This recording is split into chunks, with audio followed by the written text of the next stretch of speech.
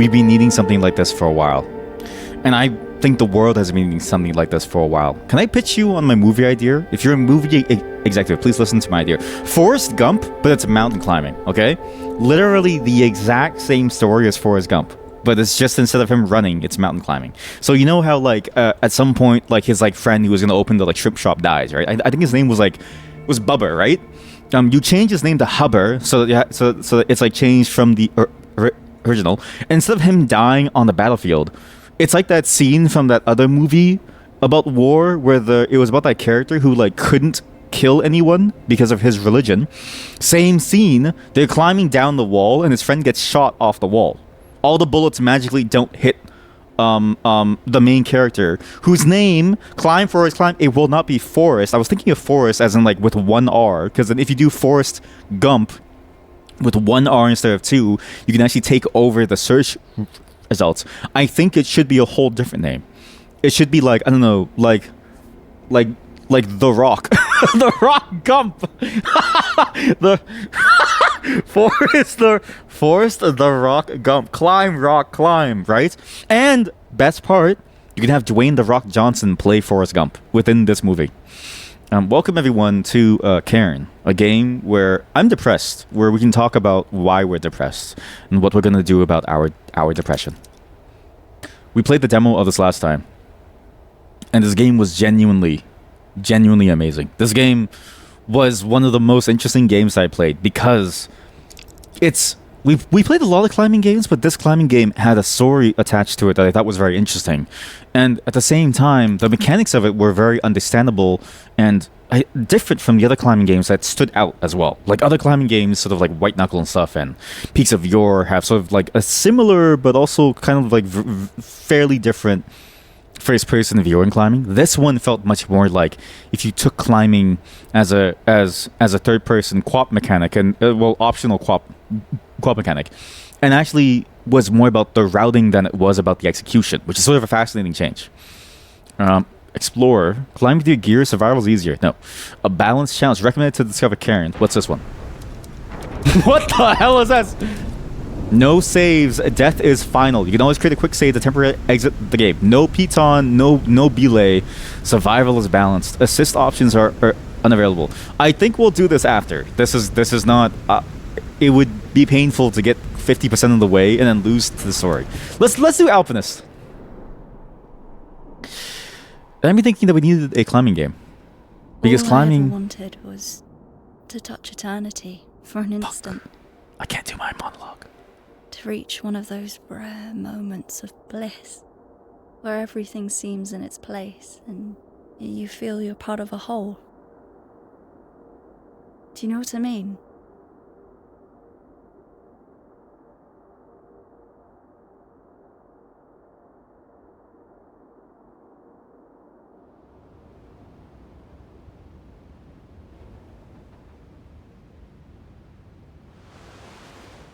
You know, she said what I wanted to say in a much better way. Climbot, go ahead, answer. Hey Arthur, it's Chris. Do you ever pick up the phone? No. Hi, Chris. Sorry. Look, I've not really got a whole lot of time to chat right now. Absolutely. Just touching base to say we're good to go here. And I gotta tell you, we're all fired up. Rooting for you to become the first human to set foot on the summit of Kami. Yeah, sure. Okay, gotta go. Just call me back. Come on, Climbot. I'm ready. Let's do this. She said what I wanted to say in a much other way. That feeling of wanting to reach the highest peak, to like touch the stars, to reach something. I was actually thinking about this. I was thinking about sort of what exactly is going on in like life. The mountain is calling, but even veteran climbers need the warm up. Reach the highest holes on walls number 1 and 3 to learn the basics, which we will have to do because I forgot how to play the game. And the one thing that I do remember playing with that I thought was way more fun was this. Manual limb selection. And you used keyboard keys to choose which limb. And then this is good. I was actually thinking about sort of what exactly is it about life that feels so stale? This is what I mean by I'm not sure if I was depressed or something, but like Am I a mummy? No, I'm a dummy mummy. I'm a dummy mummy, right? And I realized that I sort of understand why people go rock climbing, go parachuting and stuff, because it's the only time that you truly feel alive. Because for some reason, and I don't know if this is true for everyone, but I only feel alive when my life is at stake, when there's something to lose from something. Even though by all standards, happiness should be when you're most alive, because when you're happy and stable and free, that's when you should feel great. But for some reason, I seek a level of conflict in my life in order to feel something from my life, because in the end, I think I'm depressed. And I wanted to play this game because, one, it came out, and two, it felt like the character was a bit like that too, where everyone was sort of questioning why she was doing what she was doing. And she was climbing for some reason, and the reason felt like she wanted to feel a certain way. You're okay with being bored and safe. Well, that's the interesting part, is that I wish I could feel like that, but for some reason, I can't be. Because it's like, I don't know how to explain this. I was reading this like one thing, and I remember sort of seeing this like comment on this thing, pocket change, nice, was that somebody who was commenting on this post and they saw like a crazy situation and they were like, I want that. It made me realize that I'm not the only one who like seems to feel like they have to do something risky to feel alive in life. And when I saw that, and when I saw that it wasn't just a me problem, but that it was a shared problem, I was like, I have to play this game, because maybe there's some way that I can learn how to communicate those feelings by doing something dangerous in a safe environment. Because, and this is something that I always think about, I'm too afraid to do it in reality. Even though it's what I crave, I'm too afraid. Holy shit, they actually made these mats. Wow, look at the attention to like detail. They made the mats to form like real mats. That's really good. That's how it deforms in real life. Yukai. Promotional poster for the brand Yukai. In IRL rock climbing stream when? I think I would die. But also I did so I learned a lot about rock climbing, and it's also why I wanted to play this, because this game had the most interesting take on it, in that it's the only rock climbing game that I know of that we've played on stream that has some element of realism to it. You have the bivouac, which is sort of like the thing that you go on into, like in your rock climbing adventure to eventually go to sleep in, right? That's the thing that you end up in to like sleep and like rest. Apparently, when you need to take a shit and take a piss, what you need to do is you have a tube and you fill the tube with your poop. And when you get to the bottom, you just empty the tube out and then you clean the tube to like reuse or something. People also do it inside bags, but then for like piss, you just piss off the side of the mountain. So it's like, and then food. Apparently, food. If you're like a professional climber who gets paid to climb, people get paid to rock climb by Red Bull. There's even like lines where they bring up food and they hoist food up to you or down to you, depending on where you are, to like give you stuff. Ooh, what name did we call the rock climbing poop gatherer from the other game? What name did we call the rock climbing poop gatherer? Oh my god, I think I know what you're talking about. I don't know actually. Yeah, what was the name? That was when we were playing Peaks of Yore. What was the name? Yeah, like the whole thing, because it's like. That's the thing I was thinking of, is like, if you're stuck up there, who collects your poop? Who takes care of you? And then who takes care of all the things that you had there? And then you have to like, because you can't just leave it on the mountain. If you leave shit on the mountain and someone grabs your shit and slips, like you shit it on them. You know what I mean? You must have missed this, or you missed a lot. But this is why I wanted to play this game, because this game also has this depiction of rock climbing that, at least from what I read, seems to be very, at least trying to reach what reality is. But you doing it in such a way that it's gamified, but still, it is interesting to sort of see that level of attention to detail and like care about what rock climbing is as a whole being done within this game. And even like the things that we saw a glimpse of within the demo of this game, the way that the character would be calling them, the way that they were talking to them about the photographers and the magazine and stuff. Apparently that happens in the real life too. Like climbers for Red Bull get paid money and they just go climbing and they take promotional stuff. And I don't know why they do it. I don't know what exactly makes money from it, but they climb and they make money. And so it's like to see that this game is almost like a caricature of that. Sort of a fascinating take on a climbing game as compared to other games. Not that the other climbing games are bad, Peaks of Yore and stuff, but to say that now you can have the same thing but in a different flavor, and that flavor is so nice. That was your first stream that you ever saw her. I'm so sorry. You guys 6,000 M offers bed space for 2 to 3 people. For climb rate, spending several days in major routes. And I've read that like routes are planned ahead of time, so you sort of know what route that you're going to go on. And that some routes are even like fully done, and so you can figure out, but there's even routes that aren't fully done yet, where they're still trying to figure out exactly how you would actually get through such a space. You can look at it and try to see how you would kind of do it, but in practice, it's like very different, right? It's an Excel format, ultra light, reliable, robust, stable, and comfortable, wear resistant, easy to set up and adjust with 4 tension straps to position the platform bed, whatever this thing is. And people do actually sleep in these. They actually do sleep on the side of a mountain. There's a climber that I saw a video of on Reddit, because that's where I get most of my stuff. And she's just slept in her bed for 10 days as a storm went by, and she kept eating and probably pooping and like pissing and probably like, I don't know, doing everything up there. And you just sleep in this thing, whether rain or shine, whether, you know, snow or sunny, whether it's calm or it's windy, you sleep in that thing and you're hanging off the side of the mountain. And it's terrifying. And you just, I don't know why people do it, but at the same time, again, I feel depressed and I feel like I'm not alive, and I need that risk to feel like I'm alive. So maybe this is what I need to do in my life.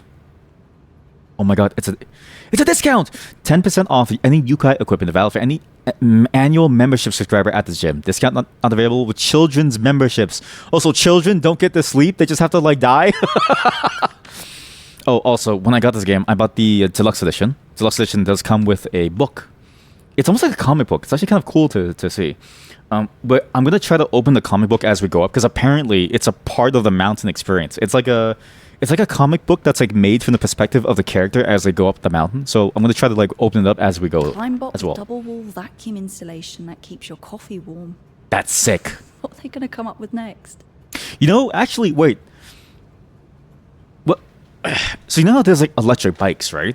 Are there electric climbers, like electric pitons? Because the idea of a climb bot does sound useful.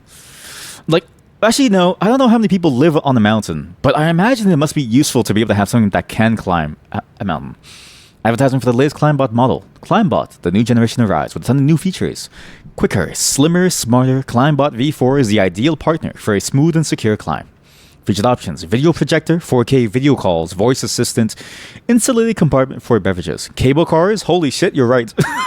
You're right, it is cable cars. Also, another thing that I wanted to sort of check out with this game, and it's a thing that I've been really appreciating more of, is when games take an aesthetic and they turn it into a reality that's very different from our own, as if it's like an alternate way that we could have gone. Because in this world, this mountain has never been climbed. I don't think in real life we have a single unclimbed mountain. I think in real life, every single mountain has been climbed by someone, okay? But in this world, even the technology feels like it's gone down an alternate path, where there's mountains that haven't been climbed, and technology has sort of gone down a different evolutionary path where it's not smartphones that people would have. Because I imagine now climbers, you just have a smartphone with you that is basically ClimbBot. Here, they made an entire robot to climb with you for some reason. Classified ad for climbing lessons. Climbing instructor certified offers junior climbing courses during the school holidays. Oh! That would be kind of funny if your classmate like fell off a mountain and then died. I don't know how to say this, but it would be funny. In groups of 5 to 10, introduce your children to the joys and benefits of rock climbing. Registration by phone. Hi, ma'am. Sorry, your son fell off the mountain and died.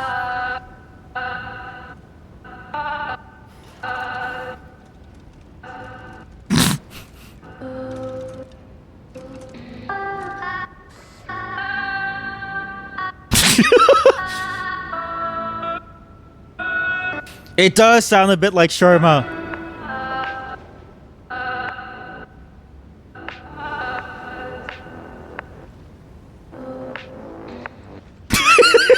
You see her trying to dance to it, but it's also like it's kind of laggy. POV, you're like somewhere really far away from civilization. Imagine climbing, but you forgot to download your music album. Holy fuck. Shermer, if they did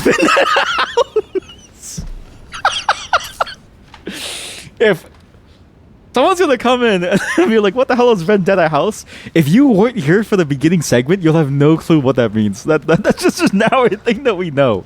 Chat. What if we make Vendetta House like a real thing? What if we're the reason why Vendetta House becomes a real thing, and then all of a sudden people start talking about it, and they don't know that it's a parody on on the phrase Vina House. This is your inventory. I have climbing tape. I have change. It's heavy in use, but I've always preferred to feel a handful of coins in my hand rather than a banknote. That's insane. She prefers coins over a banknote. There's a barometer. It can predict the weather. There's the highest heist. What? A very bad whodunit. Perfect for rainy nights. Keep all the papers so I can find them. Sorry, what? There's also like a built-in comic book. Keepsakes. There's keepsakes. Oh yeah, I got these as part of the deluxe edition. I guess we'll just put like a tent on, sure. Keepsake, this one. How do I add like a keepsake?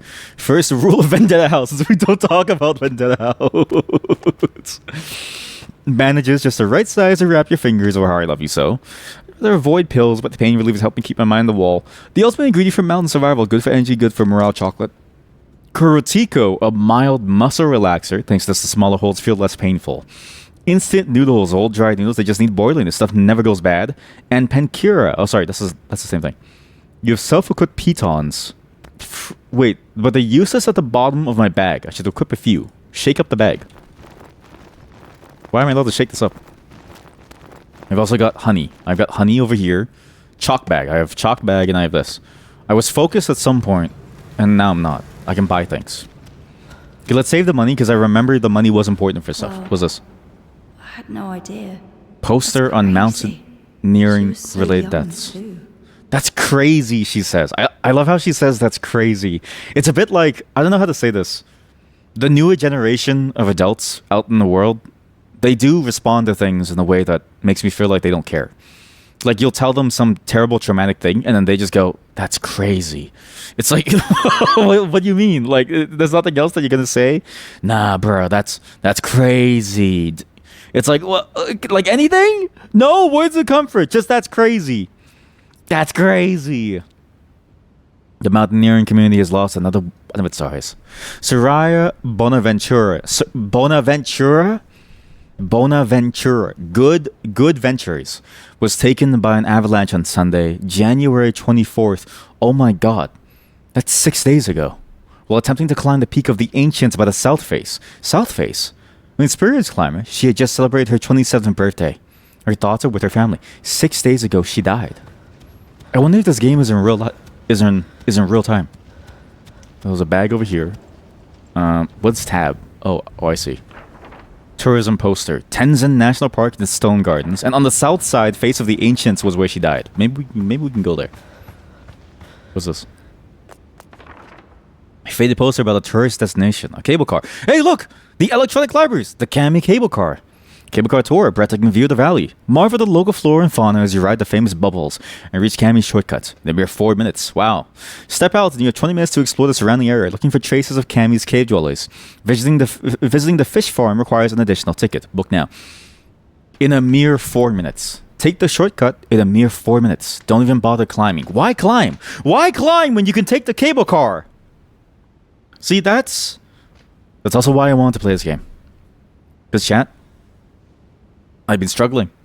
I think I've come to terms with the fact that I'm a mediocre programmer. Maybe even, honestly, I'm less than a mediocre programmer. I'm a low-tier programmer who doesn't know what to do in life, doesn't know anything. And for all this time, I've been fooling myself into believing that I am good.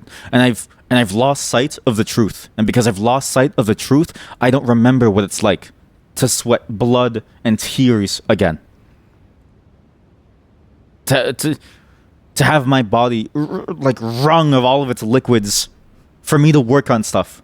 Because this whole time I've been taking shortcuts. A mere 4 minutes. I take the cable car to the top. I don't push myself. And that's why through Ava I hope to find that perseverance again. That virility, that energy, that bravery, that courage to take my hands and run them raw on my keyboard until we reach the very top in probably several weeks. But I became a senior dev. I need to tell you something. They give that shit to anybody. Per year on average over the last 70 years. not a single ascent of the summit. Does everyone Turn die? rate 40%. Oh, I see. Cammy, you are really living up to your name. So 30 climbs, 30 climbs over the year, 40% return rate. That's only 12 people come back. 16 people die. Oh my god, 16 people die every year on this mountain. And only 14 people have ever made it back. We're going to see, I really hope that this game has their bodies. Like, I know that's a crazy thing to say, but I've read that when you climb Mount Everest, you see the frozen bodies of everyone who failed up there because it's too dangerous to bring them down. But what's crazy, and I want you to think about this, okay? When you're rich and you're about to die, a Sherpa brings you down.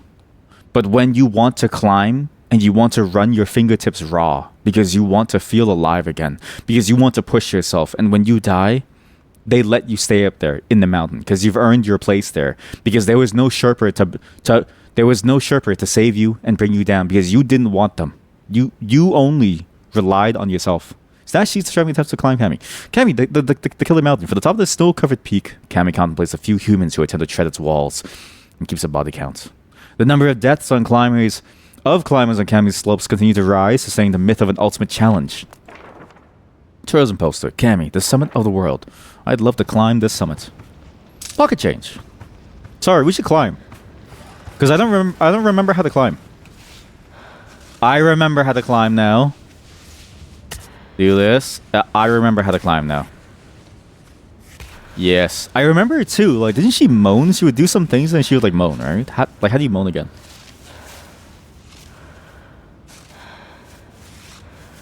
I guess she's moaning now. Like this is kind of like awkward. Cause it does look like she's fingering herself on the mountain. Like, this whole thing does feel awkward. But at the same time, it's like, it's sort of weird to explain this, but like, this game does a great job of showing exertion. Like, I know it sounds very questionable, especially when you're looking at the motions that you can do, but this game does a great job of really showing what it's like to try to really push yourself to like reach somewhere in a space. And I remember too, she would be frustrated when you would fail your climb too. Like, it's everything about this game, they seem to understand, and the actor especially, whoever the actress is for the voice actor, she seems to really understand how to like channel that feeling of God, I couldn't do it, right? That feeling that I'm sure that we all have felt before, that like feeling of failure that we've all felt. And I can't wait to hear that again. Mount Washington, what? Wait, Washington has a mountain, has dead bodies too. Wait, what? Tour guide was like, hey, see that lump? It's a body. Well, the peak is blah, blah, blah feet tall, saying this to kids. Hey, kids, you see this? It's a body. I would be a little afraid of being there. And I would also be a little afraid of someone who's so casual about people dying. Not to say that it's wrong of them to be. It's a bit like a doctor. I guess it's like, as a doctor, you probably see a lot of dead bodies, so it's not really like a thing for you anymore. And it's also like, but at the same time, it's like, that's like a person. You know what I mean? Like, it was a person. It's like, I know it's just a bunch of like flesh now, but it used to be a person. But it's crazy to think that that the bodies are there, because at least from your description, it sounds like you're not that far up the mountain. Like, it sounds like, especially if you're there with kids, it seems like you're not that far up a mountain that the kids couldn't possibly climb it, right? Like, it's like, it seems like the kids are there and they're able to like be there and they're able to like take part in the climbing. And so it's like, what does that mean in terms of like, is the body like by the side of the road is what I'm trying to ask? Like, where is the body? Because there's no way it's that far. Because there's no way that a child is going to be able to like climb a very tall mountain. Like, because like bodies on Mount Everest make sense. But how high is Mount Washington that like people are dying at the beginning? It's a mountain in New Hampshire. Travis Prestana set the fastest time to drive up the mountain. Just pure climbing? I don't know who Travis Pastrana is. Travis Pastrami. Travis? Wait. American professional athlete known for his success across multiple disciplines, including freestyle motocross, rally racing, NASCAR, and stunt performance. What? Wait, so he literally drove up the mountain. And he's done 4 different sports. That's impressive, actually. But also, if you can drive up a mountain, how did they die? Wait, what? There's a video. Pastrami. Wow. 6 minutes! Subaru. Holy shit. No, faster than 6 minutes, because the previous record was 5 minutes, 44 seconds. Holy shit, this is terrifying. Sorry, I have to show this. I know she's like struggling there. Just like listen to her moaning, but look at this. Look at these churns. Look at the cliff face. Oh my god. One wrong move, and you're going off. That's insane. And he's going at like 100, like more than 85 kilometers an hour or something. I don't know. Do you use miles or do you use kilometers? That's insanity. Your stomach is twisting. Look at this. If you fly off, like you're dead. Oh my god. Look at the chart. Oh Jesus. Oh, he's even drifting. That's insanity. Minus 16 seconds.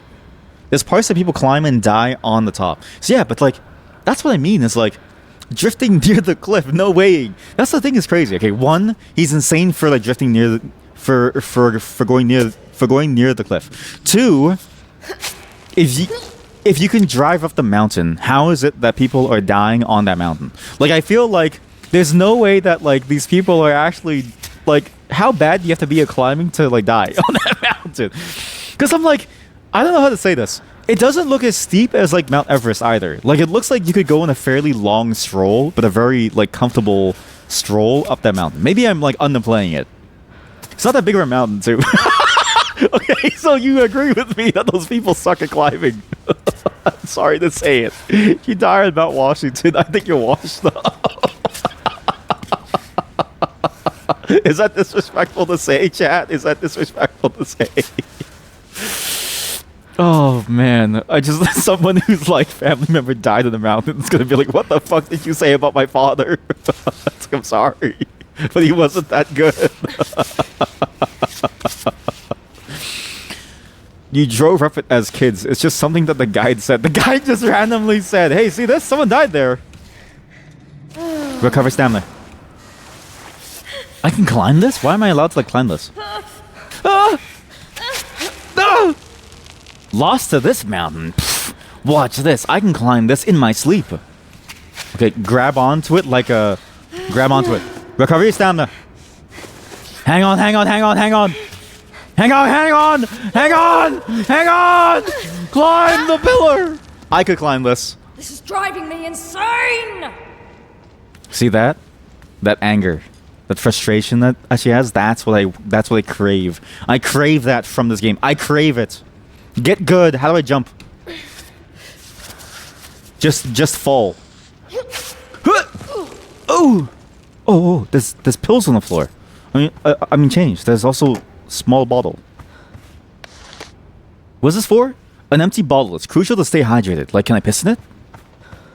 Oh, I can use it to collect water probably. Just get good. Skill issue. I'm sorry. It's very disrespectful of me to say, but I do like it is kind of crazy that people died on a mountain. Because if he can drive on it, how do you die on it? But I'm also understating how hard it is to rock climb. Because let me tell you, even doing like a pull-up for me is like very difficult now, and I don't know why. I used to be able to like do a fair amount, but nowadays I'm just not as fit as I used to be. So it's like the pain of doing so. It is super hard. So if I can't even do a pull-up, imagine putting your fingers on this. You can't even use your palms. You just use your fingertips. And you have to push from that tiny ledge right there.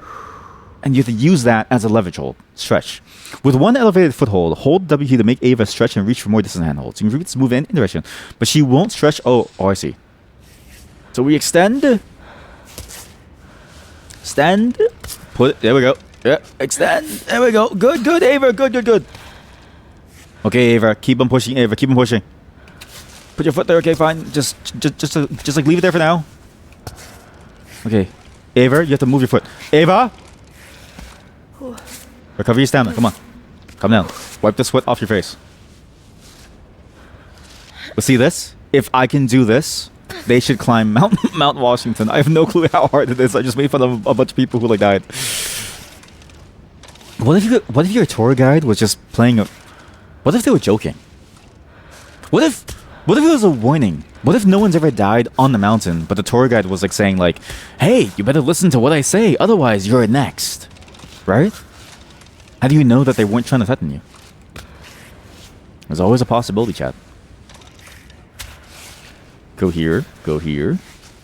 It is cold and really windy up on Mount Washington. So maybe the tourist spot is at one altitude and people climb another portion who are inexperienced. That's a good point. That could be it too. That could be it too. What is this? It's a rhythm game. What? That's sick. It's self-drilling? Off belay. You've never been able to do a pull-up, pussy. I'm just kidding. I'm just kidding. No, but seriously though, I think everyone should try it. I think you should try it to see how you do it. And I think it's worth it to practice your physicality.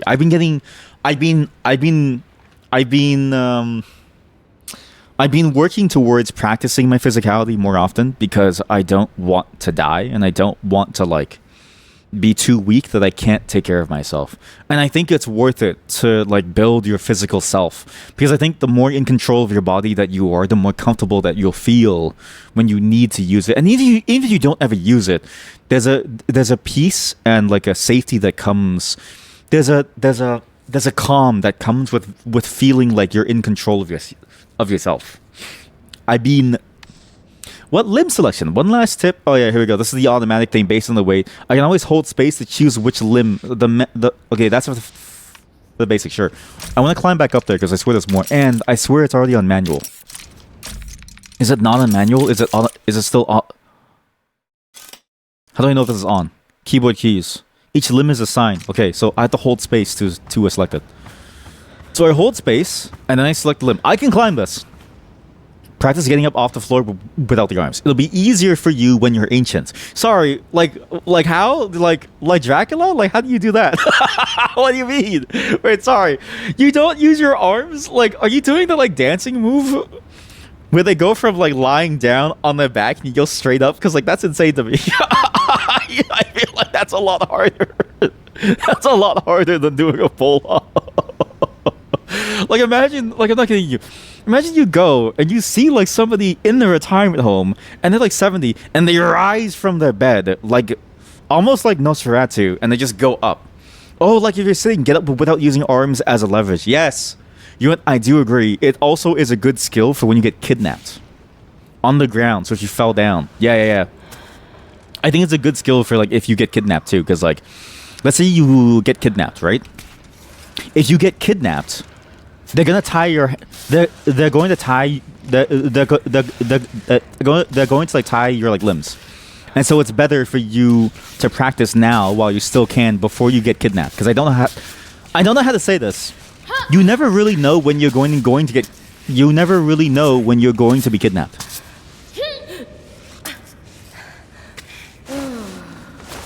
Person does a triple backflip. Same person. I wish I could do a pull up. Right? It's like I feel like I have to start smaller here. I made it, chat. I made it. I don't know if my legs are supposed to be like this. I don't think it's supposed to be like this. Okay, do this. Do S. We'll do S. Okay, just go. Hey, Ma! No! I need to go. I can make it. I can absolutely make it. I refuse to cancel. Watch me speedrun breaking something. Does triple backflip. Yeah, exactly. It's like, I don't know. I think we're on different levels here. I think we're all on different levels here. Let's do every single wall, yeah? Let's do every single wall. We'll get to the top of the wall. Because I swear I remember last time there was like hidden items too. But it is kind of funny to like think that like your suggestion is on that level of like imagine if you had that, right? Now try to get off your bed. Try to stand up by pulling a Nosferatu. You can do it. Okay, that's a terrible handhold. Do that. Okay, grab onto this. Now grab onto this. Okay, then you do A. You go over here. Okay, this isn't good. S, you gotta go up there. Ava, Ava, Ava. Put your little feetsies there. That's good. Put your little feetsies there. We'll do W. We'll go over here. You broke your arm by jumping. True story. There's no. Actually, I do kind of get it. I feel like for a lot of people, if you listen to my advice about being physical, please start small. If you start too large, you will hurt yourself. It is actually very common for somebody to like go too over enthusiastically and then break all of their limbs. It's actually kind of a major problem. So please start small. Please start small. Like, I wouldn't be surprised if like someone's died by simply walking down the stairs too quickly. Actually, there's even stories where like people they get some food from the kitchen and then they slip, but they can't catch like balance, and then their fork goes through their eyes. So it's like people die even just doing like fairly normal stuff. This was as a kid, which is even more embarrassing. I feel like as a kid though, it's like, I don't know how to say this. My niece looks like she has no control of her limbs. Like, it actually is kind of funny to like think that she has no clue what she's doing most of the time. Because it is hard. Like, it is hard to move your limbs when you have no clue what's like going on, right? So, pretty sure there's a lot of people who like died going downstairs, right? Like, I feel like there has to be like a ton, right? There has to be. Because it's not like going downstairs is particularly safe. Push! Ava! Fuck.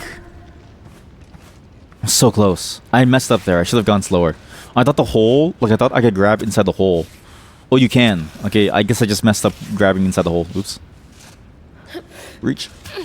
No. Reach, grab that. Thank you. But at the same time, it's like, maybe that's a sign that you shouldn't do anything.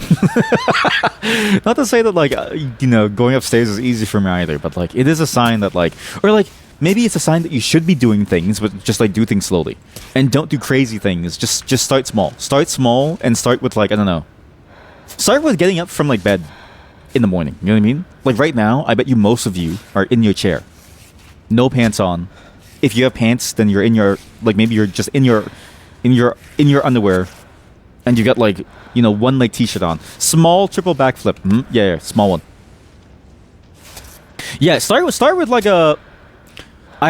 So what's crazy? I'm gonna say this. There's tutorial videos on how to do things like a backflip, and the tutorial always says something along the lines of like, okay, now do this. So it's like you start small, and the way that you start to learn how to do a backflip is you have to start with a roll, and then you have to tuck your head in. And then it says, okay, now do it all together. And I always think to myself, I swear, like, it's way harder than it seems, because if you mess up, you just die. And then all of your, like, and then your neck snaps. You have no more control of your limbs. Like, it doesn't seem that easy to, like, go from, okay, roll on the floor to now do that in midair. But then I see a video of someone doing it, and it seems pretty easy. Yeah, exactly. Place some circles on the paper. Okay, here's an owl. Yeah, exactly. Same like vibe. And I'm like, it doesn't seem that easy. It seems really hard, actually. Calm down, neighbor. Calm down. Small triple backflip. So rolling on the floor. I mean, honestly, if you try it now, even rolling on the floor is a little bit complicated. I don't think rolling is a skill that we have by default. I think it's something that we have to learn over time. Because if you've ever tried to roll on the floor, it is a little complicated. Oh, shit. Oh, shit. Ava?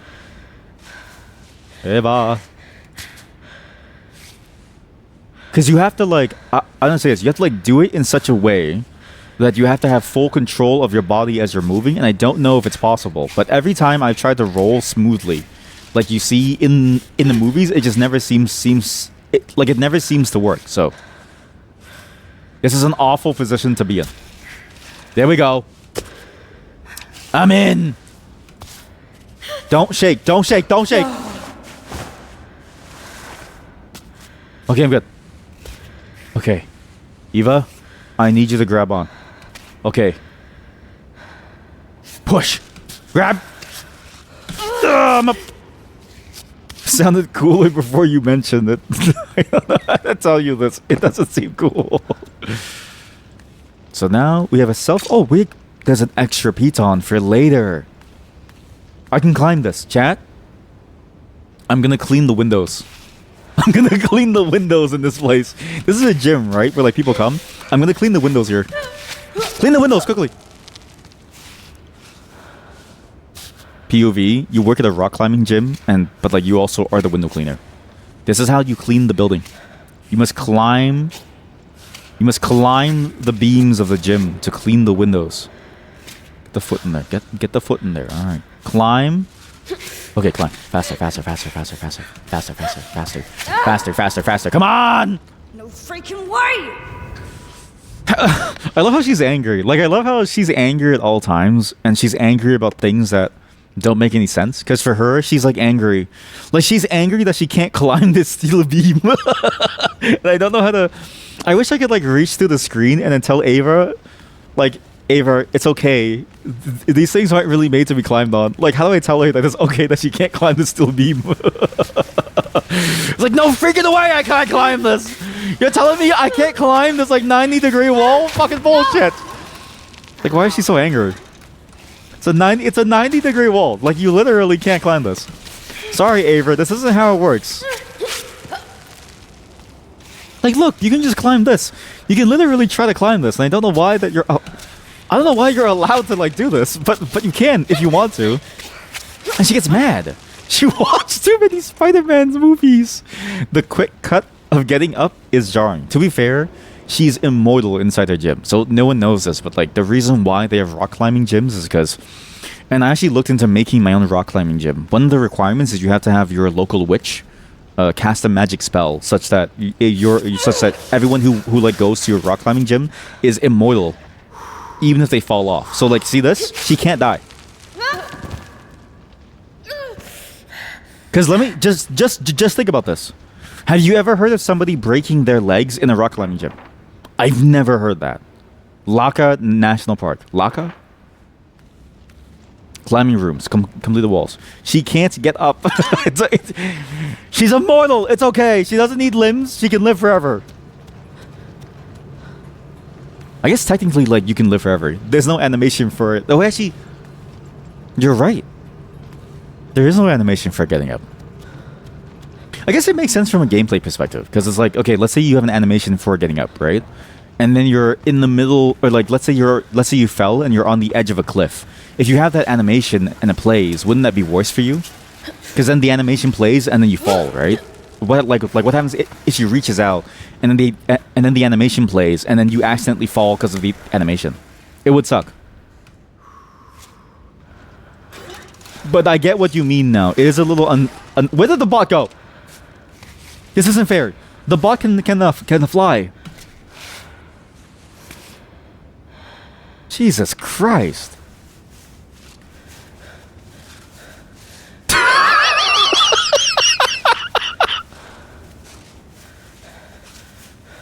Why? This game has... I don't know if I said this last time. I think I said this last time that I played this. If this game doesn't sell well, they should just turn like the base mechanics into a porn game. Like, I'm not kidding you. If they take the same mechanics, like, okay, if you need money to keep your studio going, all right? Make a porn game. Same mechanics, but instead of like climbing, you just do... It's... Oh, holy shit! Wait. I have an idea. Chat. Oh my god. I have an idea. BDSM dungeon porn game.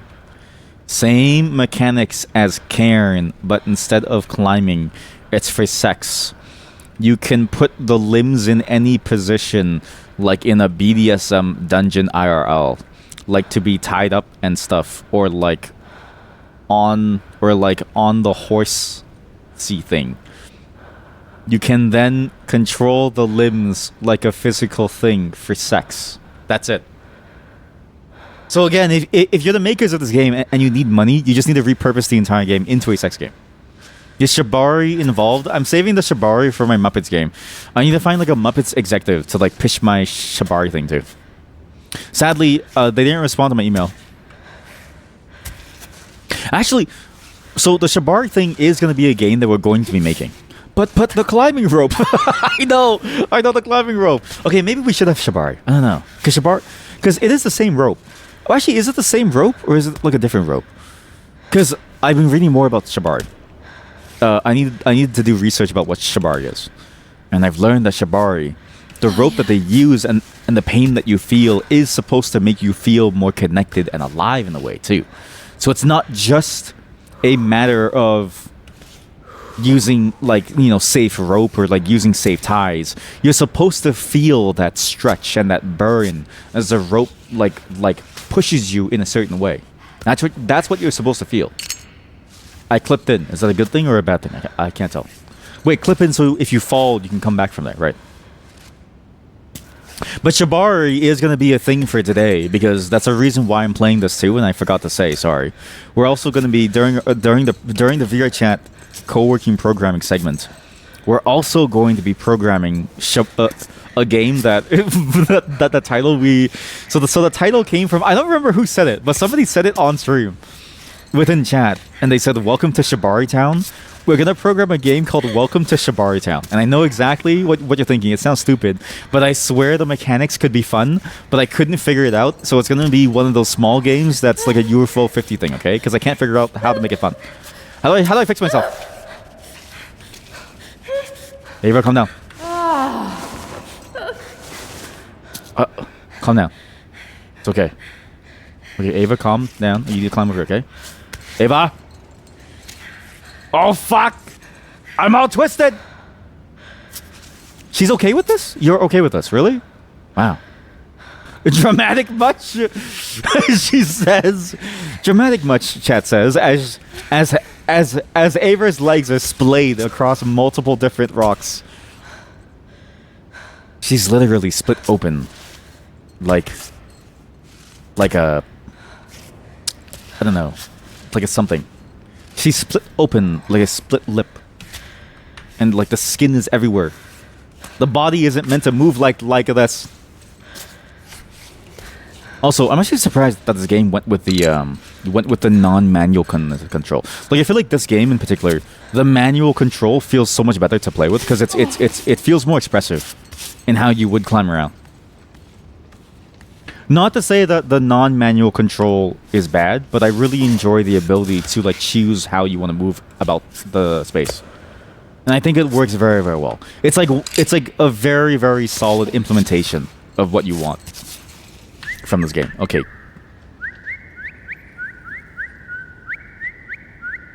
Her mouth doesn't move as she whistles. It's freaking me out.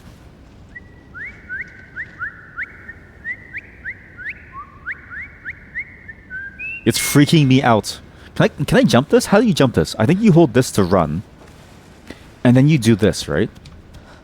I don't remember how to jump. But there was a mechanic of like jumping. I just need to figure out what. Okay, that's not really jumping. This is just... Well, I mean, it is jumping, but like not the way that I wanted you to jump.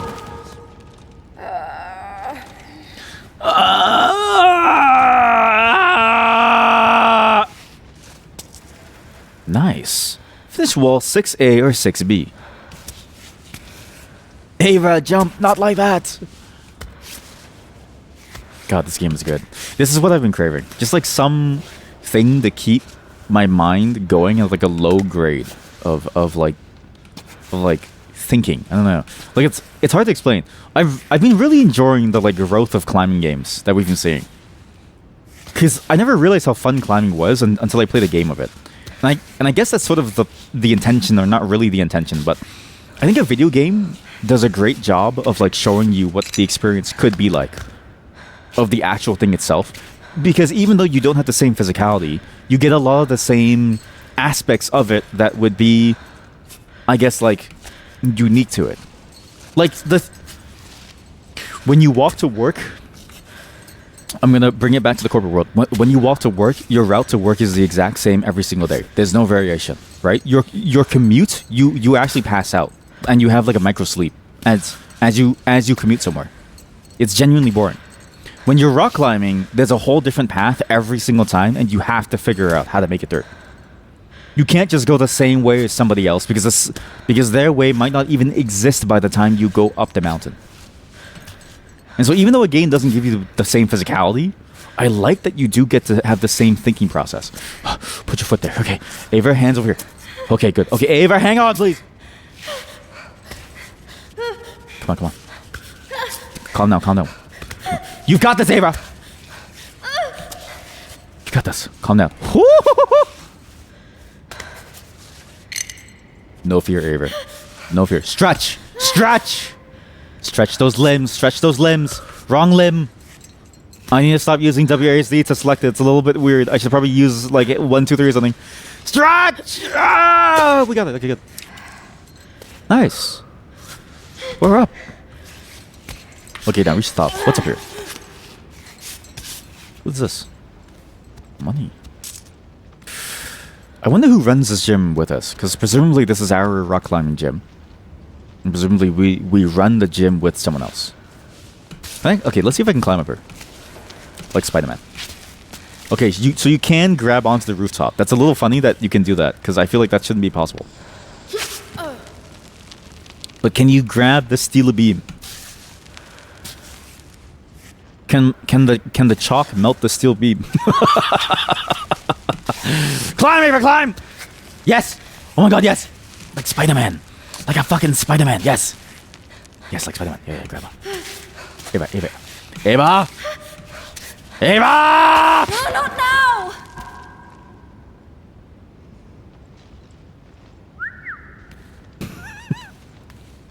What else is there? There's one more wall. Somewhere, right?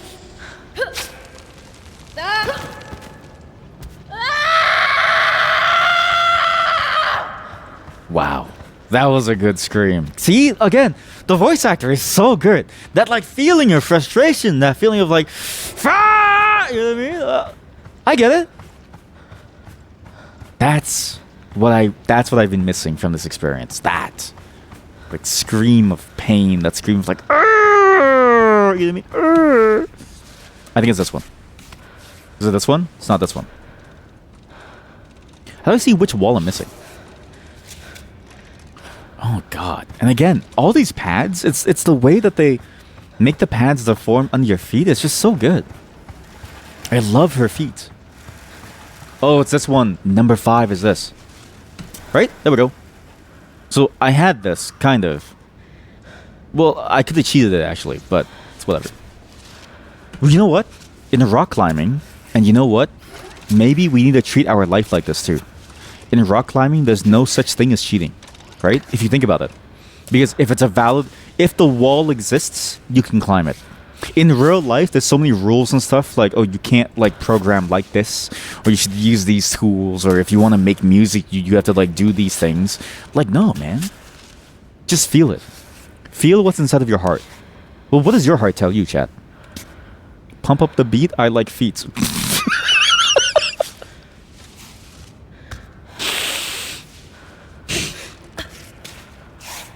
Pump up the beat, I like feet. That's what my heart tells me. Pump up the beat, I like feet. So it's taking a helicopter to the top, not cheating either? Okay, now you got me. Okay, no. Wait. No. You got me. No, you got me. Hello, shunny boy. Pump up the beat. I like feet. Pump up the beat. I like feet. Pump up the beat. I like feet. I love me some sweaty meat. Pump up the beat. I like feet. Pump up the beats. I like feet. Pump up the beats. You need like a major laser beat. You know what I mean? But like less problematic. Major laser type beat, copyright free. There we go. There we go. And you're like, pump up the beat. I like feet. Pump up the beat. I like feet. Pump up the beat. Beat. Pump up the beat. Beat. Pump up the beat. I like feet. Feet.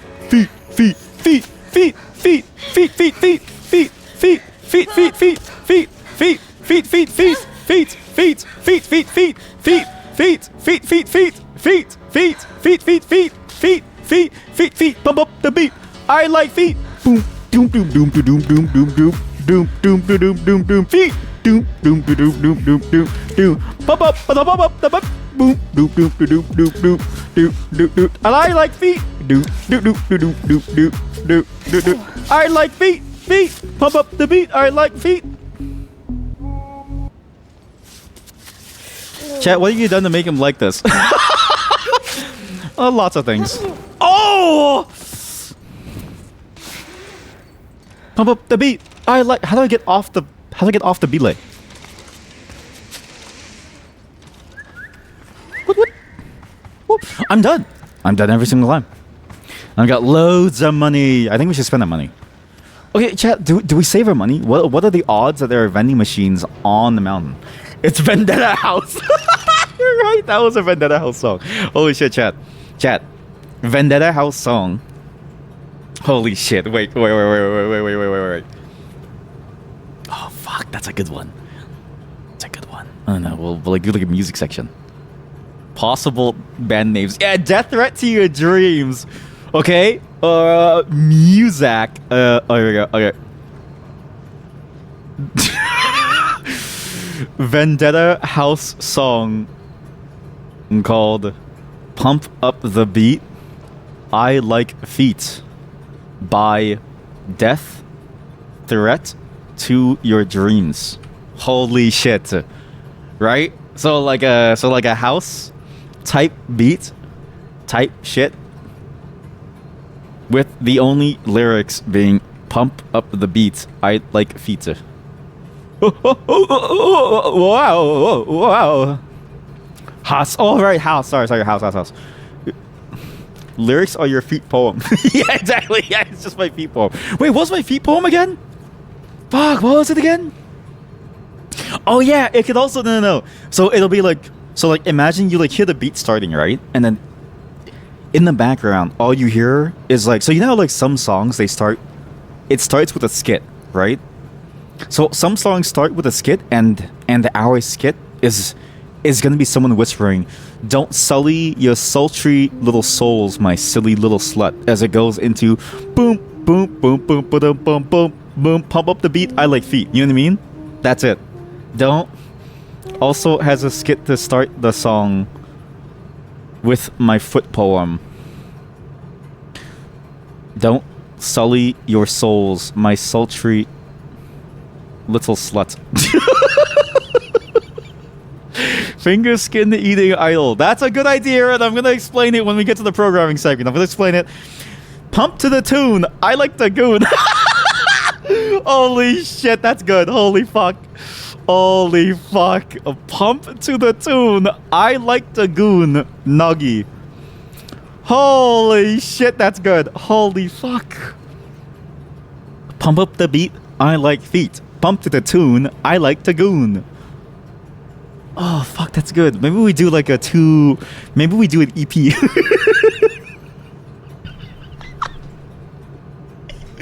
Maybe we do an EP. Chat. Maybe we do an EP, right? So we do an EP, and there's like 2 different songs on that EP. Pump Up the Beat, I Like Feet. And then Pump Up the Beat, I Like Feet is going to use clips from this game. And then Pump to the Tune, I Like the Goon is going to use clips from the game Beyond Citadel. Chin up the music, I'm about to lose it. Okay, I feel like that one is like a normal lyric though. It's not funny. It's like it being cum. Chin up the music, I'm about to lose it. It's being cum. Why did you explain it like it's like I'm about to jork it? And by it, I mean my peanuts. Why did you explain it like that meme? Why did you explain it like the meme? I'm about to jerk it, and by it I mean my peanuts. Why did you explain it like that, chat? I don't need the radio. I don't need the radio in this game because we can make our own music. Pump up the beat, trade up the feet. Pump up the beat. Something with like feet. We're getting there, chat. We are getting there.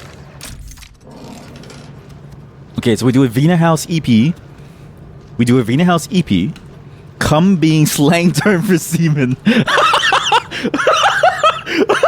You know how you go to like genius.com or something? Like you read the lyrics on genius.com. Like all the lyrics are just gonna say like, oh, it it being cum, and then it's gonna have an annotation for the word cum. It's gonna be like cum being the slang term for semen. It's gonna be like 27 contributors to this answer. Please upvote if you think it's correct.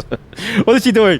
Boom, boom, boom, boom, boom, boom, boom. Pump up the beat. I like feet. Chat, she's dancing to it. Chat, she's dancing to it. Pump up the beat. I like feet. Oh, she stopped dancing. Oh. Semen being the male. Yeah, it just keeps on going. The male ejaculate fluid, yeah. Put up with that What's entire this? film crew for a month to make this A month. documentary. Another one of Chris's genius ideas. The perfect opportunity to get some exposure. Yeah, well, he didn't have a camera in his face the whole time. Poster for a documentary, Above the Clouds, reading the documentary on April 12th at 7 p.m. Hosted by the director. After climbing the most difficult routes, Ava attempts the ascent of the smooth wall of the Thunderbolt Rock in the Kilbin Desert. A 700-meter high, almost smooth expanse that has never been climbed before. How does this work? Sorry, so where do the climbers go? So you're the climber. You're struggling. This feels a bit like Bear Grylls. Like, you know how Bear Grylls is? Apparently Bear Grylls had a camera crew with him the entire time, which makes sense, right? But like, imagine you see someone trying to survive like Bear Grylls, and then behind them is an entire film crew. How does it work when you're climbing? Like, how does the film crew climb? Like, I don't know, like, and I don't know how to say this, right? They're two very different skills, but have you ever seen those skating videos? There is some sick skateboarding. Actually, there's a really sick video that I can't find ever again. Please tell me. Try to find this video, chat. It is ancient. It is lost on YouTube. One of the sickest videos that I've ever seen. It's a video about people riding fixies in New York or something, and they're doing deliveries or they're racing, but they're riding fixie bikes, okay? Which is like, you know, the like fixed bikes, the like fixed wheel, where you have to keep pedaling and you stop when you stop, right? And every time I watch videos like that, I always think to myself, I mean, the person on the bike going really fast is cool, but there's also the person who's videotaping everything is also on a bike with a camera looking backwards, navigating traffic while also riding the bike. They're probably cooler. You know what I mean? They're probably way cooler. So it's like the camera crew is climbing, but with a camera. What does it say about Ava? A helicopter? Oh, you're right, maybe. They could be cheating. Yeah. Cover of Verity magazine. Ava, looking back at her career and achievements. The best feelings of freedom came to me when I exceeded my limitations. Special 20-page feature on the next expedition. Cami, can you translate this? I wonder if it's translatable. The best feelings of freedom came when I exceeded my limitations. What about this? Above the clouds. Above the clouds. Screening of a documentary. Above.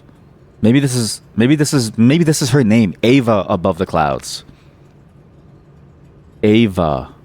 I think you could probably build a cipher. Anyways, we don't need a film crew, chat. All we have is ourselves. And look at this. Whoa! Photocopied map indicating a secret location on Mount Cami. Holy shit. There's a promotional strip. Honey from Cami, famous throughout the region, origin unknown. Said to be harvested by a hermit who prefers the buzzing of insects to the human world. An handwritten note says, hey, there's a beekeeper hiding around here. Several mountaineers swear they've seen him. Watch out for the bees. I can't believe it. So wait, do I have to take a photo of this? No, right? It's in my bag somewhere, maybe. Yes, it is. So this is icy. So you get all your collectibles in here. And keep it here. Well, chat, we climb. Let's climb. Let's get out of this gym. Now, we've done this in the demo, so the reveal is already kind of ruined for us. But I thought the reveal still is a very cool reveal where you see that the gym that you're climbing in is actually, like, this wall is not an artificial wall. This wall leads directly outside.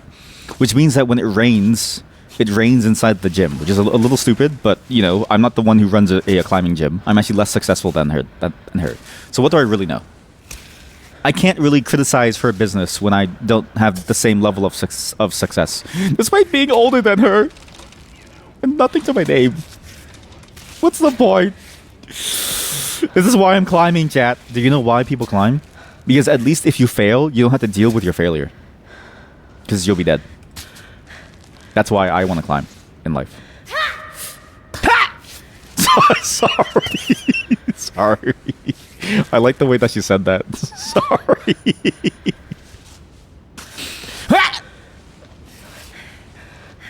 Yeah, put your legs over there. Yeah, put your legs over there. Oh, yeah, put your little legs over there. Yeah. Yeah, put your legs over there. Yeah. Yeah, spread your legs for me. Yeah. Spread your legs for me. Yeah, put your hand right inside there. Oh, yeah, it's nice and tight, isn't it? Yeah, put your hand right inside there. Ooh, you like that feeling, right? You like that feeling when it squishes your hands? Oh, yeah. I had to place a piton. Boom!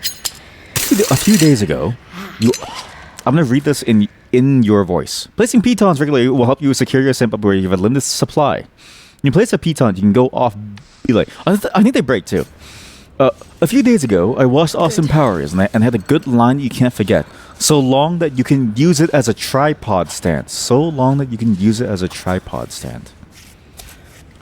I'm trying to figure out the context, because Austin Powers is not a depraved pervert and also like a criminal like James Bond is when it comes to sex. So it's like it can't be a sex term. So what does that mean? So long as you can use it as a tripod stand, baby. Mini-me talking to Austin Powers dad. How do you all... Where did you come from? How did you know... What is going on? Why did that of all things summon you? How do all of you know this too? Why was that the phrase that summoned you? Hello, chat. How are you? How's the new year going for you? And how's your schooling been? How have you been? Where did you come from? You've been summoned. What? That's impressive. That's actually impressive. Wow. See, that's the kind of stuff that like... this is what I mean by like... I feel like streaming... You get experiences that you just can't get anywhere else. It's like saying it's imagine you mumble to yourself, I hate that movie. And then somebody walks by you and it says, yeah, me too. It's like, what the fuck would you come from? And then you look at them and it's like, Dad, is that you? Where have you been all these 20 years? You know what I mean? It's just not the same in real life. You just don't get that same level of like interaction with like real human beings. Well... I don't know, sometimes. But yes, how are you? And I'm glad that you all... So wait, it's mini-me. Austin Power has a dad? I thought that guy was just like born from the ether. Like the sperm of the world entered into like the womb of some, I don't know, flower or something and spawned him. Because it's like, I don't know how to say this. When I look at Austin Powers, I think to myself, there's no way that this person is a real human being. I mean, he's not real, but I'm saying like, if the movie was a real thing and he was a real person, it's like, how is this person also here with us at the same time? There's no way that someone like this exists alongside me. You know, you've been around many people who say stream terms like Omega Lol and such. That's... I don't know. I actually only know... So what's funny is that I have a friend who is... He's like 26, 25, 26, 25. He finished schooling this year.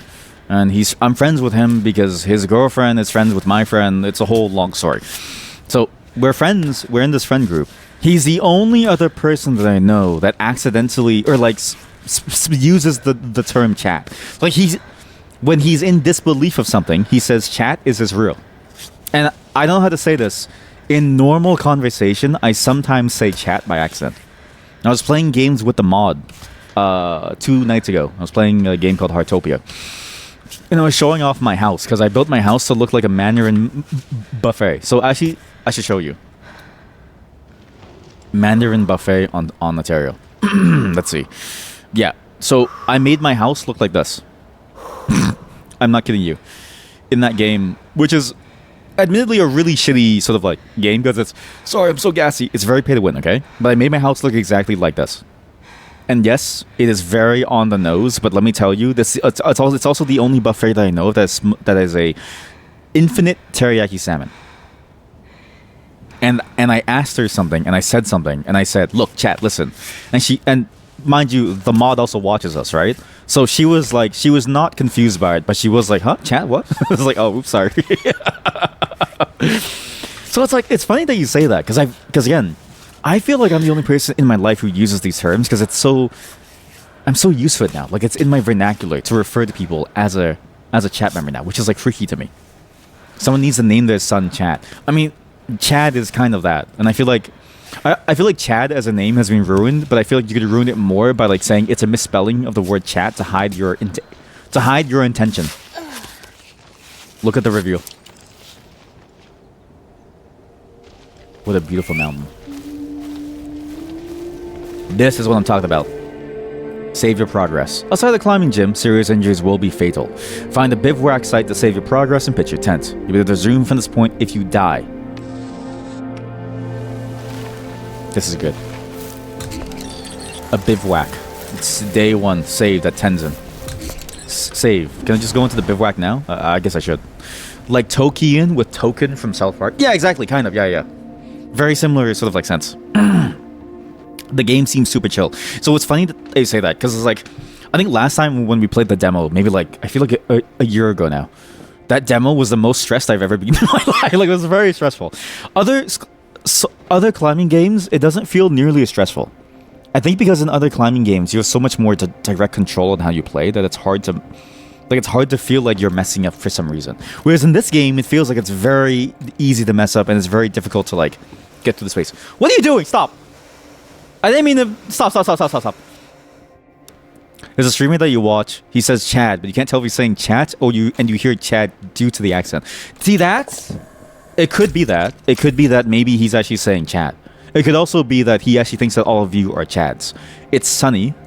It's very sunny, actually. It's extremely sunny. Do I trust this? Tape fingers, why? Maximal grip? Why? Get out. Piton repair. Oh yeah, because these things can break. Maybe he just thinks that you're all Chads. Anyways, let's go on top of the rooftop of our climbing gym. Let's just go and see what's over here. Because in the demo, so another reason why I want to play this game is because there's a hint of a world beyond that the demo didn't let you go to because it's a demo, right? I'm so curious about what actually is over here and stuff. Like, can you actually go around the space over here? And if you do, what do you find? Because again, one of the hints that we got is that one of the climbers died, and she died on the back face of this mountain. So not even on the face that we're on, we had to climb around to go find her. And there were even these side paths that were talked about that we couldn't get to either. What's the most stressful game that I've ever played? That's a good question, actually. I'm trying to think. I don't really know. I feel like I played a lot of stressful games. Probably the most... What's happening? Everything's going crazy. Oh, I think it's still the same. I guess you can't go over here. It's still too far. Okay, cool. That's nice. I don't know. Like, what is the most stressful game that I played? I feel like we played a lot of stressful games. I feel like all of them have been stressful in their own unique ways. Maybe White Knuckle. I think that game in particular was very, very scary. The tip of my health bar is bleeding. I didn't see that. Oh no, the Looney Tunes circle is closing in on me. Oh no, the credits are rolling. Not the credits, I've gotta go. That's all, folks. Oh, it is bleeding. Why am I bleeding? That's all, folks. Ava, what the fuck are you doing? I didn't want you to go here. I want you to hang off.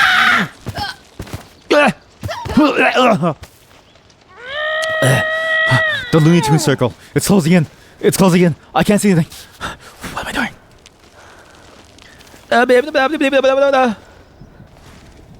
That's all, folks. I like how she has the ability to go back in time. Like, she just casually has like a stand following her. She casually has the ability to go back in time, and she has like a JoJo stand with her, and she's just casually saying, "No, definitely not this way." Sorry, I just want to see what's over here. Get in the water, Ava. Drink the water, Ava. Not that way, Alva. Oh, her name's Ava. Sorry, I thought her name was like Ava. Like Ava Mendes. Is this how you climb? It is technically efficient, right? Think about it. You will never climb faster than... What the fuck is going on?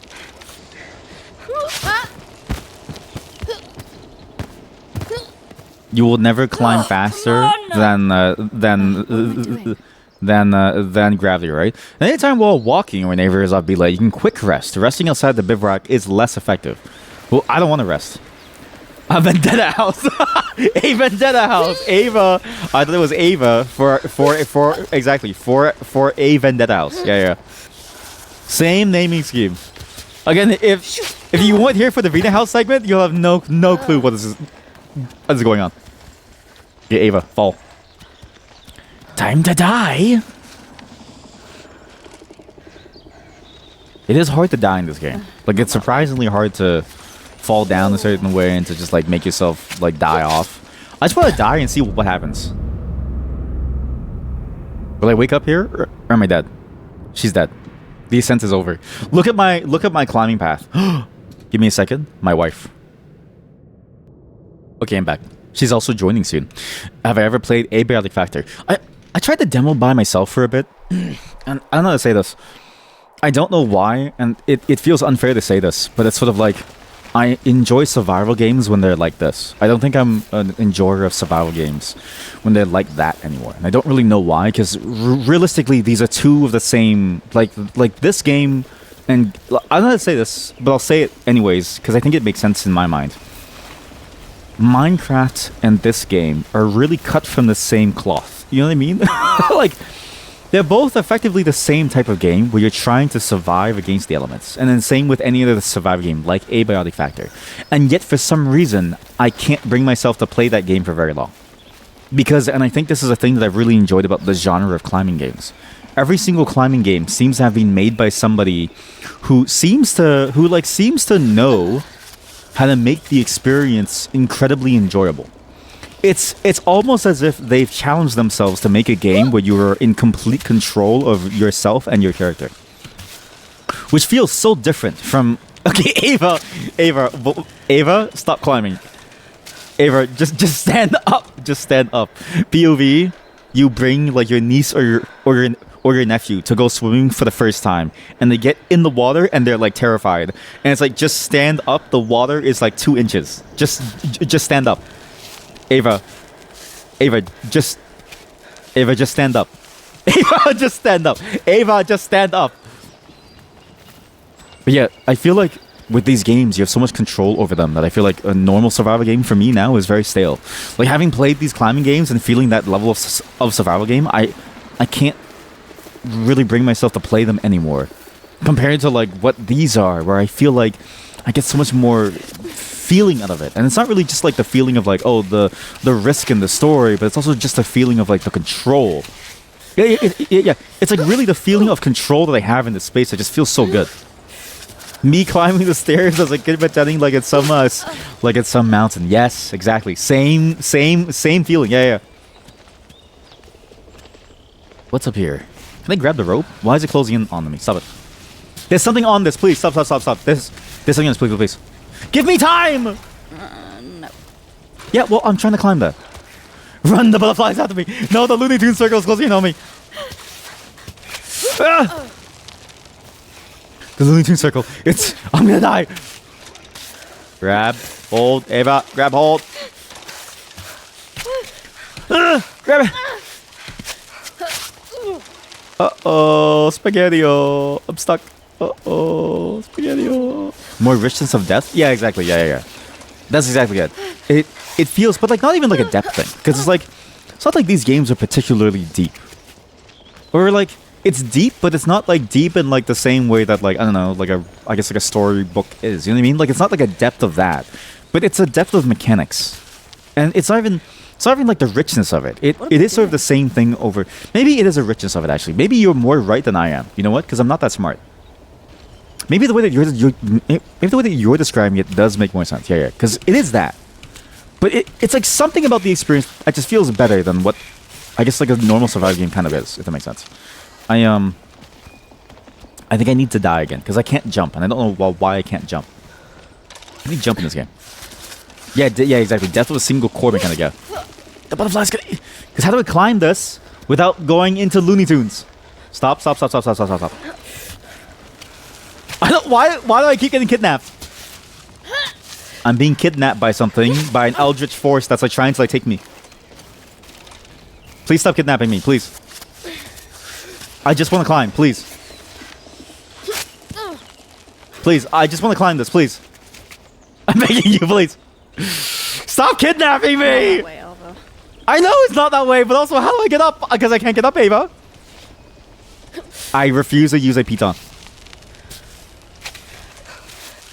Hands, Ava, hands. Focus on your hands, Ava. Focus on your hands. Imagine Assassin's Creed with this climbing mechanic. I mean, imagine a lot of games with this mechanic. Like, that's what I said last time too. Of like, I feel like a lot of games could benefit from something like this, and that climbing games alone should not be the only games with this type of mechanic. But for some reason, we've only really seen climbing games. Oh yeah. Die faster, so I can climb up faster. Die faster. Trying to climb a flat surface. Well, Ava doesn't have any good answers.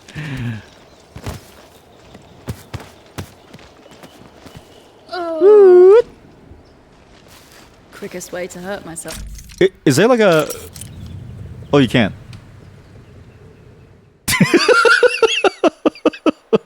I didn't know what to do. How about we play the game normally until I get to the point where I learn how to jump, yeah? Maybe when I learn how to jump, I can actually get over there. Because there's a thing up there. See that? It's like a book over there. Can I just call Batman to like borrow his like grappling hook? I could just make my own hook. Eventually, right? Hey, what? Again? Who's it now? Chris? Naomi? Who is it? Pick up. I'll take care of it later. No, just to pick up now. No. Pick up the phone now. Fill? Oh yeah, I can fill up my like water bottle. Yeah. Fill her up. Okay. Is this dangerous? Let's see. This is stupid. No, you can hear her drowning. Chad, you can hear her drowning. You actually heard her drowning for like a moment where she goes like, listen.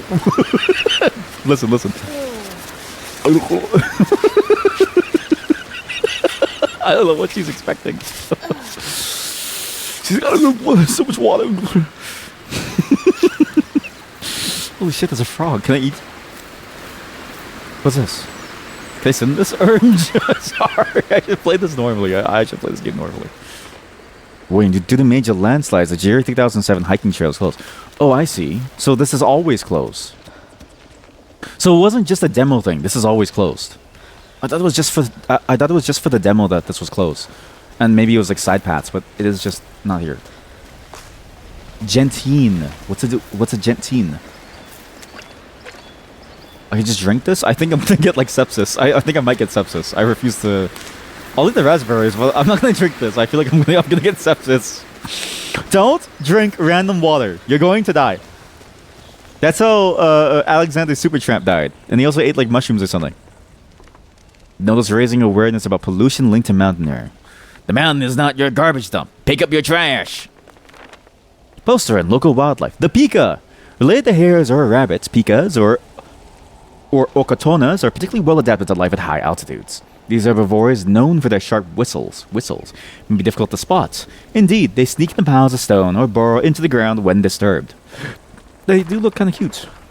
Map of Tenzin. A general view of the Tenzin indoor/outdoor sports comp. This is a sports complex? Holy shit, this is sick. A poster about climbing practice. When in high altitude, don't lay off the chalk. Use before or during the climb. Provides multiplied grip strength for a couple of meters of ascent.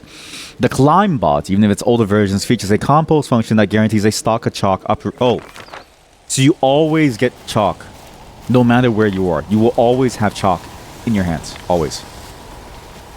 Because the Climb Bot recycles the rocks into chalk. I don't know if recycle is the right term. It's a bit like, I don't know. Like recycling, is that really the right term to use? Is that it recycles the rocks into chalk? Isn't that just like processing? It is mining. It's literally mining. I can climb this. Watch this. Climb. Oh, now you refuse to climb the wall, huh? Now you refuse to climb a sheer surface? The whole time you were perfectly fine climbing sheer surfaces, and now you don't want to? Oh, now it's too much for you, eh, Ava? Oh, Eva. Ava. What's the name? Ava. Now it's too much for you to climb a sheer surface, huh? Oh, now you don't want to climb a sheer surface. Now you don't want to climb this like barely pieces of like planks. Eva! I don't know how to say your name. I'm sorry to say it. I'm not good with names. Like, if you tell me your real life name, this is the thing, okay? If you accidentally dox yourself to me, I won't even remember who you are tomorrow. I'm the safest person to dox yourself to because I will never remember you the next day. To plan your route, choose the best option. I refuse. You literally can't plan your route in real life. You can't. Look, chat. You can't just zoom out in real life. Avant-garde. This game is kind of avant-garde. It feels like the avant-garde art of like game design. Like if I told you to like pick a game design concept and I told you to like think about how you're gonna make a game with it, this is avant-garde. X plus 3, light the staff. What the fuck does that mean? Does light the staff? What?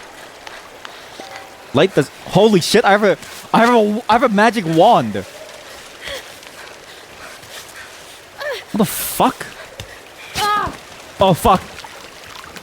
I am so done. Okay, yeah, no shit, Ava. Climb up the wall normally. Come on. Train your body. Normally. What is she doing? Why is she climbing like this? Oh, my Ava's broken. My Ava is broken. My Ava is like broken. She's not.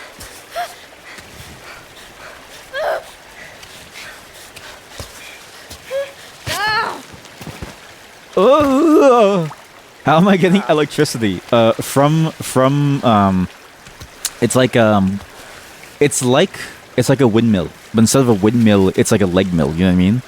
Can I say something? Is that not a crazy idea? Like, couldn't you attach? So, okay, new workout thing. Okay, it's a workout aid machine. So it's like a workout machine that you just have with you. It adds resistance to all of your steps. It uses the resistance to power those like turning wheels, kind of like a windmill. And you generate electricity by just walking around with your thing. Is that not genius? Or is that genius? Then you have infinite electricity. Why are you shaking? It's not that serious. Ava, please.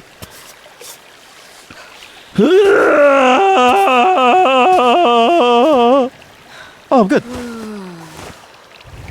Okay, let's zoom out. I know I said we shouldn't do this, but let's zoom out. I think I chose the worst way possible. Why did I choose to go up the waterfall? Uh-oh, this isn't going to be good. But this is the thing, right? Even in a game where you can't feel the physicality of your actions, where you can't, not even in VR can you feel the strain of your legs cracking under you as you try to climb a mountain. You can at least feel the struggle of trying to make sense of whatever this thing is that you're looking at. This wall. And again, we go through walls every day in our lives. Good. The wall of employment, trying to find a job. The wall of trying to pay the bills. The wall of trying to keep your kids happy and trying to feed them so that they don't die. The wall of like dealing with your family and their opinions of you. The wall of life, you still get that. This is avant-garde because in a way, you're not climbing rocks. You're climbing your soul. You're climbing the inside of your body. It seems more frustrating than liberating. It is a little frustrating. But that's the thing that I've been thinking of, okay? And I want you to think about this. If there's no frustration, how can you ever be liberated? Because if your life is too easy, at that point, what do you have really within your life? Her foot is fucked up. It's like 90 degrees. Holy fuck, she's fucked up. Where do I go? I'm going right. Let's go right. Okay. Do I have a battery on this thing? Surely there's like a battery for this I have to save, right? Surely. Maybe I should turn this off. But life without struggle is meaningless. At least that's what the films tell me. All the great films tell me this. You know, it's why Kino was gonna be Blade Runner, and then I couldn't do it. Sorry, we'll do Kino some other day in the week, right? Life without struggle is meaningless because the struggle is what makes us truly alive in the end. Because a life without struggle is like being dead. It's the same as if we're dead. I'm sure somebody said this in a much better way than I have just now. Life without struggle is meaningless because the only time we stop struggling is when we're dead. And if we're already dead as we're still alive, then what's the point of even being alive? You know what I mean? But do berries grow on the side of the mountain? No, right? My tinnitus acted up, and I don't know why. Why did my tinnitus act up? Oh god, I can hear a ringing. I can hear a ringing in my ears. I don't feel so good. Bowel movements is enough struggle in life. So true. I've been having more bowel movements, more harder bowel movements. No one prepares you for the things when you get older. For those of you who are not old yet, just let me tell you now, you don't shit nearly as good as you used to. You don't feel. I'm gonna go the hard way. You don't feel nearly as good as you used to.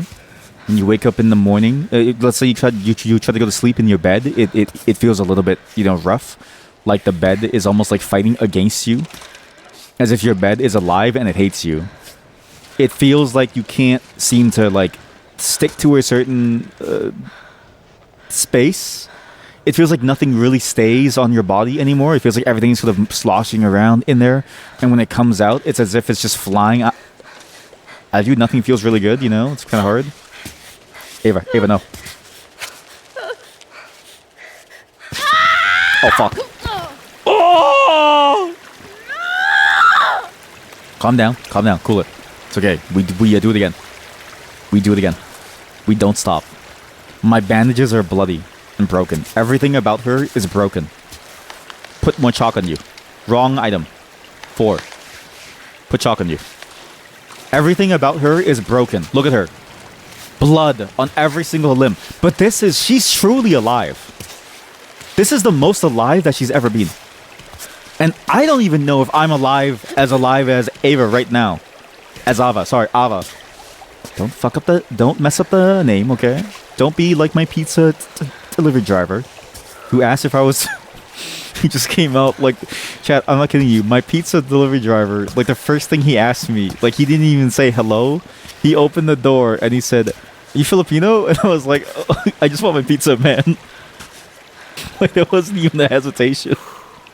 He just opened the door and he asked if I was Filipino. And I was like, what does that have to do with anything, man? The stoic, lifeless eyes while screaming is concerning. Yeah, but I guess if you've been too alive for so long, nothing really phases you anymore. So it's you no longer have any feeling in even your soul. Should have said yes. Maybe you would have gotten a discount. Is it racist if I'm benefiting from it?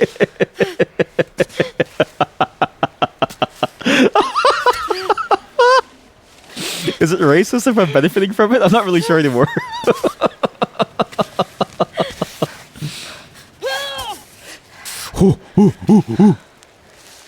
That's humane. It's the most human thing to look for a deal. It is the most human thing to look for a deal. But yeah, it's her lifeless. Her stoicism is really a message about who she is as a person, right? As a person, she is beyond the normalcy of climbing. She is the cliff face. She is the wall that she is on at this moment. She is the mountain that she's climbing on. She is quite literally the Rock. You know how Dwayne The Rock Johnson calls himself Dwayne The Rock Johnson and he's not even a real rock, right? That shit pisses me off.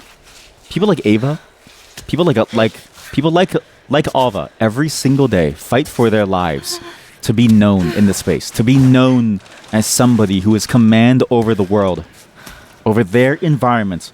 And this asshole comes in and takes the only nickname that was good. This is awful. This is awful. This is a terrible idea. This is a terrible idea. Terrible idea. Terrible idea. Awful idea. Awful idea. Climb, climb, climb, climb. Come on, come on, come on. Where are your hands going? Please. Grip. Grip. Grip. Grip. There we go. And then go here and then grip. There we go. That's it, folks. That's how you do it. That's how you do it. That's how you do it, folks. That's the kind of climbing that we needed. That's the kind of climbing that Red Bull pays for, okay? Red Bull pays for you to risk your life so that they can advertise their shitty energy drink full of caffeine and taurine and shit like that, okay? Full of chemicals and shit like that. No, no, no. You were so good!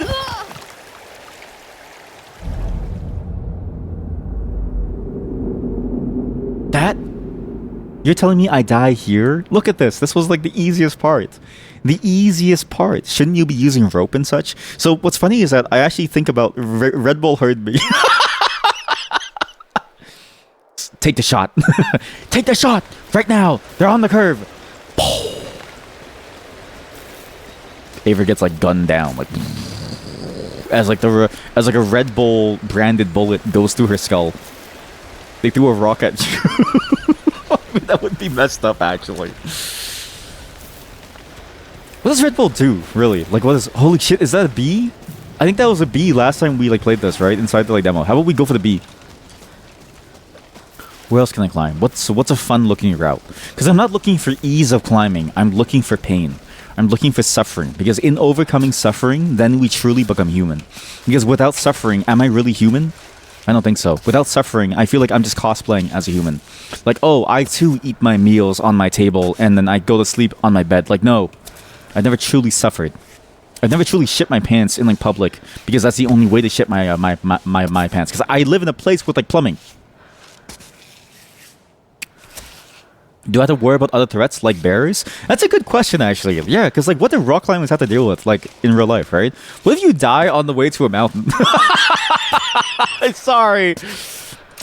Red Bull, please sponsor me. Well, what if you die on the way to a mountain? Because everyone says like, oh, rock climbing is dangerous because you're like on the mountain and you fall, right? But like, I don't know how to say this. As a Canadian, the thing that I worry about in like the Crown land is not the trees or the rock faces. It's our many bears that can eat us because we have a shit ton of berries. Like, one of the things that the government tells you is like, if you go camping, be sure to bring either bear spray or a revolver to shoot the bear, or at least to shoot yourself so you don't feel the pain as the bear eats you. Like, that's literally the official advice, is like either bring bear spray or bring a gun to protect yourself, or at least to like make it hurt less. As the bear eats you, because bears eat you from the ass first. From the ass first. Imagine that.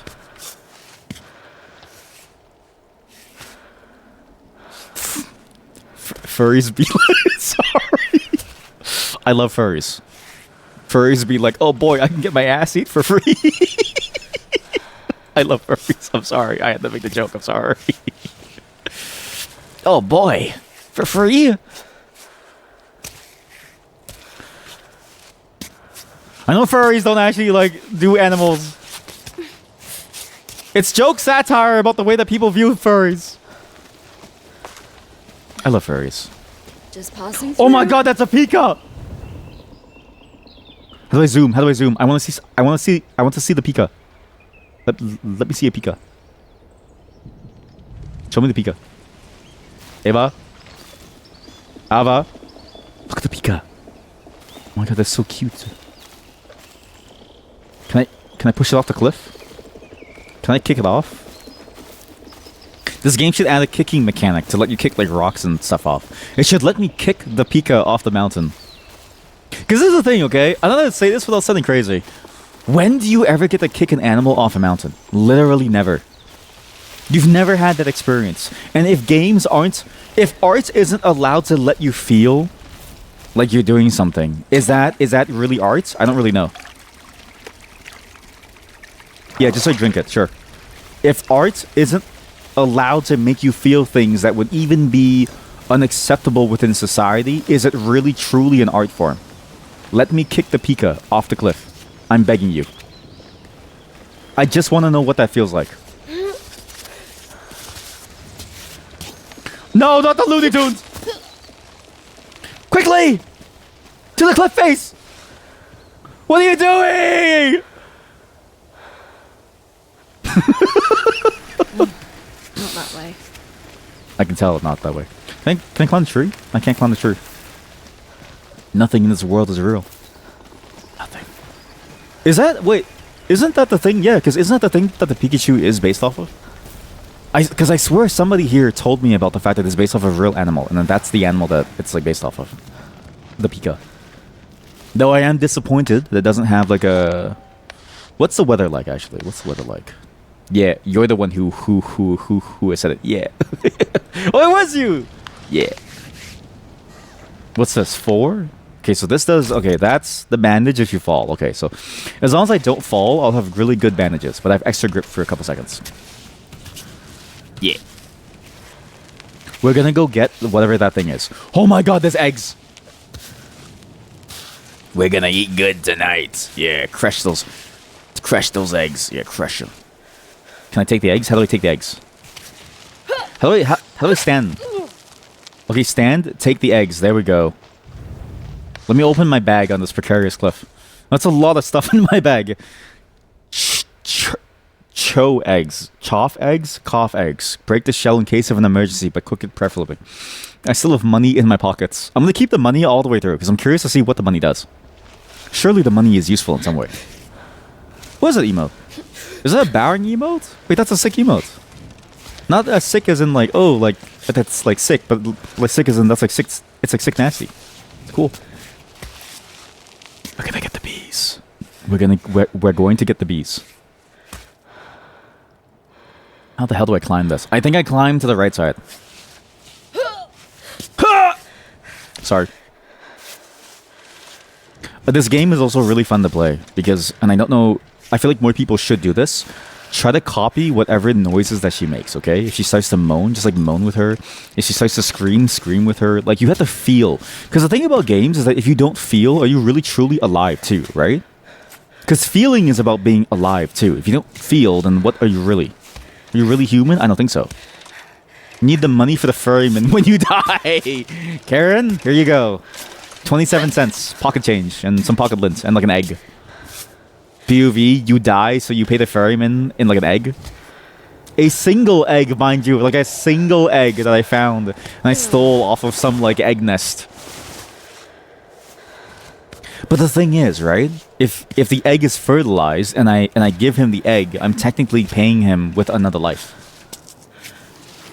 So it's like, how many of those do I need to come back to life?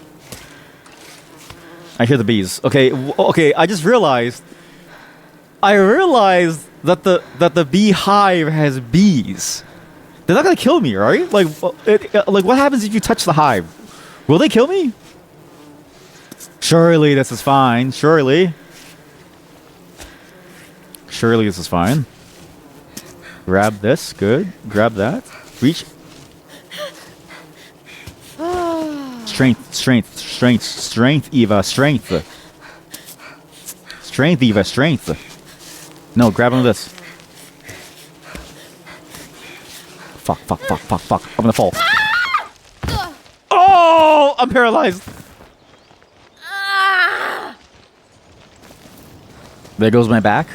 Insurance won't cover that. Do you think Red Bull provides insurance? Or do you think it's like, oh, if you fall, then you fall? You know what I mean? Because, like, there's no... Because, like, Red Bull is specifically in the business of insane, dangerous stunts where people could die at any moment, right? So it's like, what insurance company would possibly want to insure a Red Bull athlete? What insurance company could possibly want to be like, hey, we're gonna give you money for your things? They sue you for falling. Like, our contract said that you have to climb, not fall, and you fell. Therefore, we're gonna sue you. Red Bull has its own insurance? Well, I'm just imagining that they do, because it's like, say you work at HSBC, and then you know, Red Bull lawyers who talks about insurance. Red Bull HR comes in and says, we need a group HR plan, and you explain to them what you do. It's like, oh yeah, our employees risk life and limb to advertise our energy drink. Like, who is gonna say yes to that? And also, again, if you die for Red Bull, you've died for like overpriced caffeine. You've literally died for overpriced caffeine. Imagine dying for overpriced caffeine. That also, by the way, tastes shittier than coffee. And I'm going to say it because I feel like coffee gets a bad rap, but coffee tastes amazing. Oh, fuck. We gotta go fast. Okay, just go fast. Okay, calm down. Calm down, Ava. Calm down. Okay, rest your lips. Come on. You're good. Bad advertising for them, so they sue. Exactly. Can you sue Red Bull for false ads for giving you wings? Holy shit, where are you? You're right. I get what you're both saying now. I get it. No, you're right. The climbers sue Red Bull because they drank the Red Bull as they fell and it didn't save them. You're onto something, chat. You're onto something. I get it. Yeah, I think that angle could work. So it's like you work at Red Bull and you're like, okay, well, I'm gonna climb this thing, and then you climb the thing, then you like fall and you drink it and it doesn't give you wings, so therefore it's false advertisement. Okay, I need to like fix her arm. I need to go over here. Okay, this is over here. I need to do this. I think I do this. Right onto here. And this, I need to go over here. There we go. Fairly close. It's good. Okay, that's not good. That's not good. That's not good at all. Time to fall! I think she's dead. I do believe that I blacked out.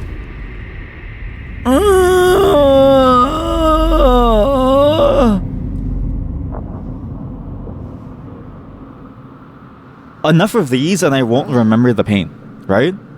Passing out. If you're too hungry, too cold, too thirsty after a bad fall, you could pass out. Do everything you can to improve your condition lest you die from exposure. Whoa, wait, did someone sue them for that? Wait, actually? I mean, I guess that would be funny because it's like you can sue for everything. What?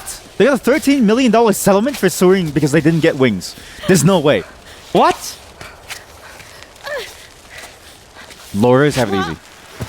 If a lawyer ever says that their job is hard, I want you to laugh at them. I want you to laugh at them and then say there's no way that your job is hard. Because what do you mean that you make they make anyone in the US who purchased Red Bull between January 1st, 2002 and October 3rd, 2014, a class action lawsuit because of the phrase Red Bull gives you wings. Are you kidding me? You can't even lie on TV anymore? I gotta say something about the suing culture, okay? But first, let me text my wife because I miss her. If you can sue for an obvious lie like that, I feel like suing is useless. Like I feel like the mechanism is broken. Because, and I know that the literacy rate in most places is very low. But even with the literacy rate being the way that it is, there's no way that like that can ever be construed as a possible truth. There's no possible way that like even something like that should be suable. But you wanted wings. I see that you participated in the class action lawsuit. How much? And think about this. It's crazy that it was a class action because each person gets like maybe $5. I also think that class actions are useless and you should sue as an individual because class actions only give you like $5. If I'm gonna sue someone by myself. If I need more people to sue, I'll just like, I don't know, I'll do something else. Imagine getting $5 from a class action because Red Bull doesn't give you wings. Like, that's an achievement in life. You know what I mean? It's an achievement that you can even do something like that. Maybe the mark of a good lawyer is how many class action lawsuits that they can pull off for insane reasons like that. Like, maybe it's a game to lawyers. Is there a lawyer here? Are any of you lawyers? Probably not, because this channel is only for the soulful types. You've only sued once. Oh, you sued somebody? Did you win? Please tell me that you won. And please tell me that, like, because I trust all of you to sue for a good reason. I trust that all of you sued because they were taking stuff from you. And I trust that all of you sued because it was deserved and you deserve to make money.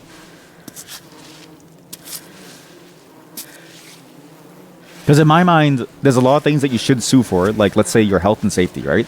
Like a lot of things happen, let's say, where, like, you have to sue for your health and safety, and I think it's worth it. Reach. There we go. Reach. Eva, reach. Oh, God. Shit. Here we go. Chalk up, chalk up, chalk up. Chalk it up, chalk it up. Put it over here. There we go. W up. Okay, we're getting better. Okay, the chalk really helps. Had I just used the chalk beforehand, I think I would have been fine. But instead, I wasted all of my life doing no chalk because I was a maniac. I wasted all of my life doing no chalk because I was an insane person who believed I could climb without the implements of climbing. The reason why we have chalk is to make our life easier. But now I can get bees.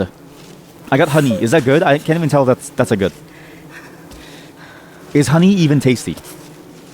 Is honey even worth it for the pain that we suffered? Mind you, a pain that doesn't go away unless we sleep inside of a bivouac. Good climbing. Good climbing, Eva. Good climbing, Eva. Right inside the hole. There we go. That's good. Okay, now S over here. Good climbing, Eva. Chat, we're okay. Chat, we're doing okay. You got... As if even once is normal. To be fair, that is true too. Like, it is...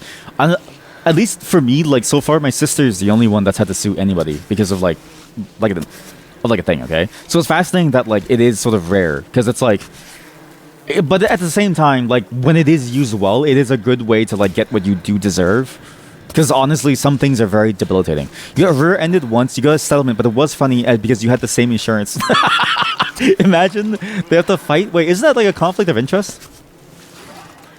That feels like a conflict of interest, no? Because then who settles who, and then how do you actually make? Because at least if it's two different companies, they can swindle each other for more money. But if it's two the same company, wouldn't they fight against? Like, wouldn't they want to reduce their loss by fighting themselves? That feels like a scam, no? Does it feel like a scam? I feel like that's like a scam, no? Chat, I can't believe it. We actually made it. So not only did we get the honey and broke all of our legs, of which we only have 2. I don't know why I said all of our legs as if we had more.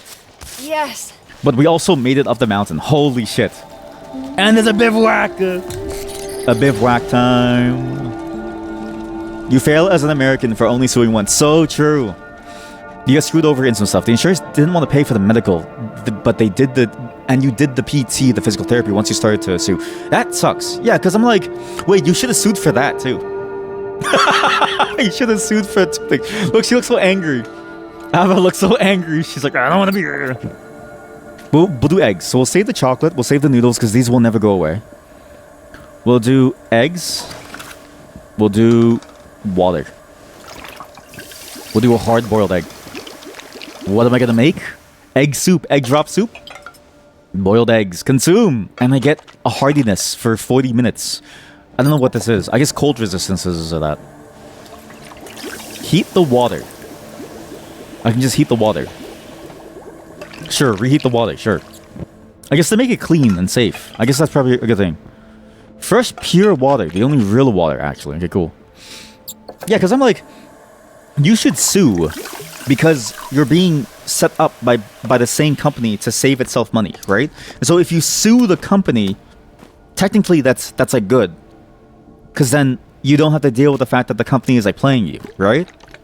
I feel like that's a smart move, but I'm also probably underplaying that, like how hard it is to like sue someone. I don't need pitons. I refuse to use a piton. It's looking okay for tomorrow. Tape my fingers. Yeah, it's fine. It's excellent condition, I say, as I'm bleeding. Excellent condition as I'm bleeding from all of my limbs. Wow. So excellent, Ava. What if I just sleep here for all of my life? You did. It was all for medical, car repairs, and time. Good. Yeah, see, stuff like that, like suing as a mechanism for stuff like that to like get you what you deserve, I think is good. But it is funny that you can do a class action for things like Red Bull did not give me wings, and therefore I'm going to sue you, because I feel like that feels like an abuse of the system. It's like of course it doesn't give you wings. It's not supposed to give you wings. Yeah, hopefully you feel okay. Also, by the way, when we learn how to jump, I need to go down there. Actually, maybe I should just check the settings. How do you jump? Take a running start, control, oh my god, with momentum jump. Ah!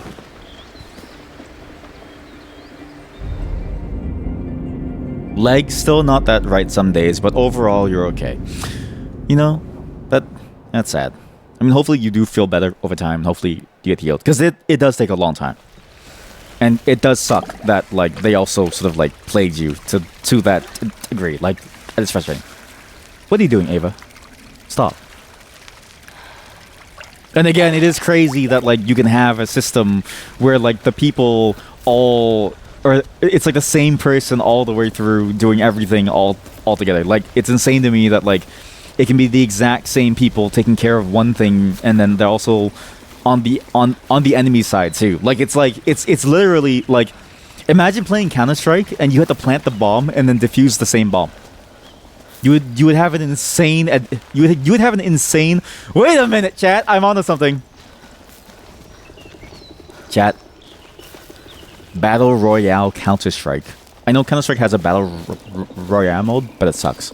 Battle Royale mode Counter-Strike, where everybody's trying to plant their bomb. So everybody wants to plant their own bomb. It's like, I want my bomb. No, I want my bomb. By the way, we have to climb back down because you know that beginning area where there was like a book on that thing that I tried to reach? I want to go over there and see what that book was. Because we couldn't get the book because I didn't know how to jump, but now I know how to jump because I can check my controls. So now we need to go over there and find out what that book was because I'm really curious about what that book was. It's over.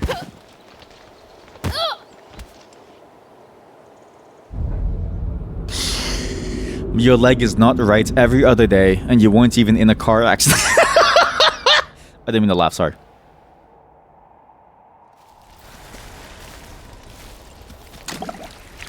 Some of you are like fucked up though.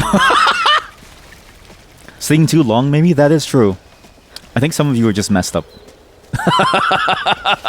Dude, I'm sorry. Look, I'm sorry, okay? It's the way that you said it. It's not me being evil. It's the way that you said it. The way that you said it, you said it like an Austin Powers comedy bit or something. Like it was like a straight up comedy bit. I can take the nettle. I didn't know that. Oh. I missed a lot of items. I should go back down. Oh no, chat. We have to collect items now. Oh no, chat. Chat, this is a real survival game. We have to fill our pockets. Turn that light off. That's fair to say. Evil ass love. Chat. It's like Baldur's Gate or something, okay? This is the Baldur's Gate of climbing games. There's inventory management. You have to like collect items. It's the same feeling. Maybe it's the tripod he was referring to. That's true. How do I stop the limbs from showing up? No, how do I prevent the limbs from like being chosen the entire time? I want to choose my own limbs 24/7. I always want to choose my own limb. I wish there was a mode like that where you always choose your own limb. That'd be nice. Because then I don't have to like undo my mistake and then have to like hold space. Like it feels smoother to play with like manual limb selection. Oh man. But yeah, this is now a Baldur's Gate game. We have to go find items. Sure. The tripod is how you have to balance on your third leg. Sorry, what exactly is the context of the tripod line? Like, no one explained it to me. All of you just said, oh, it's what Mini-Me says to Austin Powers' dad. As if that explains anything about what the line is. I don't remember anything about that line. And then all of you just, like, said that as a factual statement, but no one explained what it means. Like, all of you just assumed that like, I would understand what that means by that one statement. What does it mean? Well, why did, like, what exactly was he saying there? We go. Short break. What? Oh. Oh, it's nice. The third leg. Oh. Why was he saying it to his dad? Wait, okay, now I get it. Oh, the third leg. So I was right. It's the third leg. But also, wouldn't the third leg, like... Because the human tripod is going to look like this. New image, Krita. Because the third leg is going to look like this, right? Like, it's like, you have the head over here. This is the body. So you have both legs sort of going like this. And then your third leg. You know what I mean? Like, you have both. So you have like the... So no, uninstall Krita, please. So this is the floor. That's you, okay? So this is you. This is you, even closer. This is even closer. This is you. This is the floor, okay? These are your legs. This is your third leg, okay? And your arms are behind your like back. Like that's the form of the human tripod that Austin Powers' dad was talking about, or enemy. I'm not really sure. I refuse to uninstall Creator. It's Mini-Me. Oh, sorry. Oh, there was a portrait button. Wait.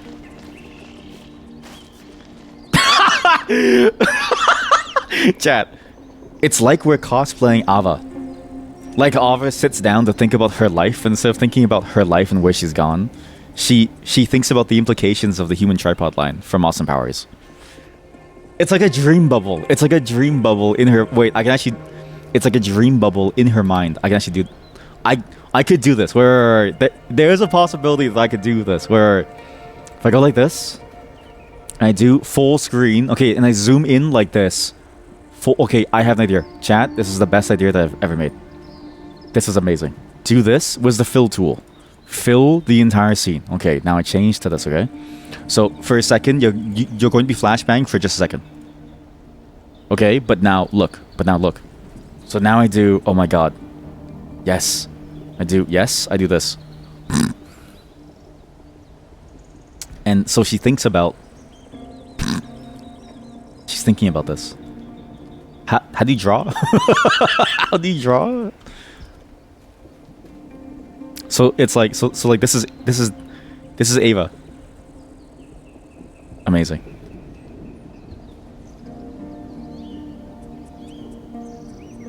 Amazing. This is Ava, okay? She's thinking about the implications of what the mini-me said.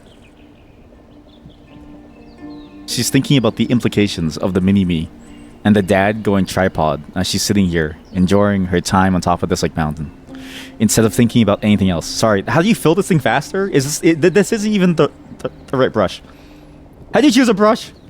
I don't know art. Give me a second. I'm not an artist. I don't know what the fuck I'm doing. Oh no. I've lost it. He's losing it. This bit is taking too long. This joke is taking way too long. It's taking way too long. Sorry. Just give me a second. Sorry, I need to fill this in. Sorry. The joke gets better. I swear it gets better. I swear.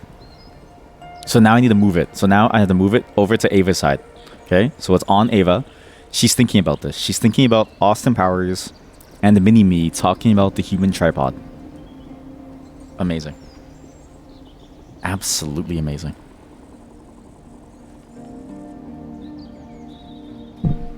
That's it. Ava on the mountaintop, thinking about her life up here. She should be thinking about her climb, but she thinks about this. Fantastic.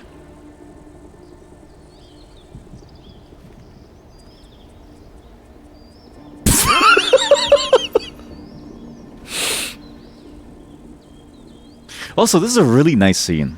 I really enjoy seeing the mountaintop over there. Like it's such a nice little. It's honestly a really nice look. It's beautiful. Oh, portrait. Oh, that's nice. You get the fisheye lens effect. That's so sick. Oh, and you can even move the camera around so you see anything that you want. Oh shit. That's nice. I actually really enjoy the camera work here because look, the zoom in and the zoom out. That's nice. It's almost like a parallax effect, the way that the lens transforms. That's beautiful. Wow. If only she didn't die multiple times in the previous life. Alright, Ava. Alright, Ava. Time to die.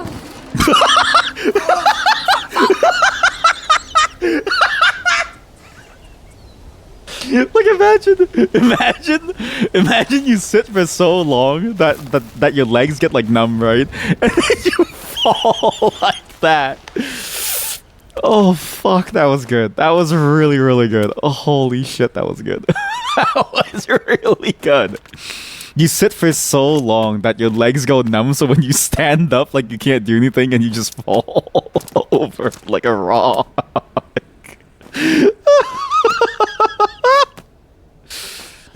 Sorry, I have to organize my bag like it's Resident Evil 4. There's like not enough space for everything. I have to do this now.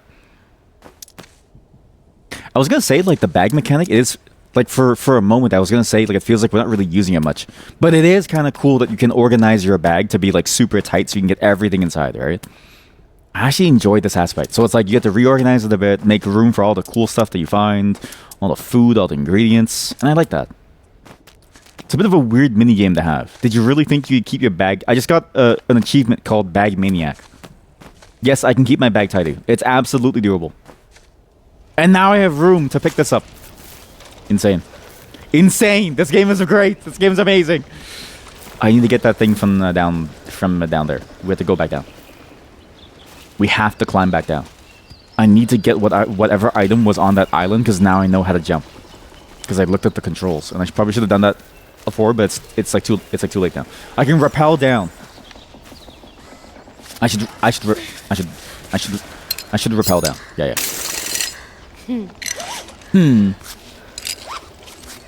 What are you doing? Rappel down. Come on. Hold S. I'm holding it down. See, it's going down really slowly. I would slide down like a spy foam, you know? I would go really fast like a spy foam because I feel like that's the only way. That's the only way to go. Good job. There we go.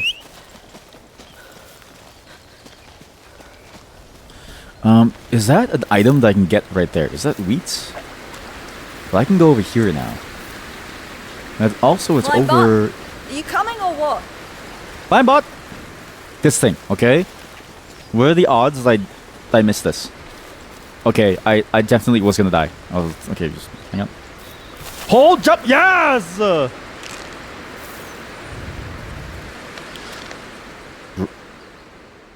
Really? Really? I thought it was like a book. That was like a book or something, like a note. It's a plastic bag. Let's compost it. Abandoned bottle. How do you compost? God damn it. God damn it. Okay, how do you compost? Okay, thank you. Take this. Take this bottle. Take the plastic bag. Hold Q. And then that's how you it makes chalk from plastic. That's what they meant by it makes chalk. It takes plastic and I'm rubbing plastic on my hands. So wait a minute. Ava complains about people leaving trash at the park, but then she leaves little microplastics on the wall as she climbs because the chalk that she uses for her hands is just microplastic. She's actually a hypocrite. She's a hypocrite. She gets on people's business and she's like, oh, don't leave plastic here. That's disgusting. It's bad for the environment. And she composts the plastic into microplastics to make plastic chalk that she then leaves on the mountain walls as she climbs with it. Because it's not because the chalk stays on the mountain wall. No wonder she's so salty. No wonder she doesn't pick up her phone calls. I bet you when she calls someone, she expects them to pick up immediately. She expects them to pick up ASAP. She expects them to immediately call back if they miss her like call. And she expects them to be ready at all times for her. But she won't pick up whoever called us. Same with the plastic. You know what it is? We're playing a fundamentally flawed human being who believes that she's above the world, never realizing that she's a part of the problem. She is the problem. Also, I forgot to pull out the DLC book. Sorry. I know I bought it and maybe it's not kosher to do it, but apparently the DLC book, it's a bit like a travel guide. So apparently we're supposed to read it as we climb. Please remind me when I get to the top that I have to open the book. We're going to open the book and we're going to see what she has to say. This is such an easy way to climb. Whoever climbs this way, I lose all respect for you. What are you climbing for? You climbing to go for a walk in the park? No. Okay, this is the thing, okay? I think if you go rock climbing and you take an easy route, you should be ashamed of yourself. And let me explain why. Why go rock climbing if you're looking for a walk in the park? Because really, you should be thinking, the reason why you go climbing is for the struggle, is to overcome the struggle of the mountain. But if you take an easy route, then what's the point? What are you here for? To have fun? I'm sorry, but the fun comes at the end when you finish the job. Ava. When Red Bull says you're done the climb, Ava. When they say, nice shot. See you at the studio by 7, Ava. I don't know how Red Bull works. I have no fucking clue how that thing works. Alright. It's a bit of a weird one. I don't know how to do this. Okay, it's good. Now I need her foot to come over here. Good. No. Keep your foot there. There we go. There we go. That's good. Oh god. Oh god. Okay. So Cairn is an app now. Is an app name. Oh, it's spelled differently. Ava. Yeah. Ava. Ava? Cairn? I mean, she is basically a Cairn. I actually have no clue. So I've just put an entire personality on her when we have no clue about it. We have absolutely no clue about who she is as a person. We have no clue what she's doing in her life. We have no clue why she's climbing. And that's the thing, okay? Climbing is a spiritual thing. I get the point of like applying a level of spirituality to the idea of climbing because it's like, again, the whole idea of like overcoming your problems is interesting. But we have no context on like why she's doing this, really. She's bleeding. Is she really though?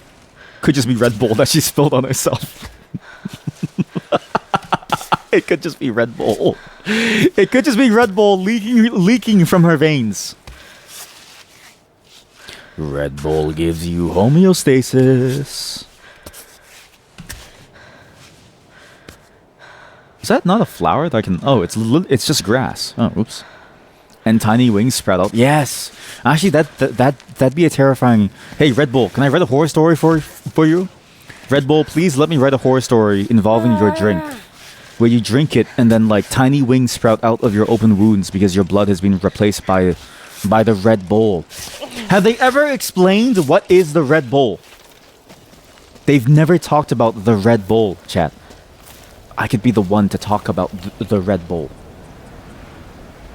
The Red Bull is an ancient god, an ancient deity that exists to like conquer humanity. That exists to take over humanity and exists to like enter our bodies and our bloodstream, to be reborn through the flesh of humanity. And in doing so, it can then finally enter our world again, from whence it was banished a long time ago through the power of Red Bull, the Red Bull. Yeah. The tiny wings are the being that sprouts from our body as we drink the Red Bull's nectar. It's blood, it's sweat, it's tears, it's nectar. That's good. It's really good. Red Bull, if you're there, let me write a horror story about this shit. Come on. You know you want me to.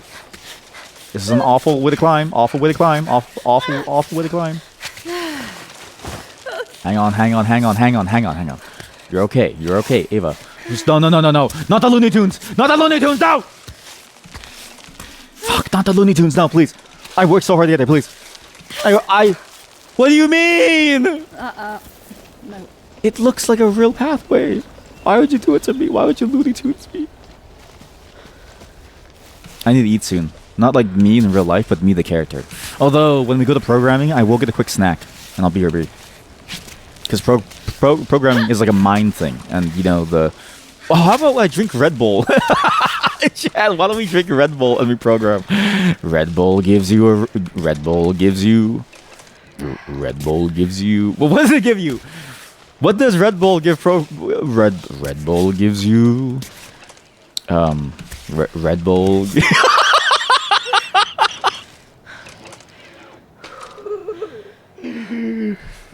POV, you're a Red Bull announcer. You're the Red Bull narrator, but you have Alzheimer's. Red Bull gives you... What the fuck, Ava? Shake it off. Red Bull gives you constipation. I don't actually know if it does. This is all a for fun joke. Red Bull, don't sue me. I'm just making fun of your slogan. Red Bull gives you a promotion. Red Bull gives you... How many different ways could it go? Red Bull gives you... diarrhea. Red Bull gives you... ennui.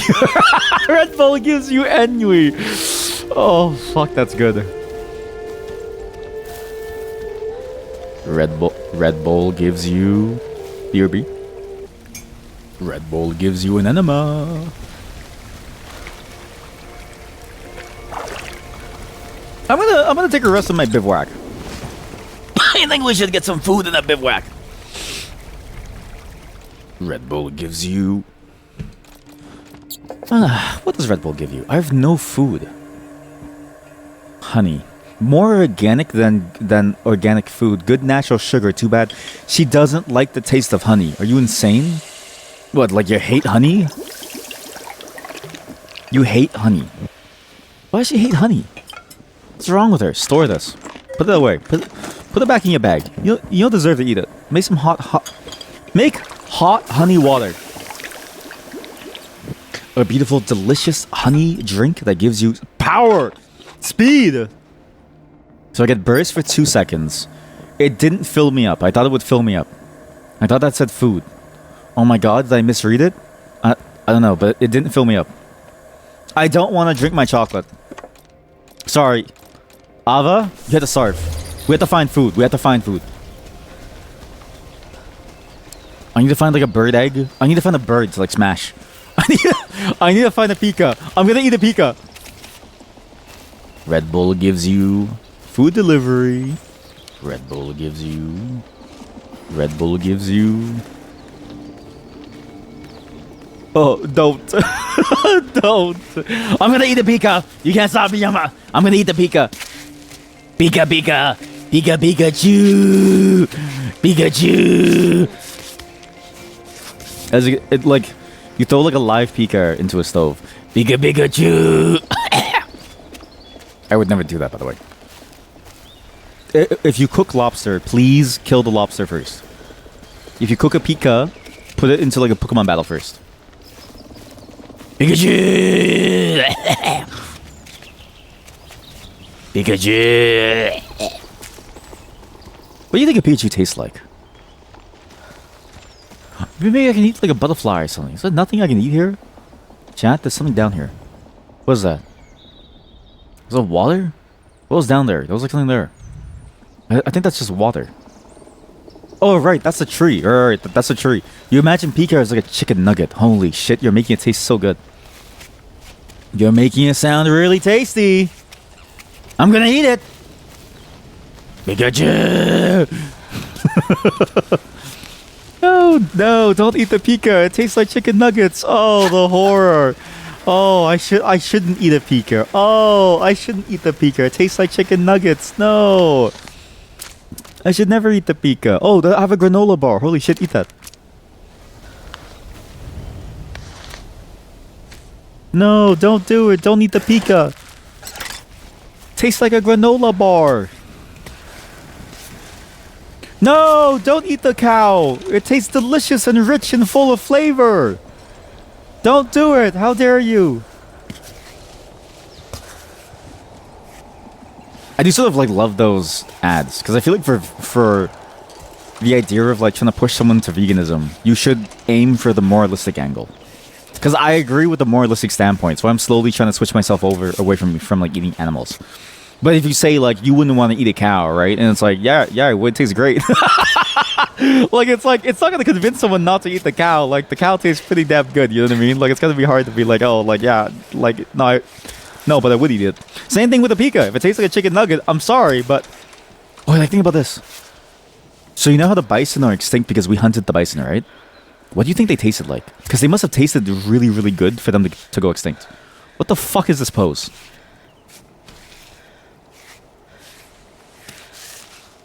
Otherwise, why would we hunt them? I actually don't know why we hunted them. But they must have tasted like a mix between like a cow and like a pig or something. Like something crazy. Probably close to a cow. A Pika nugget. Pikachu! I want you to think about the super chat. Potions? I think eating Pokemon is technically the most... Eating Pokemon is technically the least bad of the options. Because think about this. All you need to do is you need to take a slice of your Pikachu's thigh every now and then if you need a bite, right? And then you use a Hyper Potion. The Hyper Potion causes their thigh to grow back into existence. Then you continually cut the thigh out as you need more Pika Nuggets. Pikachu! Your Pikachu wakes up, and when it sees that you're awake, it knows what's about to come. and it sees you grab the cleaver and it knows that it's time to feed you. Pikachu! The same thing with the bison, right? The bison knew. The bison knew that it was fated to die because it knew that its meat was too good. I bet you there was a cannibal bison who was like on the side of humanity. There must have been one cannibal bison who ate like another bison and knew immediately that like it was doomed to go extinct because of how good it tasted. You think Pika would be mad at you if it knew how Pika tasted like? That's the thing. I don't think so. Like, I gotta say this. I need you to know this, okay? I love animals. Not to eat, but like I genuinely am trying to move towards more veganism stuff. Slowly but surely. I'm like building new recipes to replace my culture's existing ones. So I can like, get closer to like a vegan diet with the same sort of like flavor textures that I expect, okay? But if a cow knew what it tasted like if you fed a cow a steak, I think it wouldn't even be mad. I think a cow would like be like, yeah, I get it. You know what I mean?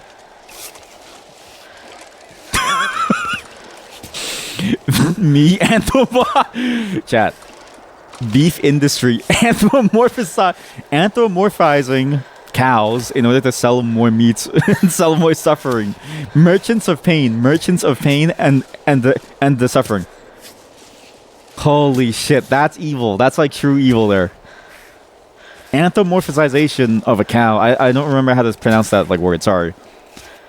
For the sake of selling more meat. Wasn't that how mad cows started? They were eating the other meat? Oh, you're right. Oh shit, okay. Never mind. I do not want another mad cow outbreak. You know what's crazy? There are chatters here that have never had to deal with mad cow. They've literally never had to deal with a mad cow.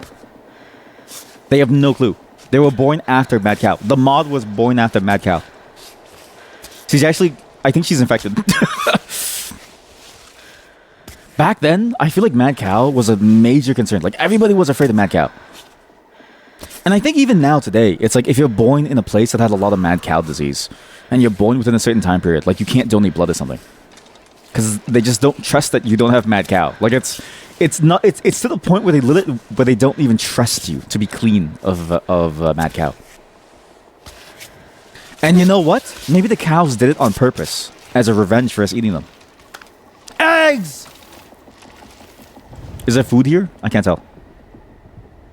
There's no food. Kind of sounds like a number with the Pika nugget. It kind of does. Yeah. It's like a quintillion, like Pika-billion.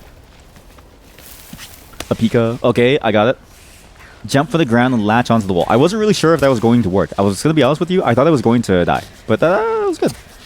I'm alive. It's good.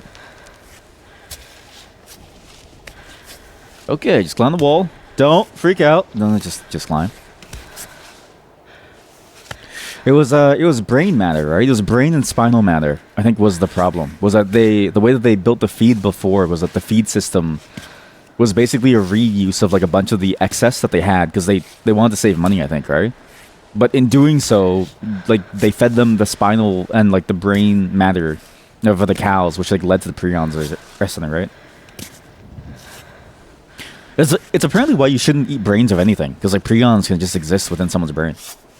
But I also heard that prions can just exist inside the environment, and I know that it's actually we did stumble upon live on stream that like one live stream meeting. This was like a long time ago. This was like a meeting that we found one time.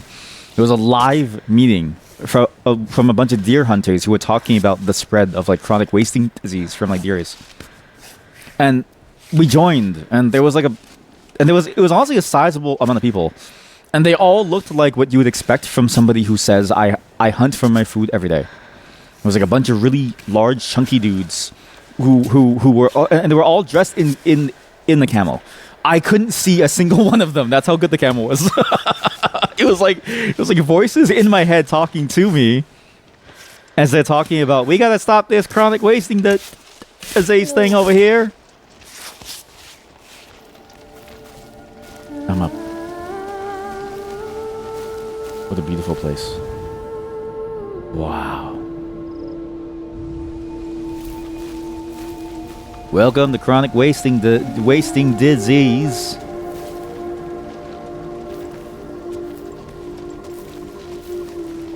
What's this? Cutscene? Look at their bloodied feet. Are you ready for Cammy? No, not really, no. I'm sorry. Oh yeah, I forgot. This was the reveal from the demo too, was that the mountain that we climbed was the play place. That's the real mountain over there. Restart the training?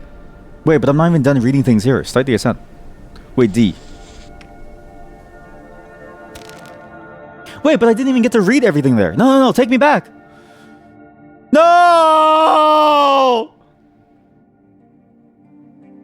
Can she make it? Another solo attempt at Cammy, bringing us to 159 reported deaths on the mountain. I kind of wish that scene right there had the option to step away for a moment, to like explore the rest of that mountaintop. Because there was another signboard that I couldn't read. There was more stuff on the side. That was kind of a painful thing to end off on. It makes me want to restart the game again. That's how they get you. Look at all these images. Look at her just sitting in her bivouac with a little kite flying around. Okay. As this plays, let me figure out how to open the DLC thing. What's that? Hey. Play the message. Hey, Who's it now? it's Naomi. Hey, Just Naomi. making sure you got this before you're too high up. I wanted to say, be careful. You know I always worry. Watch for the snakes, the drops, Snakes? the loose holds, the cold, your food supply, and so on and so forth. Also to say that I'm always with you, you know? She says from her couch. Anyways, that's all I had, sweetie. Hang in there. Good thing you don't know about the bears. You wouldn't have let me. There are bears! Oh my god, there are actual bears. And yes, this is how I've seen a bivouac be used. I've seen bivouacs be used on the side of a mountain like this. Again, terrifying. Because it really depends on the strength of your fabric. And again, apparently the bivouac is supposed to be rolled up so you carry it with you as you climb. It's crazy. Why are you going down? Wake up, Climbot. Before I do that, let me see if I can open the DLC. Because there is the book, and I do want to see if I can open it up. Or like how you would open it up. Why are we climbing? I don't know. And I don't even know if that was like my girlfriend, my wife, or like my friend. Like I don't really know who that was. But they did call me and they asked me about things. So I'm not really sure what that was, but hopefully we'll get answers soon. Climbot, wake up. Hey, you up? It's a robot. Time to go. Could you also pack up the tent, please? It's a robot. The robot doesn't have feelings, okay? If you want to wake up your robot, you press the power button on it.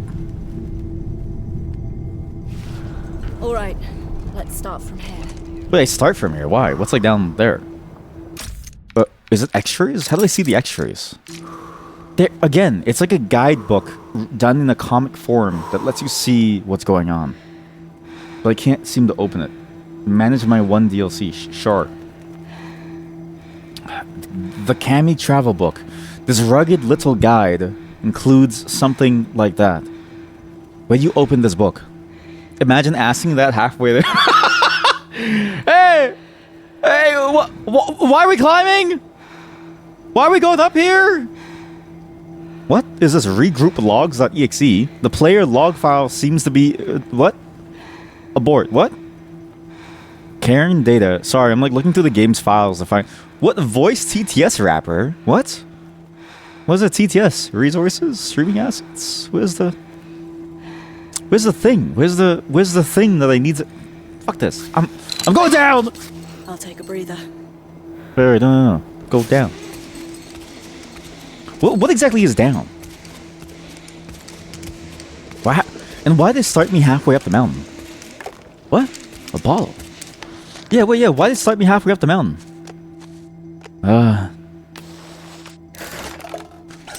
Oh, there's a new item there. Broken camera. This took a bad beating after a fall. I think I can get rid of it. What? Spabast? These are entirely new items. That's weird. It's entirely new items. Maybe this is a dream or something. Because this doesn't really feel real. It's kind of weird that you have a bunch of new items here. How about you just jump?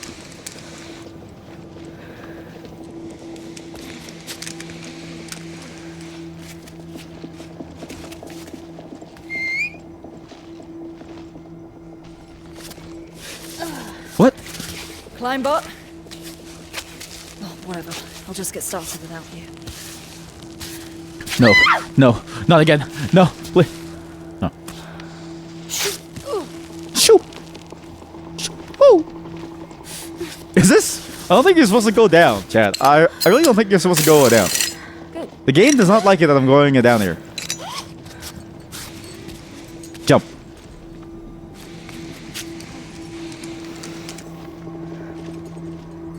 Okay. Not that way, Arthur. Yes, not that way, Alva. Not that way. So, we start halfway up, and it skips a whole bunch of the process. That's sort of odd to me. Is this the start of the peak, or is this like the end of the peak? Like, how do I know where I am exactly? Are you an idiot, Ava? Ava, are you an idiot? Or am I the idiot? Maybe I'm the idiot. I just want to see what's over. Very bad idea, yes. Hard agree. I'm with you on this one, Ava. Okay, Ava. Okay, you kind of fucked up here, Ava. Ava. What have I done? What have I done? I think I've broken it. Uh-oh. Uh-oh. Okay. Don't do what I do. Don't climb down. All you get is a stupid bottle. All you get is a bottle at the bottom. This has to be a flashback of some kind. Because I'm like, you really just skip everything. Like, it's sort of weird that it skips you through so much. Maybe that's the intention. Like, it's not really... You know what it is? I have heard this once where it's like, really... Well, stories are about giving you the best parts of a life. You know what I mean? Or like the most interesting parts of a life. And they're not really about the mundane in sort of the way that like a slice of life is. It's really about giving you the most action-filled portions of what they're going through at that moment. And then you get to skip all the mundane stuff because you're really supposed to be there to be experiencing the high and the lows of whatever it is that they're supposed to be feeling. So maybe that's what's happening here. That, oh my god, chat, maybe that's it. Maybe Ava doesn't care about her life such that, quite literally, she doesn't even like see her life in that same light of, you know, the way that we do. Like we think about the drive out to this mountain because it would look so nice. Like you could see the world around you. I don't even know if like Ava cares about that. Maybe that's the point of why we start here. Like, we see a little montage of her preparing in her room, and then you just skip straight to her sleeping inside the bivouac, because to her, the only thing that matters in her life is the climb. Like, it doesn't matter the way to the climb. It doesn't matter her conversation with Naomi, whoever she is, right? She could be our partner, she could be our friend, she could be our, like, parents, our mother, or sister, I don't know. But it doesn't matter to Ava. Because Ava, she only cares about the climb. Nothing else matters. I cracked the code. We did it, Reddit. Climb, please, for the love of God, climb. At least it feels like it's trying to go for something like that angle, which I think would be interesting as a characterization. Of somebody who's so obsessed with what they want to do and so obsessed with the idea of climbing that they forego all other things. Also, sorry, I realized that my microphone was way too close in recording, so I need to learn how to keep it off the side so you don't hear me spitting into the mic. But that has to be it. That has to be it. Because otherwise, it kind of feels so sudden to be here. But I think that's it's the point, is that for Ava, nothing matters to her but this climb. Nothing matters to her but that sweet, sweet Red Bull sponsorship. Red Bull gives you money. And can I say something about the Red Bull money? I want you to think about this, okay? Red Bull, it's actually gambling with your life. Like, if you gamble on the fact that Red Bull will pay you a lot of money, you are risking your life for a paycheck from Red Bull in the hopes that they'll give you a bunch of money because you're willing to throw your life away for some crazy stunt, like climbing Mount Everest with like one arm, or like doing the longest fall from space. And I also wonder how they decide on these things too, because like, do they just call you up and then they ask you what you want to do, or is it like a selection process? Like, they know that you have XYZ skills and it's like an RPG. So like the CEO in the RPG chooses you to be the climber, right? Holy shit! They probably have a spreadsheet of like what each person's skill is. Jimmy? Yeah, he's really good at falling. Yeah. Yeah, one time he went rock climbing. Yeah, he just kept on falling. Yeah. I think he'd be really good for that jump from like space. Oh, Jane? She's really good at climbing. Yeah. But she's not that good at falling. So instead of diving, let's just have her climb Mount Everest. Yeah. And now we get to climb a bivouac. Wait, that's weird. Huh. So why is there a kite on the bivouac?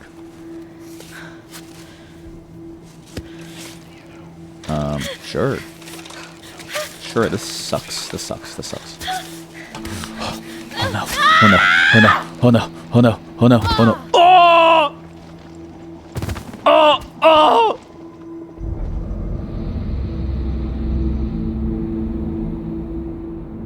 If only Naomi knew about the bears on the mountain, then she'd never let me go. Holy shit, it is a larger mountain. Sorry, this is literally the start of the peak. Okay, but still, maybe my idea of how the story is playing out is supposed to be like this.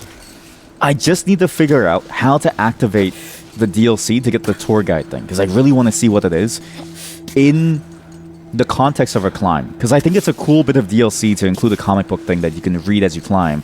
I just can't figure out how to access it, which is kind of sad, because I wanted to do like a, as we climb, we see the comic book, and then we sort of see like the ways that other people view this like climb. Also, I don't know why it's getting really cold, and I think I need to turn on the heat soon. It's really cold all of a sudden. Why is it cold all of a sudden? I'm dying. Red Bull gives you heart attacks. Red Bull gives you high cholesterol. Red Bull gives you wings.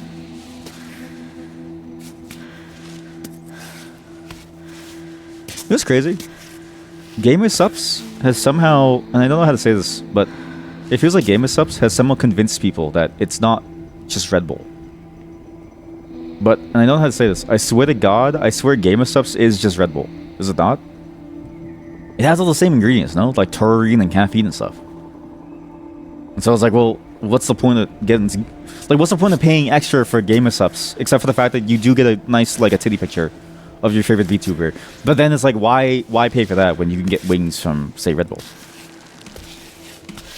Red Bull gives you a lawsuit. Holy shit. Red Bull, chat. I know, so I don't know how to explain this. In September, is it September?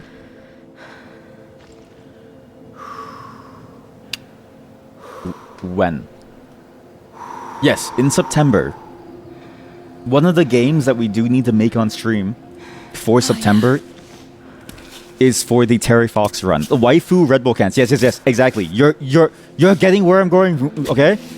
We need to make a VR game about running, and it's going to be a co-op VR game where everybody is running for the Terry Fox run. Or it's going to be a VR chat world. I don't really know which one it is yet. I think it might be a VR chat world because I can do the post stuff there, and networking is already done, and I think it'd be fun to like go on a run with the people, right? And we just need to do like a recreation of like the route that he went on. We could do that, and we could be sponsored by Red Bull as like the first ever Red Bull VTuber. I just need to finish my VTuber model at the same time, and I also need to then make a 3D model for VR chat. Maybe instead of like a 2D, I'll just do all 3D. And yes, I am working on it. It's just really hard to learn how to 3D model. Okay, it's just really difficult.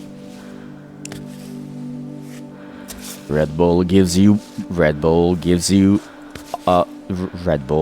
3DS Maya. Red Bull gives you Red Bull gives you access to a team of really talented artists. Red Bull gives you Red Bull. Sorry. I slipped. Red Bull gives you Downfall. Ava, please. Don't fall now. You want? Get that belay, Alf. I don't need a belay rope. I'll do it myself. Do raw power.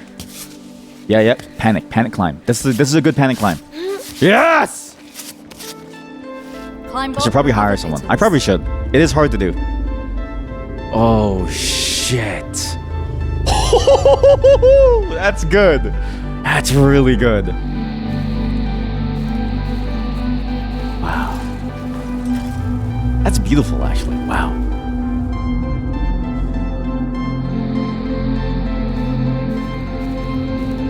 That is beautiful.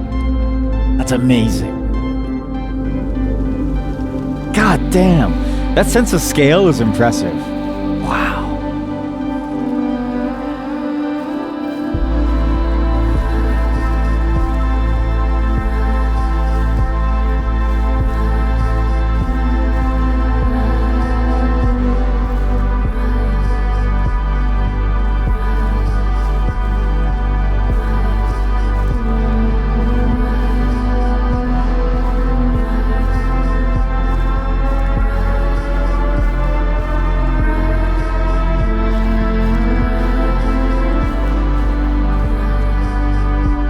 Uh-oh. I knew this was gonna happen.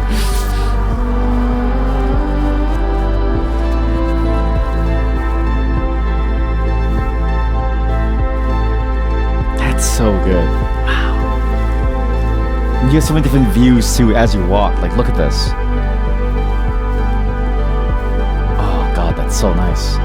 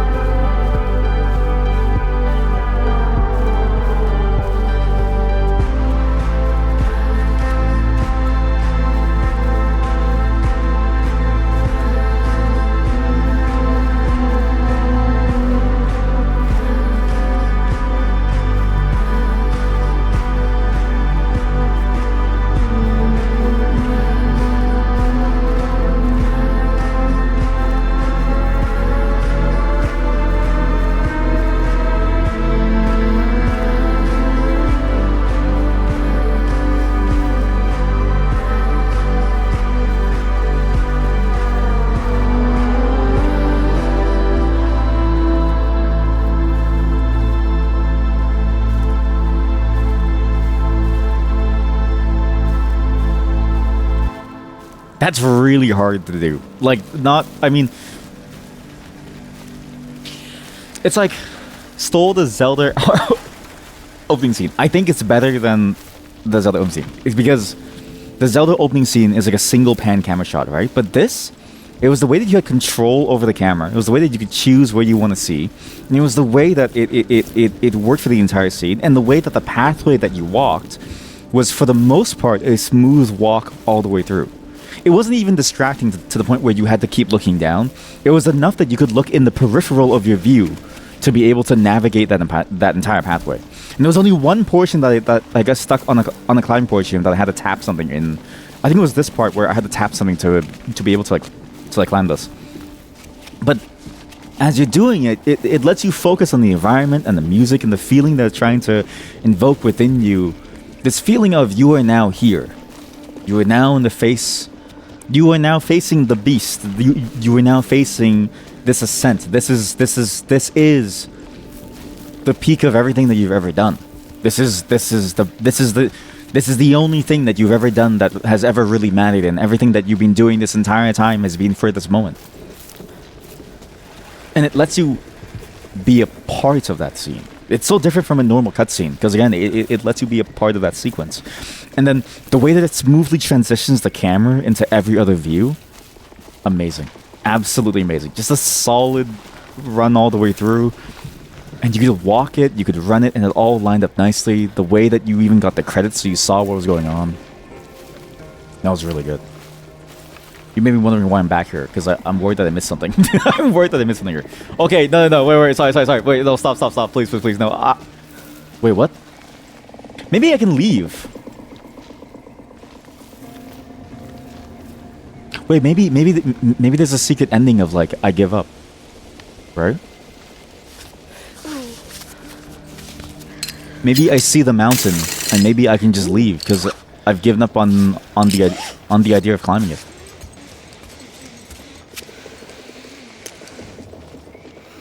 Or I think that sequence always plays. Because I think when you go over here, it starts the credits sequence. Oops. Okay. Oops. Sorry. I didn't mean to ruin your illusion. I just wanted to see what would happen if I ran backwards. Sorry. Whoever made this game. Sorry, all of you. Sorry. I didn't mean to. Sorry. My bad. I kind of ruined the. Okay. Well, it's too late now. Let's just. Chat, I can't live with my mistake of ruining such a beautiful sequence of having to play again. Let's start over.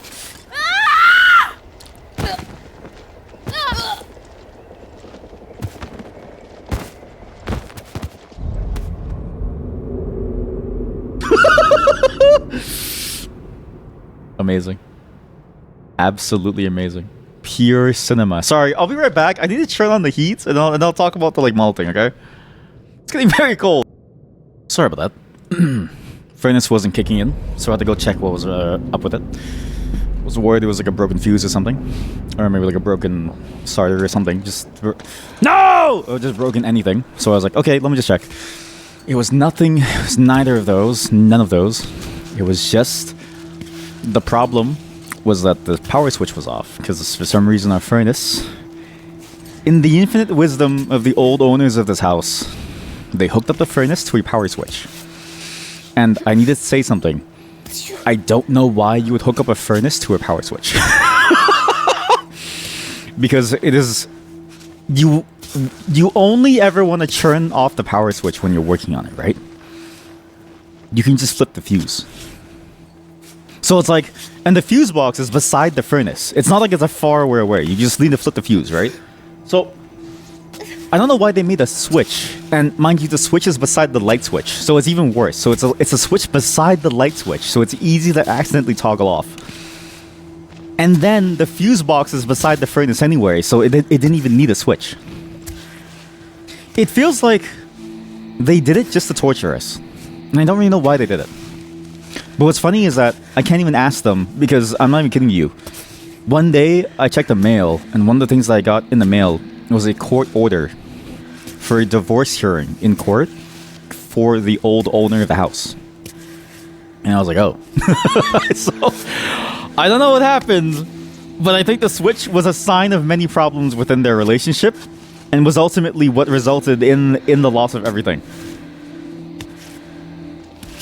And you know what? Good for them, because fuck you. Why would you put the switch? Why would you put the switch? Fuck you. You deserve to lose your partner. You deserve to be divorced for installing a goddamn switch over there. Fuck you. That's right. Fuck your marriage. Fuck your marriage. Piece of shit, motherfucker. Let's go this way now. This way seems more fun. But while I was gone, I was thinking to myself, if I do it to fix it, it would be fun. Because then that would be our trial, right? That would be our trial, that we have to fix this before we can move on. That would be our thing that we have to do before we can move on and continue on our journey up. That would be our mountain to climb for the day. Because I do think about this. I don't have the mountains to climb every day. And I know you said I should hire someone to work on the 3D model chat. But let me tell you, this stream only has a $2,000 yearly budget. Because the stream makes me no money. Okay? And I need money for other things. If I get the job actually before April, I can actually spend more on the stream. Because right now I'm pulling from like a, again, a good savings that I can survive on. But still, Right on. that's why I wanted to do it myself to save money, but also to like learn too, because I'm curious about the technology behind it. But you are right. I probably should just hire someone because it is like actually hard. The amount of, especially because like it's a 3D model. I need to learn how to rig things. I have to rig things in such a way that it moves well with the human body, right? I then need to do the mapping of the rigging to something, whatever that thing is, but I don't really know how that works. It seems to be on a per application basis. Depending on the application that you use, it handles the matching of like the skeleton of the thing to your motion. So it's like if you use a VR or full body tracker.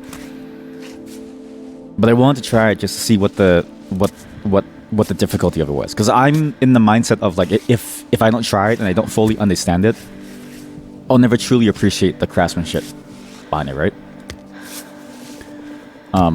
It would take a few years to get good. I mean, that's the thing though, is like, what if we don't get good? What if we just have something that looks like shit? So we have something that looks like shit, but it grows with us on the channel. I think that might be a good premise, just to have that like slow progress, right? Because either way, I think the one thing that's interesting is that if I'm correct in that the mapping is done sort of externally, if we're going to be doing this thing where we make a game once a week to like build this stupid collection of stupid game ideas that I've had that I keep talking about on my stream, right? Maybe we just learn and then we slowly build the model up over time such that we get the skills to build stuff for our games too, right? I think that'd be even if it doesn't result in anything good, I think it'd be worth it just to learn, just to see and how to make it happen. But I will say this: I tried to model a stick figure, a 3D stick figure, a long time ago, to try to convert my temporary placeholder character into 3D. So I tried it, and let me tell you, it did look really, it looked really bad. Here we go again, chat. The mountain. Maybe half a year if I had a mentor, maybe. Also, sorry if you. We've already seen this. I just jumped off in a frustration.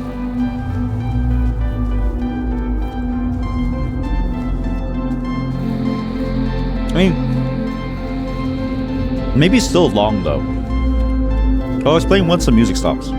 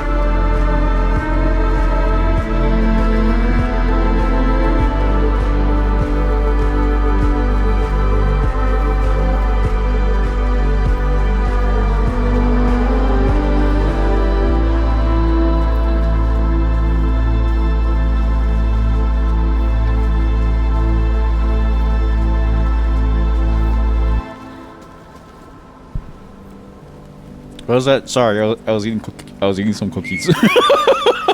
Perfect spot. Where do I start? What is that genre of music? It just sounds so good. It's like the same type of thing that you hear within Blade Runner, Interstellar. Same thing that you hear in other games too, like The Long Dark, let's say. There's something about it that feels so nice. But I think even with a mentor, it would take me longer than half a year. Cinematic Vendetta House.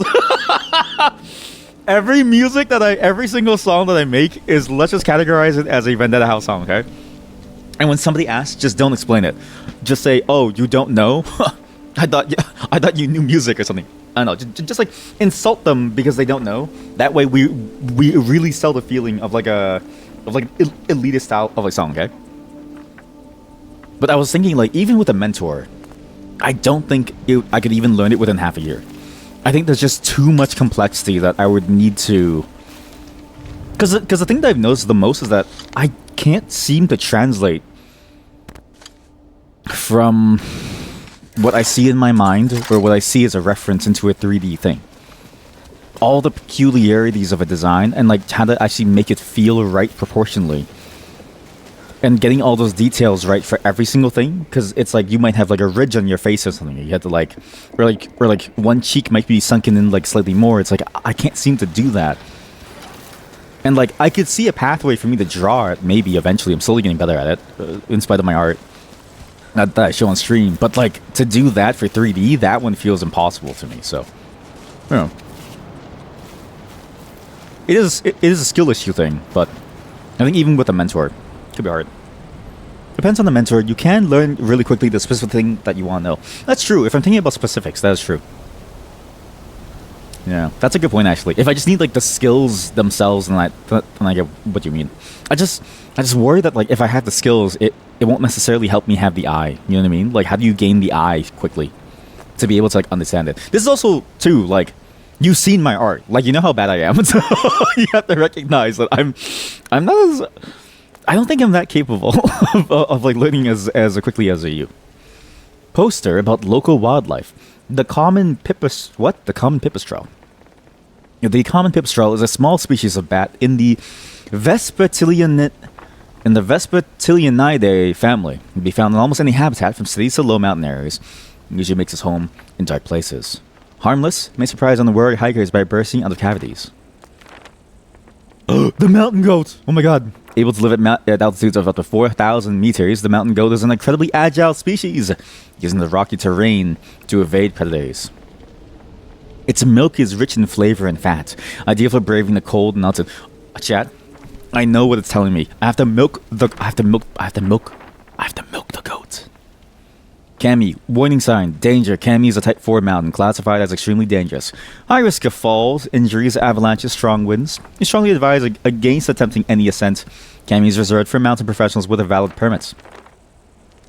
Word of advice from Pika Pika. Pika Pika says, Pika Pika, the mountain is not your dumpster. Pick up your trash, Pika Pika, motherfucker. Missing. What? Worrying disappearance of a hiker. A car was found in the foothills of Cami, but we have no further news of Anita. A bona fide sportswoman, according to her relatives. Her absence was reported by her employer when she failed to appear at work. Anita has a slim build and is 1 meters and 80-something inches feet tall. I don't know. She has medium length, light brown hair. Do you have any information on her whereabouts or disappearance? Please contact the mountain patrol immediately. What, is she like 5'4"? A poster about climbing practice. 5 keys to be a better climber. Grip. Working your hamstrings so that the smallest crimp feels like a jug. What? Smallest crimp feels like a jug? What does that mean? Like a chug jug? Focus. Channel your inner power to better recover in comfortable positions. Burst. Oh, it's a description of the buffs. I see. Take advantage of energy peaks to climb the rock as fast as a white tiger. Grit. Strengthen your mind to describe the pain and temperature. Warm from the inside, your mental burns brighter than the sun. Don't forget, when practicing doesn't cut it, don't forget to use chalk. Thank you. A bivouac. Now I can jump off the mountain. Oh my god, there's even different pathways now. Oh, sick. Okay, now I can jump the mountain. What happens if I go... There's a house over there. There's a house over there. What? I'm going home! Oh! I like how her eyes flip from open to close as she dies. Like, it's like... It's like she lives until the last moment, and then she immediately dies at the drop of a pen. Like, of a pin, sorry. Though I guess a pen is probably... That would be interesting. No one really has pins anymore. Everyone has, like, pens now. At the drop of a pen. No, that's stupid. Sorry, ladies. I'm not the pretty flower you're looking for. What? Oh, she's talking about the bugs over here. She's like, sorry ladies, I'm not the one, I'm not the flower.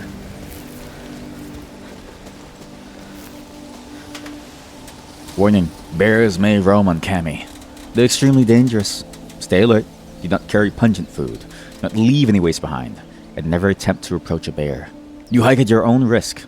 The national park cannot be held responsible in the event of an attack. How do I open the thing? Okay, let's go back to the main menu, because I'm just curious to see how to open the DLC thing. Because I wanted to do a side-by-side of like us climbing with the guide. Okay, it's literally on a whole different screen of the game. That's a bit annoying. Because like, look at this, you know what I mean? Explorers Marcus, Marcel, and Pontus tell all about how they climbed up and down the most dangerous mountain in the world. Like, I wish we could open this up as we're playing the game to almost provide like a view of the same thing that we get for like a tour guide, where you get to see this as you climb, and you get to see in like reference to what it's talking about, all these different things that you see. Sorry, what is this? The Orient Troglodyte Village? What does that mean? What does that mean? Never. What the fuck? Wait, what does troglodyte mean? Wait. I've only ever heard troglodyte in like the form of an insult, so they say that like they're, because they say that they're Oriental, and then troglodytes just seems wrong.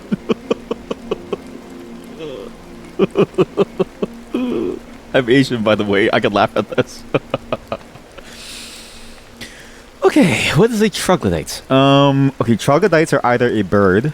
So birds can live in caves. Troglodyte, especially in prehistoric times, a person who lived in a cave. Derogatory. A person regarded as being ignorant and reactionary in their views. What does that mean? The region's troglodyte villages are nestled into the hillsides of our waterways of the Loire Valley in France. I don't know. Is it about the bird, or is it about like people? Like, I'm assuming it's about the bird, but a village implies that it's people, so I don't really know. And that's the inn that we saw. Again, I wish we could see this within the game, so I could be like, oh, that's the inn that we saw. And where we came from was the park, you know what I mean? Needle Troglodyte Village. Okay, everyone's a troglodyte. Here we are in Cami, attempting to climb, just like we did 2 years ago. Fully aware that we are going to fail again. Still, our determination is strong and it's very fun finding our bearings in the first few hundred meters of the mountain. But we also know that the hard part is just about to start. That's where we started. Hermits? It could be, yeah, like, they could just mean somebody who lives on a mountain. But it's like, I don't know how to say this. Everybody's exposure to the word online is like, you're a troglodyte. You know what I mean? It's like an insult. So it's kind of hard to see it in a different light. Okay, well, that's unfortunate. We just had to climb without reading that, I guess. That sucks. Again, kind of wish there was a way to pull it out inside the game itself, so we could like see it side by side. It's like, oh, where are we? Where is this in relation to that guidebook? Can I find the places in the guidebook here? So the whole point of like a DLC thing like that is to give you a fun little, almost like a mini side quest of using it to try to figure out if you can understand the world that you're in, because the world is oriented in such a way that it makes sense. Wait, if we sleep in a bivouac on the side of a mountain, we're a troglodyte. Ava is a troglodyte.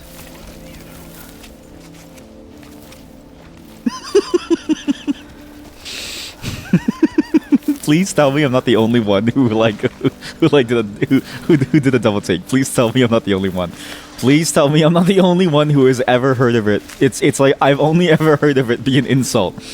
Please tell me I'm not the only one. I've literally never heard it used in a real sentence like nicely. I've only ever heard people call each other troglodytes because they hate them.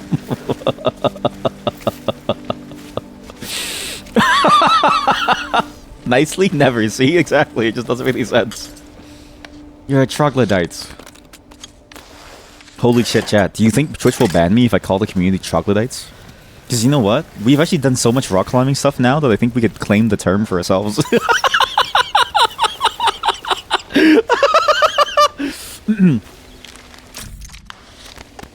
So we could do something like that, right? We could call ourselves the troglodytes. Yeah, but then it's like 50-50 of like, would Twitch ban me for saying that? Because it just doesn't sound good. Yeah, see, no one's ever heard it nicely. Like, I don't think it's possible. You know what I'm gonna do? I know what I'm gonna do. Watch this. You're gonna run and start. All troglodytes meet at the Vendetta house. Yeah, that's it. All troglodytes, please meet at the Vendetta house. Wait, I'm gonna change. Wait. Where's the Discord?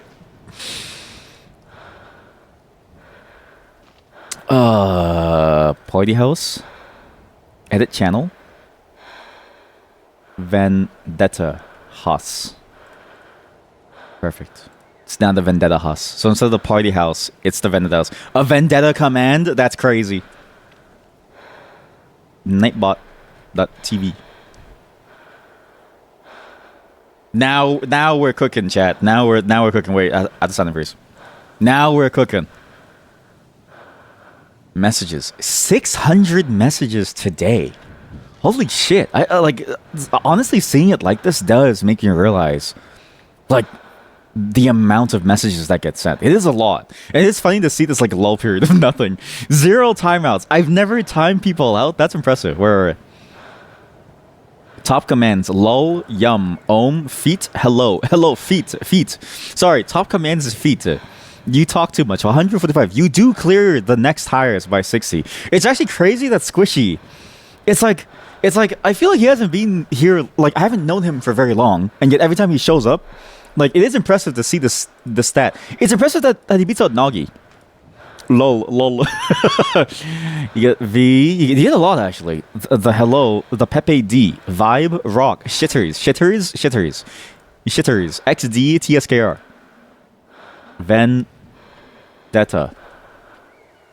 What's like a good Vendetta? What's a good like a Vina House thing? I don't know. We'll do like vibe.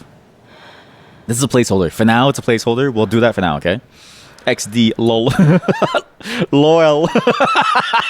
That was good. Okay, we'll leave that for now. We'll add more later. Alright? Now we know what to do. Same one, uncreative much. Listen! You think I can be creative? Chat. My white whale is creativity, okay? My Moby Dick is creativity. Your Moby Dick is like how to like pay your taxes and like and like how to find love. Alright? Like that's your Moby Dick. My Moby Dick is how to be a human. I don't know. I actually do find myself to be like very poor at being creative. It is sort of sad. So what the fuck is a TV?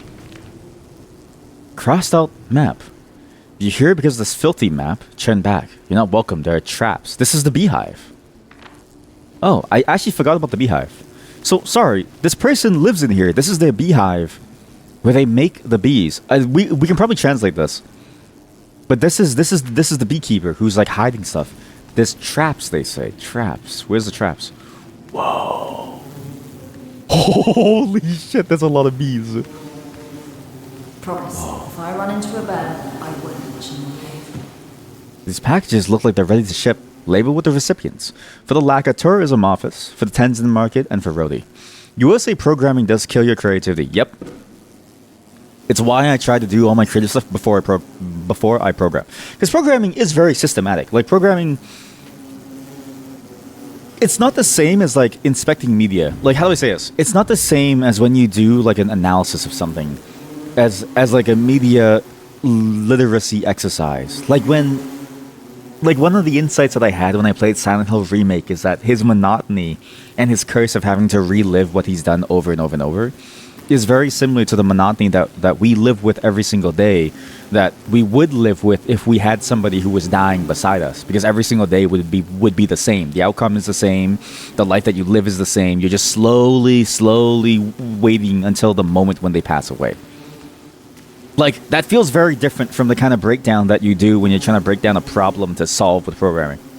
And I know people say that programming is a creative effort, but I think only at the extent is it really creative. But the majority of it is rote tedium and rote and like a rote and like a rote dissection of a problem into its constituent parts that isn't like understanding what it is, but is more about understanding what it's made of. And I find that to be so frustrating, because as a whole there's something there about the problem, but because I'm so focused on the details, I sort of lose sight of the whole forest. Does that make sense? The hive bears inscriptions. Hive of Queen Maya the Barley. Dominantly dandelion, first blooms a little bitter. What does this even mean? I swear this is like a secret or something. Honey Dipper, thank you.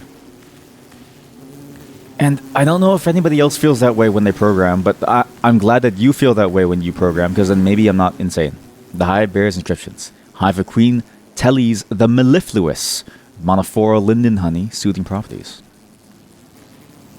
And I wish that it wasn't like that, because it's like, I wish I could get that same feeling of creativity from it, but I just can't.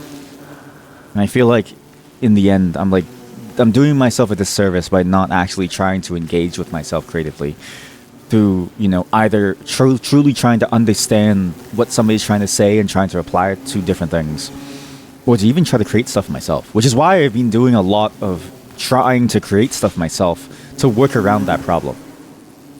The hive bears inscriptions. The hive of Queen Bianca the Stern. Creamy, light-colored honey with a woody aroma. Caution, possible disease in 2 frames. Disease?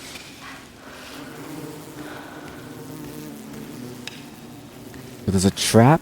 They laid out traps, but where? A message has been taped here. Hey man, came by to see you, but you weren't there. But we're heading down for good soon. I'm looking forward to what lies ahead, but scared too. I'll come back at dawn, the day after tomorrow. Please tell me what you've decided. I know you miss your bees, but it's close to life. Hiding in your cave and afraid someone will steal your honey. It's not healthy for you. Maybe it's time you learn to let go. Rhodey, I think, was the 2 people who... One of the 2 who was in that DLC thing, right? Was that them? Super Gentian honey. Ew. Ew. Oh, God. Oh, that's disgusting. Ew. Maybe that's why you prefer a front end, because you can at least touch CSS. I do agree. Yeah. I do agree that at least on the front end, you can play around with the way that things look, and you can actually build from that versus just having the emptiness. Honestly, that really really weird emptiness that you get from just working on things as a thing to be problem solved. It's very painful to come to terms with that as a whole that whole effort is extremely lifeless. Honestly, it's very lifeless. And what's sad is that, again, at the extents, there is interesting creative stuff that you can do, but because most problems don't really fall into that, it's sort of hard to get to that point where you get that type of creativity. And I think I'm starting to lean that way more, that it's not as creative as we wish it to be, and that maybe programmers as a whole sort of lie to themselves to say that it's like craftsmanship to give ourselves meaning. Because in truth, if it was like craftsmanship, how come it feels so dead and empty to just break something apart like that? It feels less like craftsmanship and more like recycling, but not recycling in the same way that an artist might choose to reuse something that's been there, or the same way that a chef might choose to use the stems of a strawberry. It feels more like the clinical cold definition of recycling, as if to churn it from one form into the next, kind of like alchemy, more like a science than it is an art. You know what I mean? So it's kind of sad to sort of see it like that, but I think that's sort of where my feelings are. Sorry, just give me a second. I have too much money. Fuck. Oh, woe is me. I have too much money here. Oh, woe is me. I have too many dollar bills in my pockets. I have too many funds. I'm not afraid of being poor in this world. Oh, woe is me.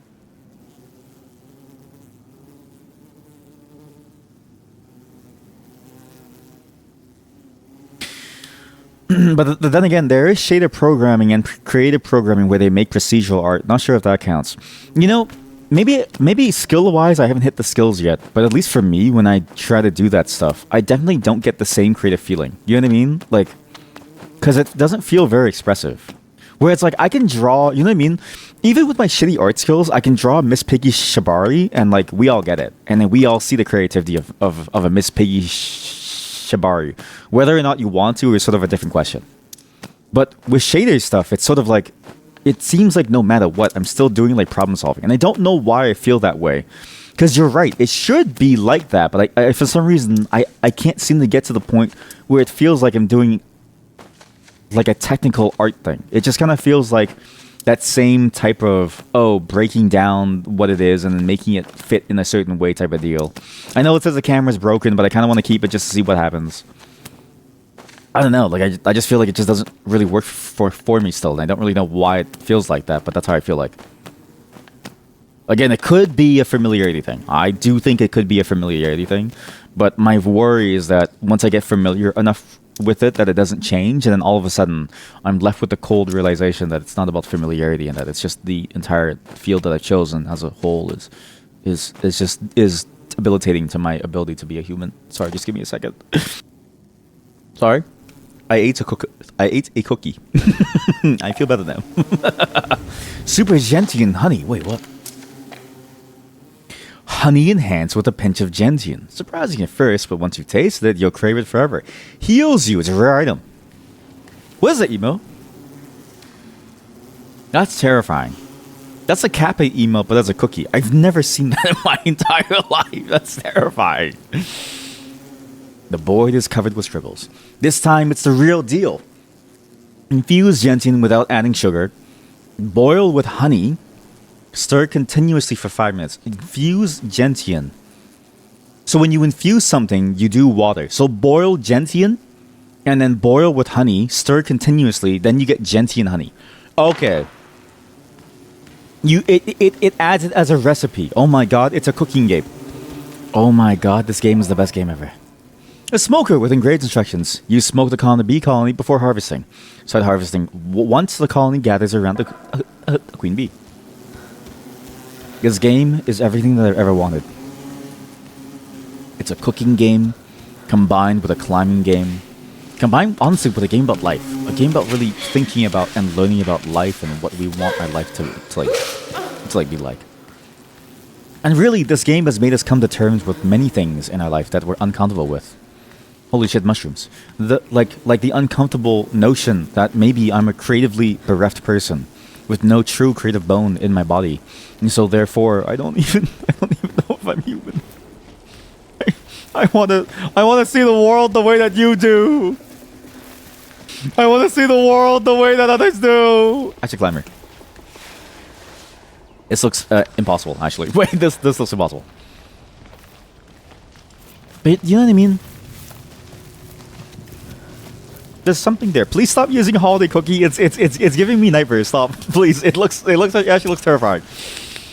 It's like a fucked up chat. I have an idea. Oh my god.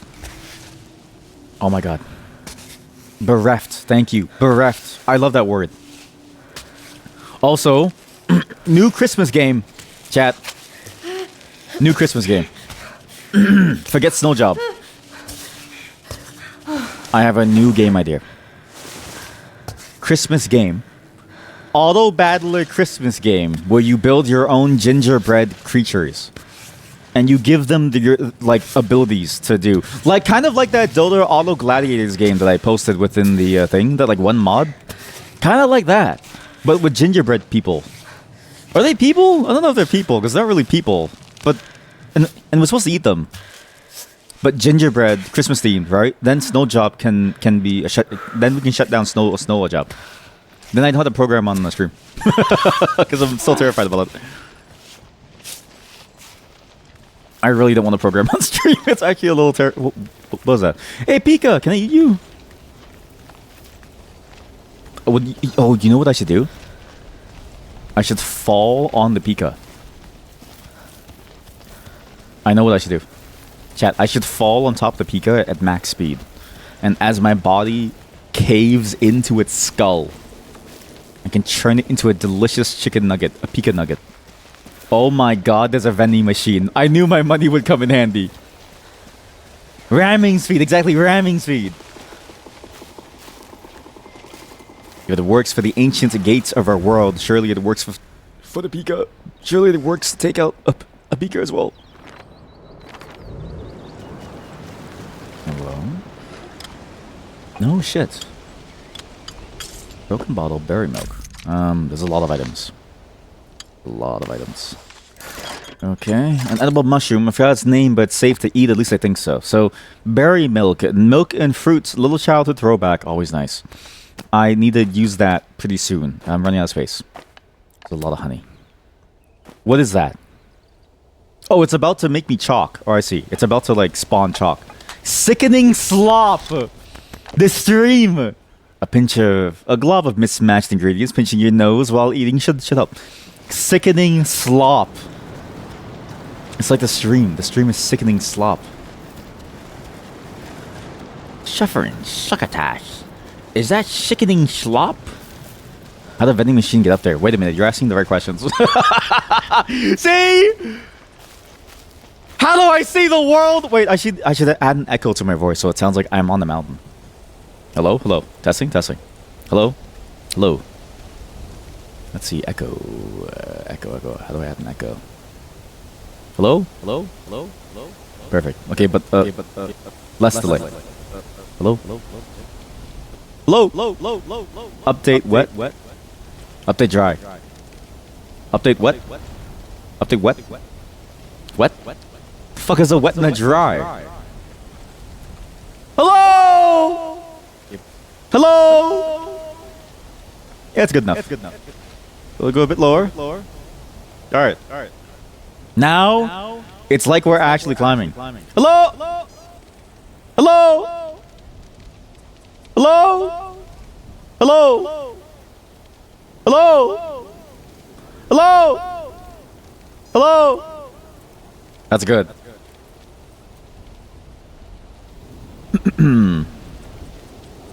I wish I could see the world like you do. You ask the question, why is there a vending machine up here? And I say, ooh, sickening slop! Suffering succotash! You're not even human!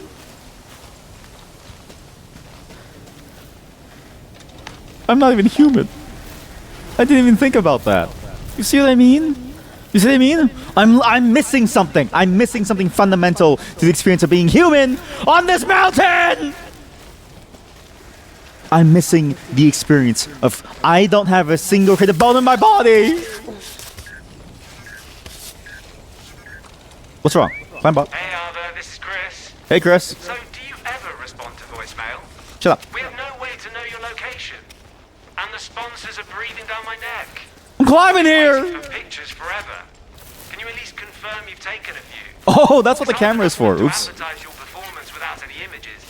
But if on top of that you're not giving any news, you know they'll start foaming at the mouth. Anyway, get back to me when you have a chance.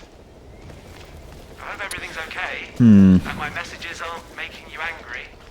No need to deny it, I'm starting to know you. I'm just trying to do a decent job, is all. Oh, you're gonna be so mad when you find out what I did to that camera. Yeah. Ava is giving quiet quitting. She is giving quiet quitting here. And really, if you think about it, right? If you're here, and the only thing standing between you and those photos is life and death, like, who gives a fuck about their photos? It's life and death. You're gonna die. You're gonna die, man. And you're dead. Oh shit, man. That's it, bro, dude. Buddy, pal. Aver, what the fuck are you doing? Aver, why are you like this? But yeah, I wish I could ask those questions. Like, I know it sounds weird to say, like, it almost sounds like a joke. What's the word? Facetious? But I wish I could say those questions of, like, why is the vending machine here? Night, you hope that I have a good stream. Good night as well, and thank you for showing up, Heb. Everyone, please go follow Heb. Everyone, please go follow Heb. I'm actually surprised that you stayed for so long, because I know that it's late. But you are. Have a good night, and thank you for showing up. Sweet dreams. Imagine yourself on a mountain. Imagine yourself on a mountain. No one else around you. Just you, the sky, and a can of Red Bull. Red Bull gives you wings! What does that sound like in the echo? Red Bull gives you wings. Zoom out. Red Bull gives you wings. Zoom in. Commercial done. Cut. Edit. Master. We're going in. Send it to HQ. Echo's off. Wait, it's off? This is actually testing. No, it's a very light echo. It's a very, very light echo. It's not meant to be a strong echo. It's meant to be just enough where you kind of hear it, but it's like meant to make you wonder if it's even real. You know what I mean? An echo that makes you wonder, is it even there? Yeah, it's very faint. Yeah, exactly. Faint. I'm gonna eat this. I can make the honey, so it's fine. That icon doesn't update until you move away. Wait, it doesn't even matter if it updates, actually. It's still full. My bag is still full. I have a compote. Okay, if this is broken, I think I can get rid of it. I should keep the camera, though, because I think I can fix the camera. I think the whole goal of that camera is to make you think that you could throw it away, but you should keep the camera, because I bet you it's like a secret. It's like saying, oh, you should keep the camera because you're going to go somewhere. It's faint. Okay, perfect. That's exactly it. That's what it's what I want. Is that like? Because again, climbing is it's in those moments of silence too, right? What? Chet, do you think that I'm a creative person? Just tell me the honest truth. Do you think if you asked me to join like a short story contest or I die, like Squid Game but for writers? I guess that's basically. I guess that's just how. I guess that's just how a writer lives, anyways. Actually, wait, no, chat. Think about this, chat. POV.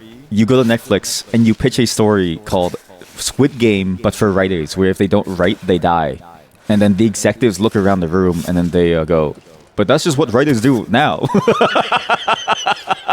Because that is what they do now. Like if you don't write, you just die because you don't have food. That's good. That is good. Okay, guys, they want my game concept. Okay, Squid Game, but writing. Where if you don't write, you just die, buddy. That's just real life. Yeah. Okay, I know that you're not being honest, and it's not my toxic trait. My toxic trait is not believing you. My toxic trait is knowing the truth. And I know that you're gaslighting me. Holy shit, that's nice. Look, it's like a chateau. It's like a beautiful chateau. How do I load plastic bag? Creative but lack focus? Could be. It could be creative but lack focus. But I think specifically I'm just not creative. I'm just not creative. I'm just not a creative person. So I know he says ready, but how do I know if I'm how do I take the chalk? That's where I started. No, that's my current bivouac. What's up there? What's up that thing? Surely there's items up there. Wait, let's go cook. Like even without focus, right? You ask the question of why is there a vending machine? That to me says something. I can't even ask that question because the question never enters my mind. And so it's like, that's why I think I'm broken. What's his name? The guy who played Pedro Pascal? Wait, no, he is Pedro Pascal. What's his name? The guy who played... Oh, sorry. Pedro Pascal played Pablo Escobar, but his name is Pedro Pascal. And one of the memes is he laughs and then he cries. That's me. I laugh and then I cry because I know that it's the truth. I just don't have it in me. When you look at a vending machine and you ask why is it there, I look at the vending machine and I go, oh. That's it. That's the entirety of what I say. Oh. Climbing in the rain. Your grip is weaker in wet weather. Climb cautiously or wait for better weather. What's that song about something in the rain? Walking in the rain or something? Climbing in the rain. That too. How do you train creativity into these specific forms of creativity? Like, for music, let's say, I can only really think of a cover. Like, it's I always say that I hate covers because, like, why would I want to listen to a cover? But at the same time, it's like, how the fuck do I make anything but a cover? Because it's like, I can only think of a cover. I'm not creative enough to make my own song.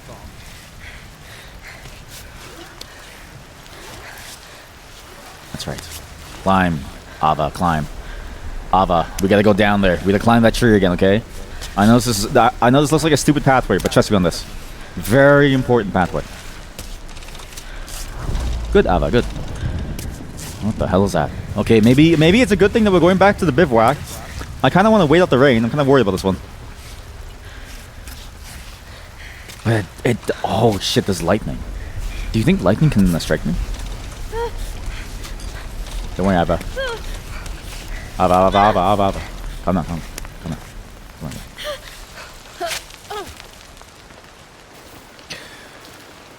Yeah, it's not even the... I don't even think it's the focus.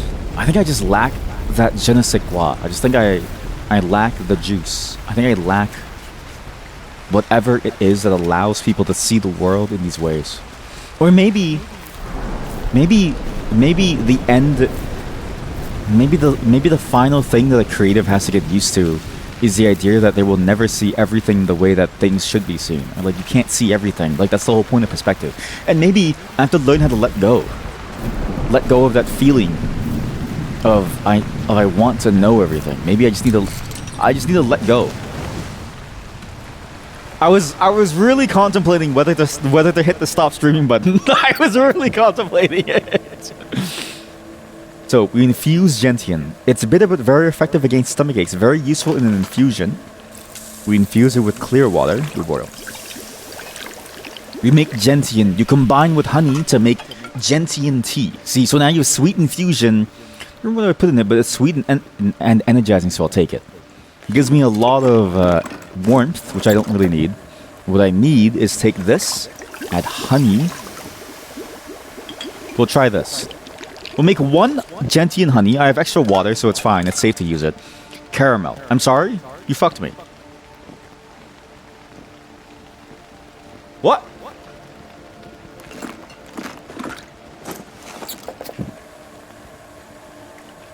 Where's my cookbook? Oi! Oi! Oi! Oi! Infuse gentian without adding sugar.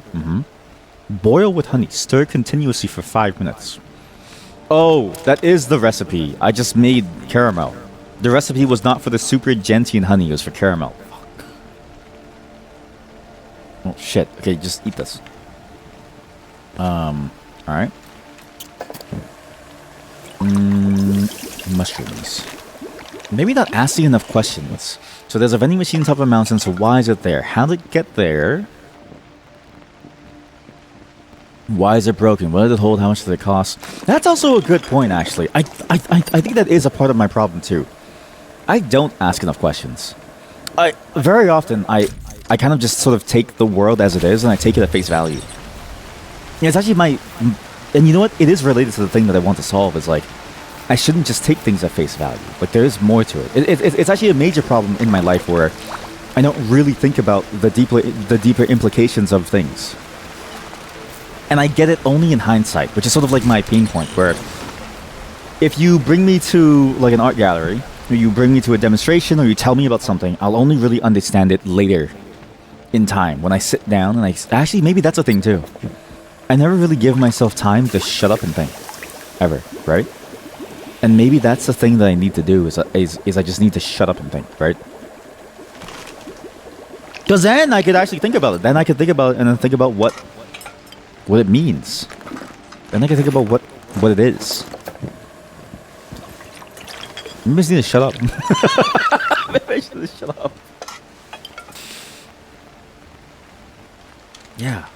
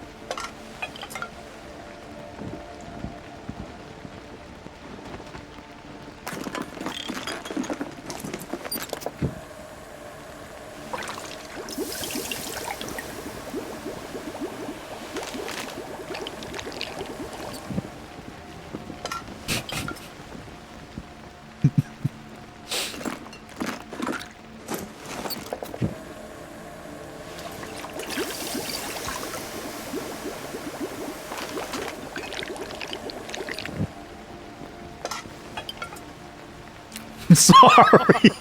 I just wanted to see how long I can keep it going. That's kind of what you meant with the focus.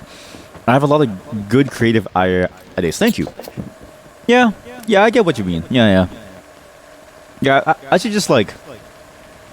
I should just like calm down more and just like shut up and just let it be, you know what I mean? I made the ultimate infusion.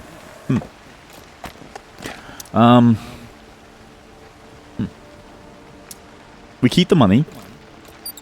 Do I dare risk losing my ultimate infusion by cooking it with something? I now have 3 different drinks. I think we just climb. Yeah, that's good. Let's go.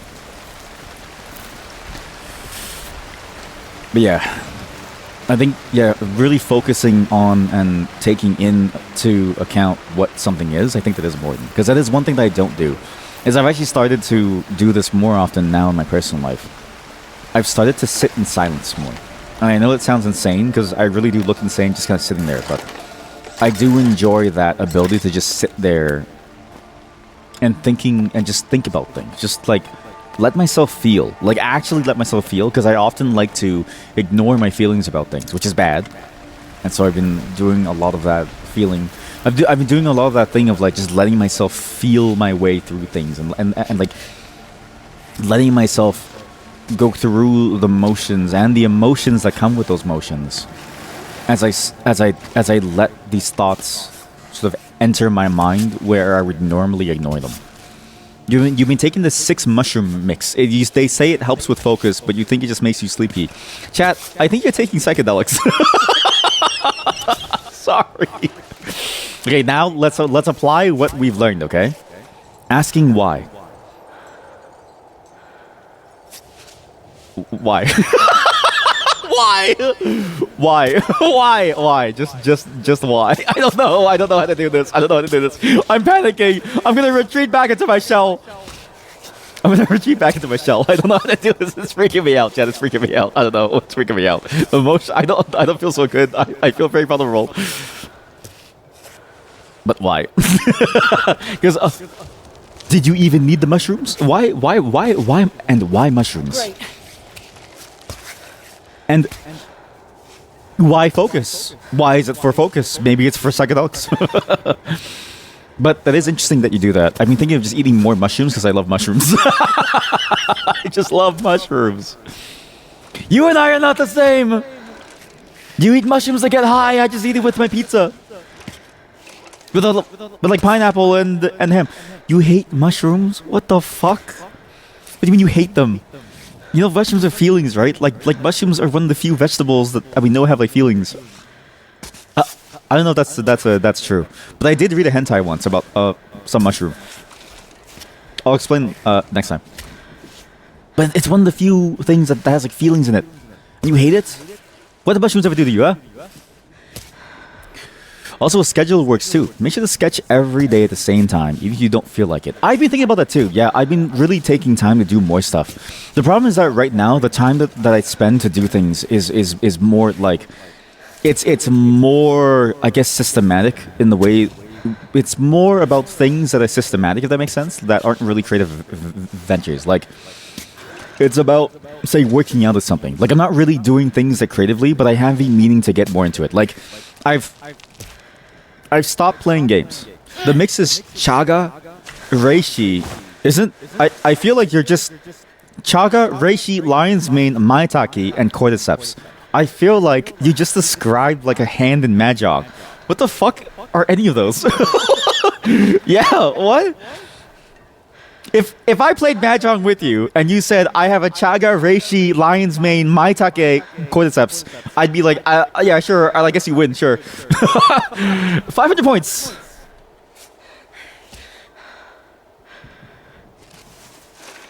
Also, isn't cordyceps like the family of a mushroom? What is a cordyceps if it's not a family of a mushroom, but it is a type of mushroom?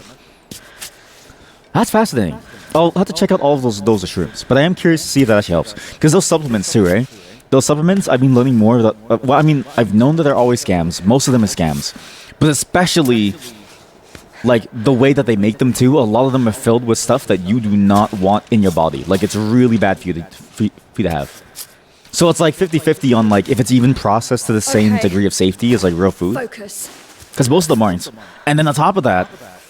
even if it is processed to the same degree as food, does it even have a tangible benefit to your life? Hard to say. A lot of the studies seem to say, no, it doesn't matter. Like, it's like, you really don't need, like, say, a vitamin D supplement, because you get most of it from just being alive and staying in the sun for 5 minutes. And you can overdose or something. Like, it's like, it seems like a much more complicated picture than just, like, take some mushrooms and then focus.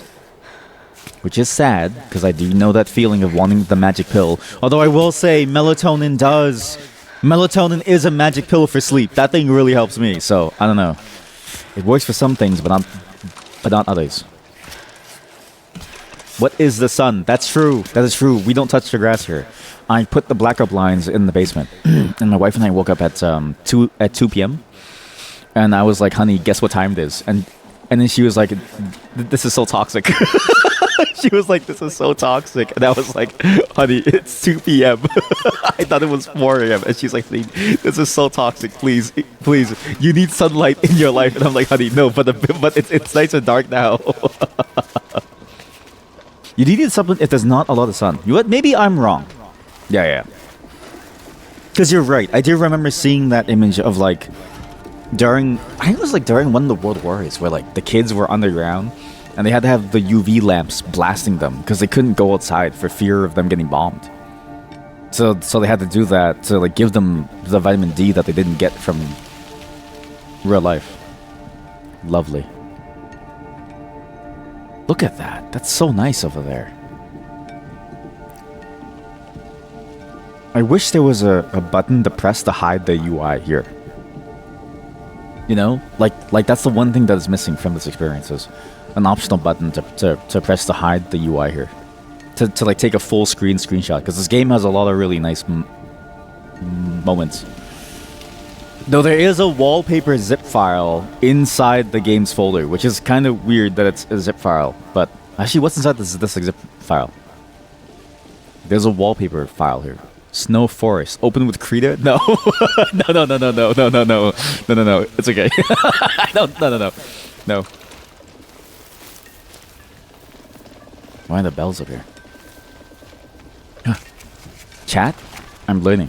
Did you hear me say that? Why are there bells up here? Did you hear me say that? Why are there bells? Who put these bells here? Why are they here? You've also always felt similarly. Oh shit, this is... Okay, there's at least 6 sentences. This is someone pouring their heart out. This is a chat member pouring their heart out. We have to read it with the level of real earnesty that it has, okay? I've also... Settings. Turn off the echo. Turn off the echo. Turn on sad music. Very sad music. Thank you for using my shit emo. Thank you. Wrong look up. Turn on very sad music here.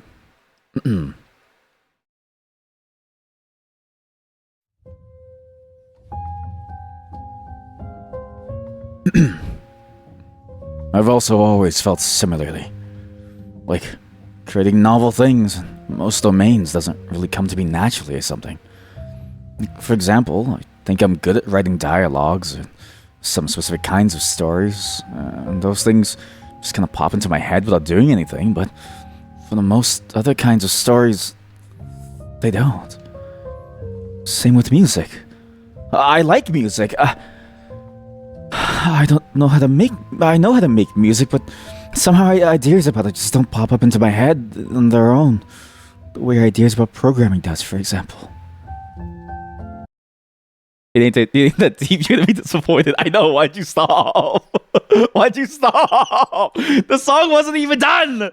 Why'd you stop? It was too, like there wasn't enough. There wasn't enough. Why didn't you write more? What the fuck is wrong with you?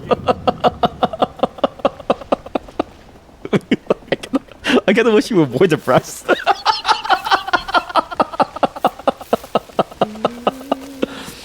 All good art. She's humming.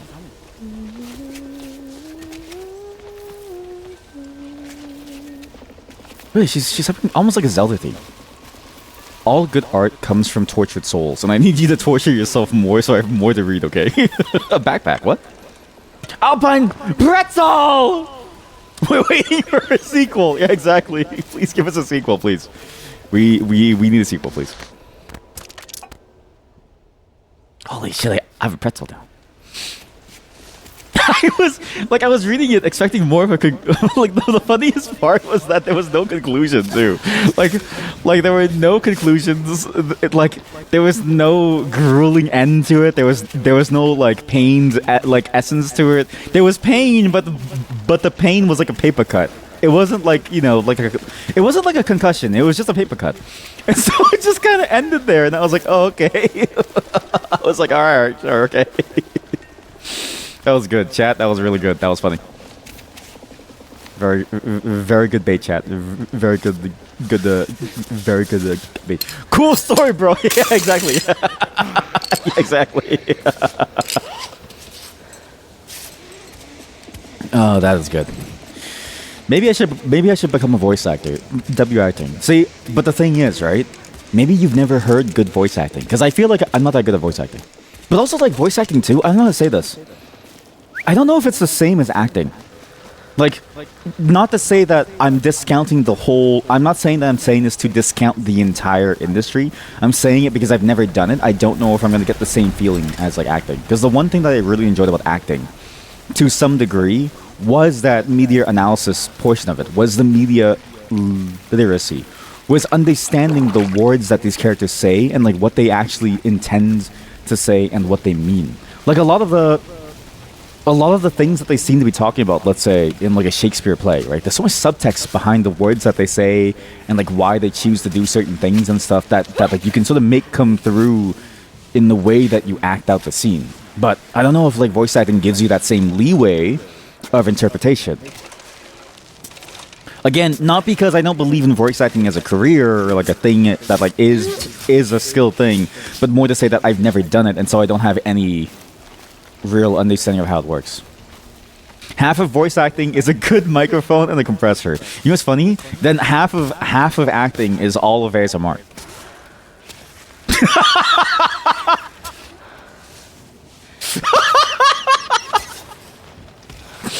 Half of acting is all of ASMR.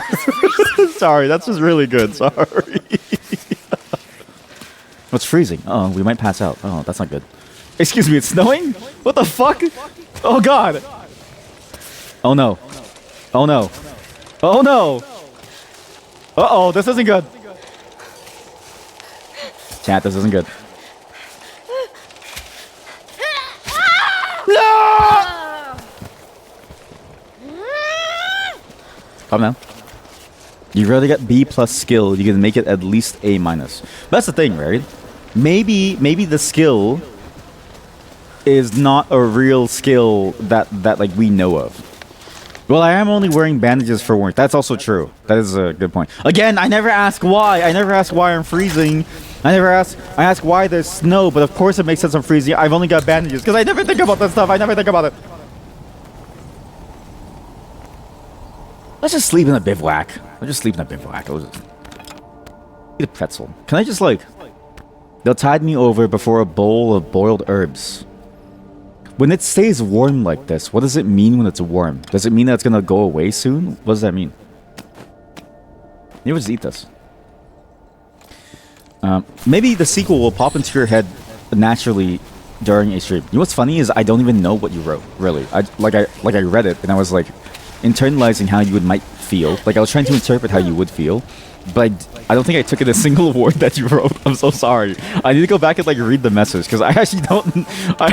If you ask me like what you wrote, I'm gonna be honest with you. I don't know. I don't even. That's the one thing that I'm really bad at. Is I'm really bad at reading and understanding at the same time. I know that's basically the entire point of reading, but when I'm reading and trying to figure out what like how to say it too, I do get lost in the whole like how do I say this, and then I sort of lose the point of the meaning of it.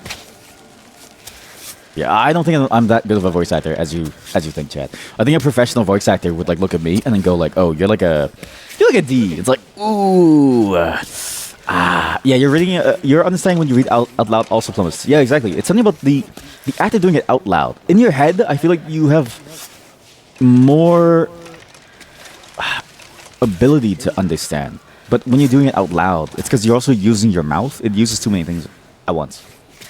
Like, our brains can only fundamentally handle maybe like a handful of things at once, right? That's why climbing in this game is so nice, because I can just climb and talk, because I'm not really thinking much. I'm not really thinking much, except for, like, what like, food to make. So what did you write? So, you've also always felt similarly. Like, creating a novel, things in most domains... What? Creating a... Sorry.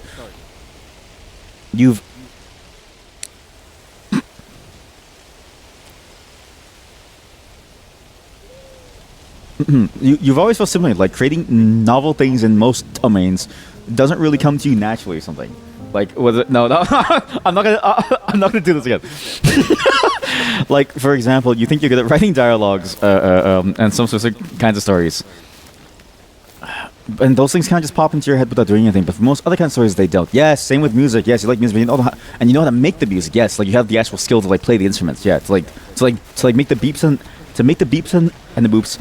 But the ideas about music don't just pop into your head in the same way that ideas about programming does. Yes, exactly. Because that's it. That's exactly the feeling I have. Yeah. Although I will say, for me, the music stuff, it only really pops into my head when I'm about to fall asleep or when I'm by myself. I don't know how to say this. When I fall asleep, when I hear a song that I really want to listen to in my head, it gets louder and louder until I can only hear that song. And then when I'm doing stuff and I'm just sort of like standing there doing nothing, I'm just inundated with sound. It's actually really annoying. It's why I'm always listening to something, because it helps me get out of my head. I have a problem where every time I spend any waking moment just by myself, it is like a consistent soundtrack that keeps playing in my head, and it's like a different song every single time, and it just doesn't stop. It actually pisses me off. And if I go to my phone and I go to voice memos, this is just on this phone. I have 146 voice memos of songs. Each one is over a minute long with different variations. Every single one. And they're all completely different songs as far as I'm aware of, because like that's after me trimming it. That's called tinnitus. It could be. Wait, it could be. Streamer, that's just tinnitus. And then it's just, if you listen to the voice memo, all you hear is me just like going, yeah. Wait, that's actually really good. Guy who, person who doesn't know that they're suffering from tinnitus, believing that they're hearing the music inside of their like head, and so they record it on their phone, but then all you hear is them going, because it's just tinnitus. It's really good actually.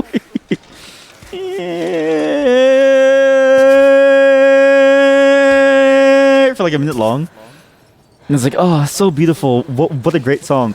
You're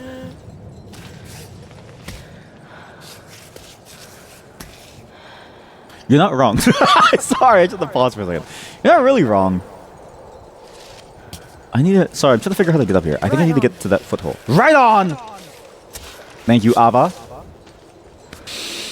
You have no idea about the industry. Maybe they would spit on my voice. I think so. I think they would spit on my voice heavily. And I don't mind if they spit on my voice, because that's kind of hot. But also, like, I kind of wish, like, I kind of want to have a day with a voice actor. Just ask them, like, okay, like, how would you rate this? Like, what would you do differently? Basically, like, I would want to get coaching for it, just to see if it would even be possible to, like, what exactly is it? Because the thing, right? And again, I always say this. I like this channel because this channel gives me a reason to try things in life that I normally would never try. That I think is sort of the fun part of the stream, because as I try things, I get to see whether or not my assumptions of it are actually true. Because the thing about life in general is that I live my life with so many assumptions that if I just move on from the assumptions and I actually try to give it a go, maybe the reality will be so different that I'll almost be disappointed in myself, if that makes sense. But like, not disappointed, but like at least more aware of the fact that what I'm doing is like more cosplay than it is actual, costume design, if that makes sense. Which I guess is also very denigrating to people who do cosplay, because it is pretty much hardcore costume design. But it's sort of the way that like an amateur does things. It's like I would want to know where I fit on that scale of amateur to professional, to truly understand what it is, because then I think understanding that and then also understanding what makes it professional, I think that is the way to go to really appreciate something, is to really, really try it out and just to see what it is. You know what I mean, Jet? Don't panic. Don't panic. Go over here. Oh, thank God. Whoa. Whew. Actually, yes. Okay, actually, yes. Somehow after doing a lot of solfeggio... What?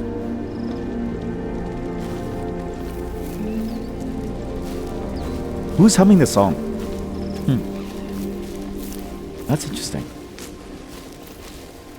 there's something curious about this game that I'm starting to realize. Every time we've gone higher, she started to hum a song when we were on top of that spot, when we were on that picture spot, or the spot with the bells, right? Where the old backpack was. She started to hum a song. And every time we climb higher, there's more of a song being hummed to us. But by who? What song is it? What is it for? All of this. What's going on here? And I wonder if we're connected to the person who's on this mountain. Maybe this isn't really a challenge so much as it is a journey of understanding what happened to somebody and like what's happening to us. You know what I mean? Oh my god, there's eggs! So after doing solfeggio, what is solfeggio? Somehow you also started getting random tunes in your head before falling asleep. Is solfeggio drugs? You don't really like them. But you don't really like them. That's funny. Sorry, that's funny. Yeah, so like now I'm starting to hear the songs in my head, but like I don't like the songs that I'm making. Holy shit, that would be awful. I would feel so depressed if like finally I could hear the songs in my head, but they're all shit. Yeah, like now I hear music in my head and I'm starting to get ideas for songs, but like now the problem is that all the songs are shit, so I don't really know what to do.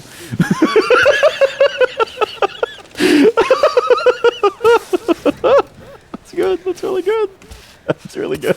Chat, that's really good. Yeah, I'm hearing the songs in my head, but all really shit, and I'm not sure if I want to like put this out publicly. I don't really know if I want to upload these to my SoundCloud, bro. It's always drugs. It's ear training. What do you mean ear training? Like, wait, isn't that just you listening to my stream? Okay, tell me what note this is.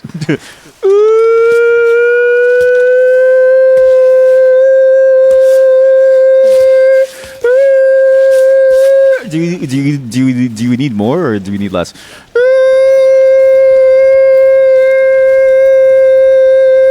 Okay, now imagine it's like your dog looked up. I'm sorry.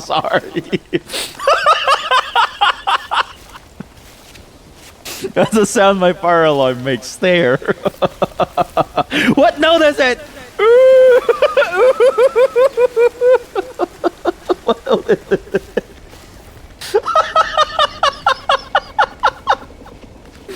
Oh god. Oh, my sides. Holy shit. God. God. Oh man. So they shut this guy up. What note is it?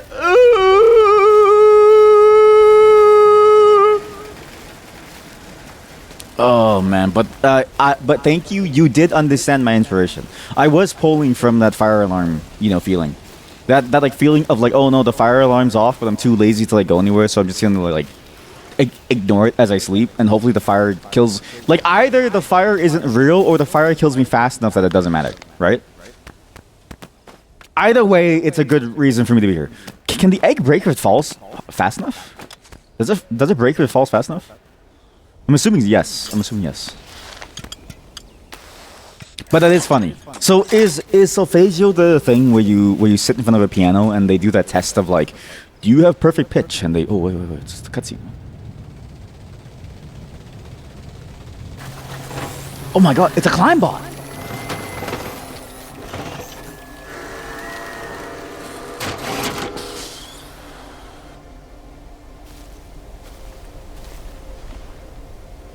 Oh, look at you.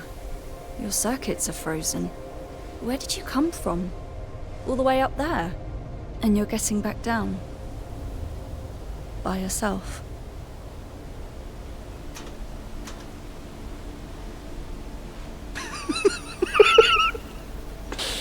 Sorry.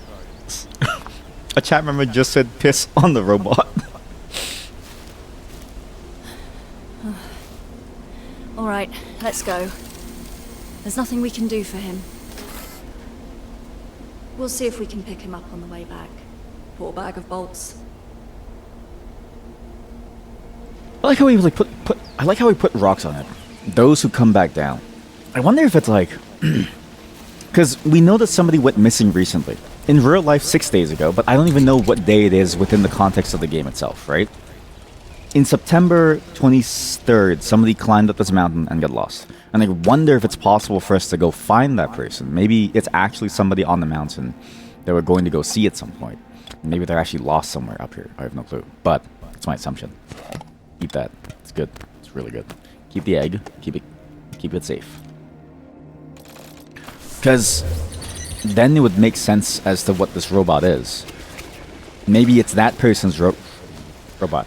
Or maybe it's not as deep as I think it is, but I don't think it is. I don't think it isn't that deep because I think that this game is full of artistic quality and integrity, and I think that of the people who could make it that deep, the people who made this game absolutely could. That they made a beautiful, mechanically intelligent and beautiful game, while also making a beautiful game with a beautiful story too. I think they absolutely would have made it mean something, and it should mean something because you know of that. You know what I mean?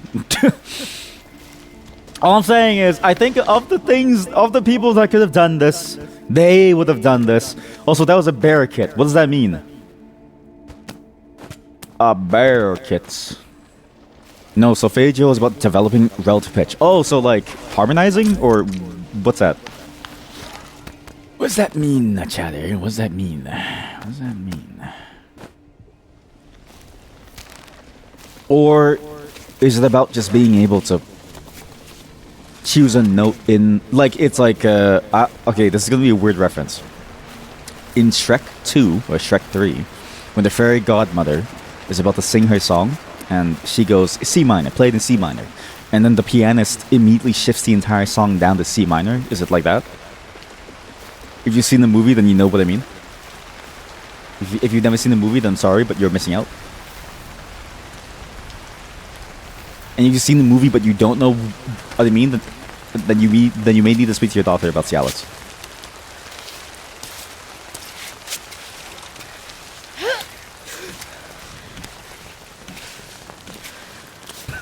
Please stand up. Please stand up. You're like on the. Please stand up, please. The robot came from over here. And there was a bear thing, like there was a bear warning sign. Maybe someone's body is up here.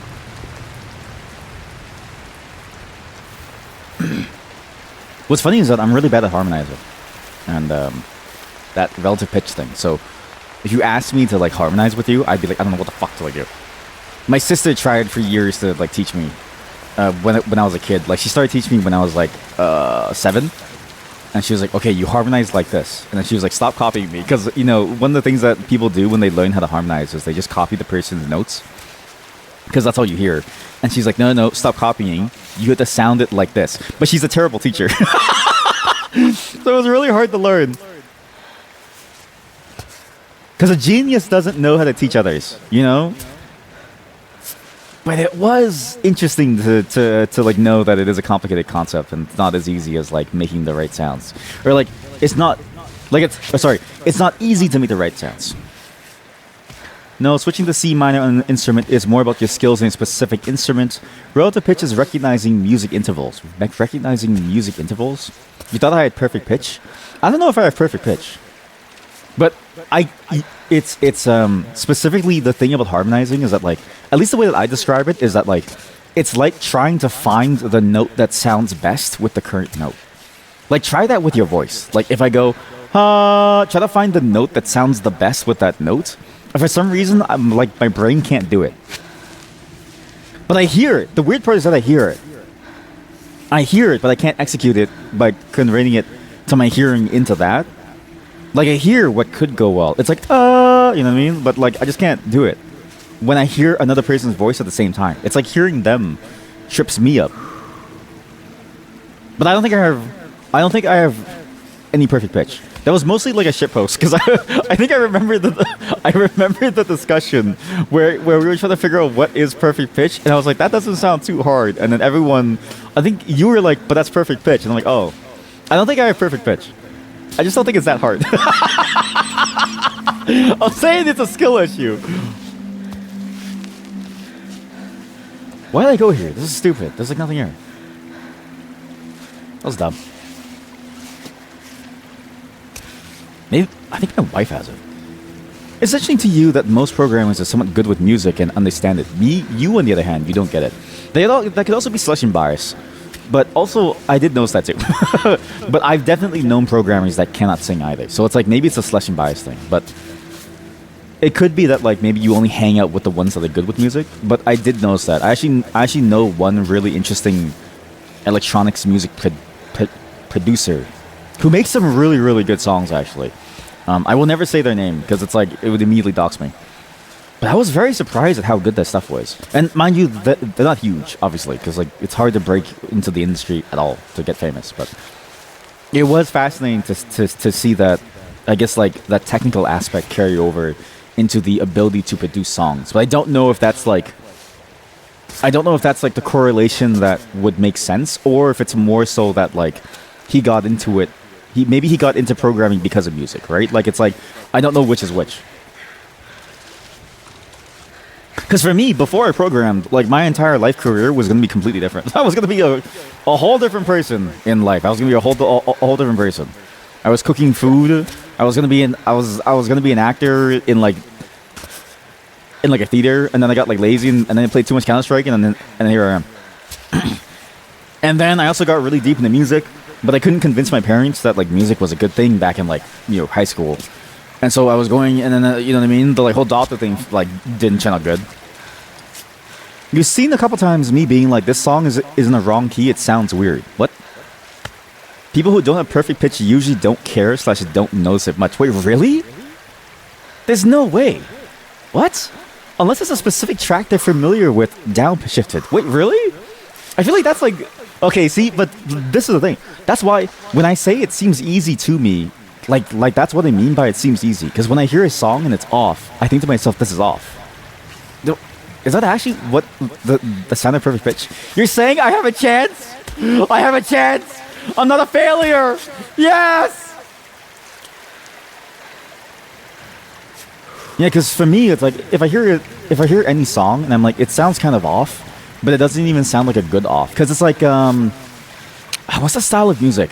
There's a great channel that talks about different styles of music. He's an Iranian musician whose mother is like a professor of Iranian music in America, and he actually does recreations.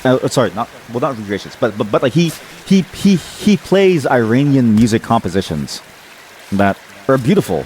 And one of the things that's interesting about the music style is that it uses notes that within Western music apparently aren't that used because of like the way that it is. Like it's like the notes that he uses feel like those like minor notes that are kind of like, at least within the Western music sense, are very off. But for him and sort of for that style of music, it was completely normal. And I was like, yeah, that's how I feel too. Because I was like, that's what I feel like in the terms of like, when you hear it, it makes total sense. Even if it sounds like a note that would be off, and then it's like, oh, it just kind of like works. Oh shit. No grip at all. I know there's no grip. I'm trying my best here. Just keep climbing. Okay, get some chalk on there. Good. Okay, don't fall. Please don't fall. We gotta go fast, okay? We gotta go fast.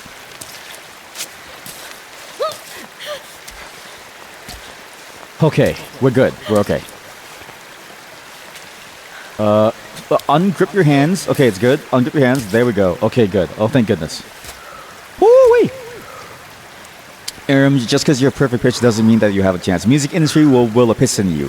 Just like the voice industry pisses on your voice. So true, though. In fact, they'll steal your house and sue you. I can see that you speak from experience. Because you are interesting in that you have songs that you've made, specifically this chatter. And you even showed us the like Hawk song. Like, I thought that song was really funny. So you actually might even have experience with the industry. I'm curious if you're saying it from experience of having to deal with the industry and like trying to break in. Because you showed us like Hawk song, where it like had like where I think the bass drop, it like went like cock, you know what I mean? Like penis or something like that. So I'm curious if you know based on that. But I do agree, yeah, like music industry, even if you have the skills, because like, what's that saying? It's like, Sony didn't like your cock song, so you quit. Yeah, exactly. But like it's that saying of like you can go to any random bar in any random place and you'll find a better singer than most singers on air today, but they just don't have what it takes to make it in the industry. Because the industry is a whole different beast. And I feel that because that was my sister. My sister, bless her heart, she's an amazing singer. She's genuinely, she blows the water out of most every singer I've ever heard. Except for like, the like greats like Mariah Carey and like stuff like that, right? Like, except for them, and even then, she's like really close to where they are. If only she had more time to like hone her craft. She had like a very unfortunate start in the industry because family stuff that forced her to basically give up on her dreams. But it really goes to show that like there's a lot of circumstances that have to go right for you to make it within music. And even then, it's like there's no guarantee that anybody would have found her. Like zero. So, but it's one of those curses of at least for her, it was more of a curse of like the curse of being a woman in a family, where it's like the major curse of being a woman in the family is that you are effectively the second caretaker. So, which sucks. Let me move my hands here. Okay, good. Okay, we can climb up here. Actually, I think we can climb up this. Never give up. Unless it's Sony, then just give up. We don't want to hear your song. But I like the cock song. The cock song was funny. Never give up. Foot here. This foot here. See, this is the manual control. Feels very nice, chat. Very good. Yeah, it is sad to see and so fascinating to see that like it's a very common story of like, oh, someone tries to enter the industry and they get basically blown the fuck out by, whatever the forces that are at play with the industry as a whole. Whatever those forces are, I don't really know what they're called, but it is definitely painful to sort of see because it's like, again, there's a lot of people out there with the skills that could absolutely make it. Or even like, think about like, I know this is a weird thing to say, but I got really deep into K-pop Demon Hunter because I think the song is impressive. Very, very good. What am I doing? Why did I do that? Why did I do that? That's so stupid. Why did I do that? I thought my hand was in the hole. Man. Look, I'm so close to the hole. Oh, man.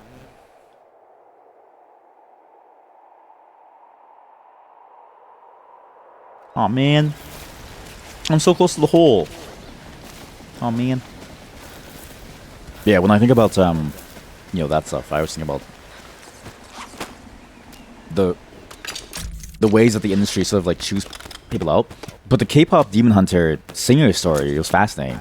How she started out as a K-pop trainee, and the industry didn't want her, because, the industry is about a certain look and a certain feel. You can't just go into the industry and expect to succeed if you don't look like the stereotypical sort of like K-pop person. And she got thrown out. She got thrown out because it was done. She had no career left. Then she goes on to write a song for this thing, and she sings it beautifully, and it's great. It's a beautiful song, and it works. The song, the Golden Song. It's a wonderful song, and it's absolutely beautiful. And all it took was just somebody believing in her. To just give her the shot there, because then she found the pathway of being a songwriter for songs and other things that like need songs. And for people and for like industries, she found her way there. I think about how many people like her would have been passed over because the industry is sort of aiming for more of that whole package of like the star and not just the voice. You know what I mean? Or like not just the looks, or like not just the this and that. Though it is weird because it's like in acting, let's say, acting feels different where it's like, I'm gonna say this, Willem Dafoe, that guy's fucked up. I love Willem Dafoe, but like holy fuck, that guy's fucked up, man. That guy looks fucked up. But he's a famous actor. Everyone loves Willem Dafoe. And I get it, because he's really good. But it's like, dude, like, how the fuck did that guy pass? I'm not saying this to be mean. I'm just saying that's why he plays odd characters. True, that's true. He is typecasted. He is typecasted. And it, yes, exactly. Only works with ugly guys and not the girls. Yes. If you're a woman and you're not exceedingly pretty, it's like the industry seems to spit you out. Like chewed gum. Like a chewed bubble gum. And you're just out forever. It sucks. Like, what's that one lady? She was on Britain's Got Talent. Really ugly. I say this as a fellow ugly person. She was really ugly, because I'm also ugly, okay? I'm saying this in to commiserate with my fellow ugly person. But also, like, just not even ugly. She's like a normal looking person, unlike me.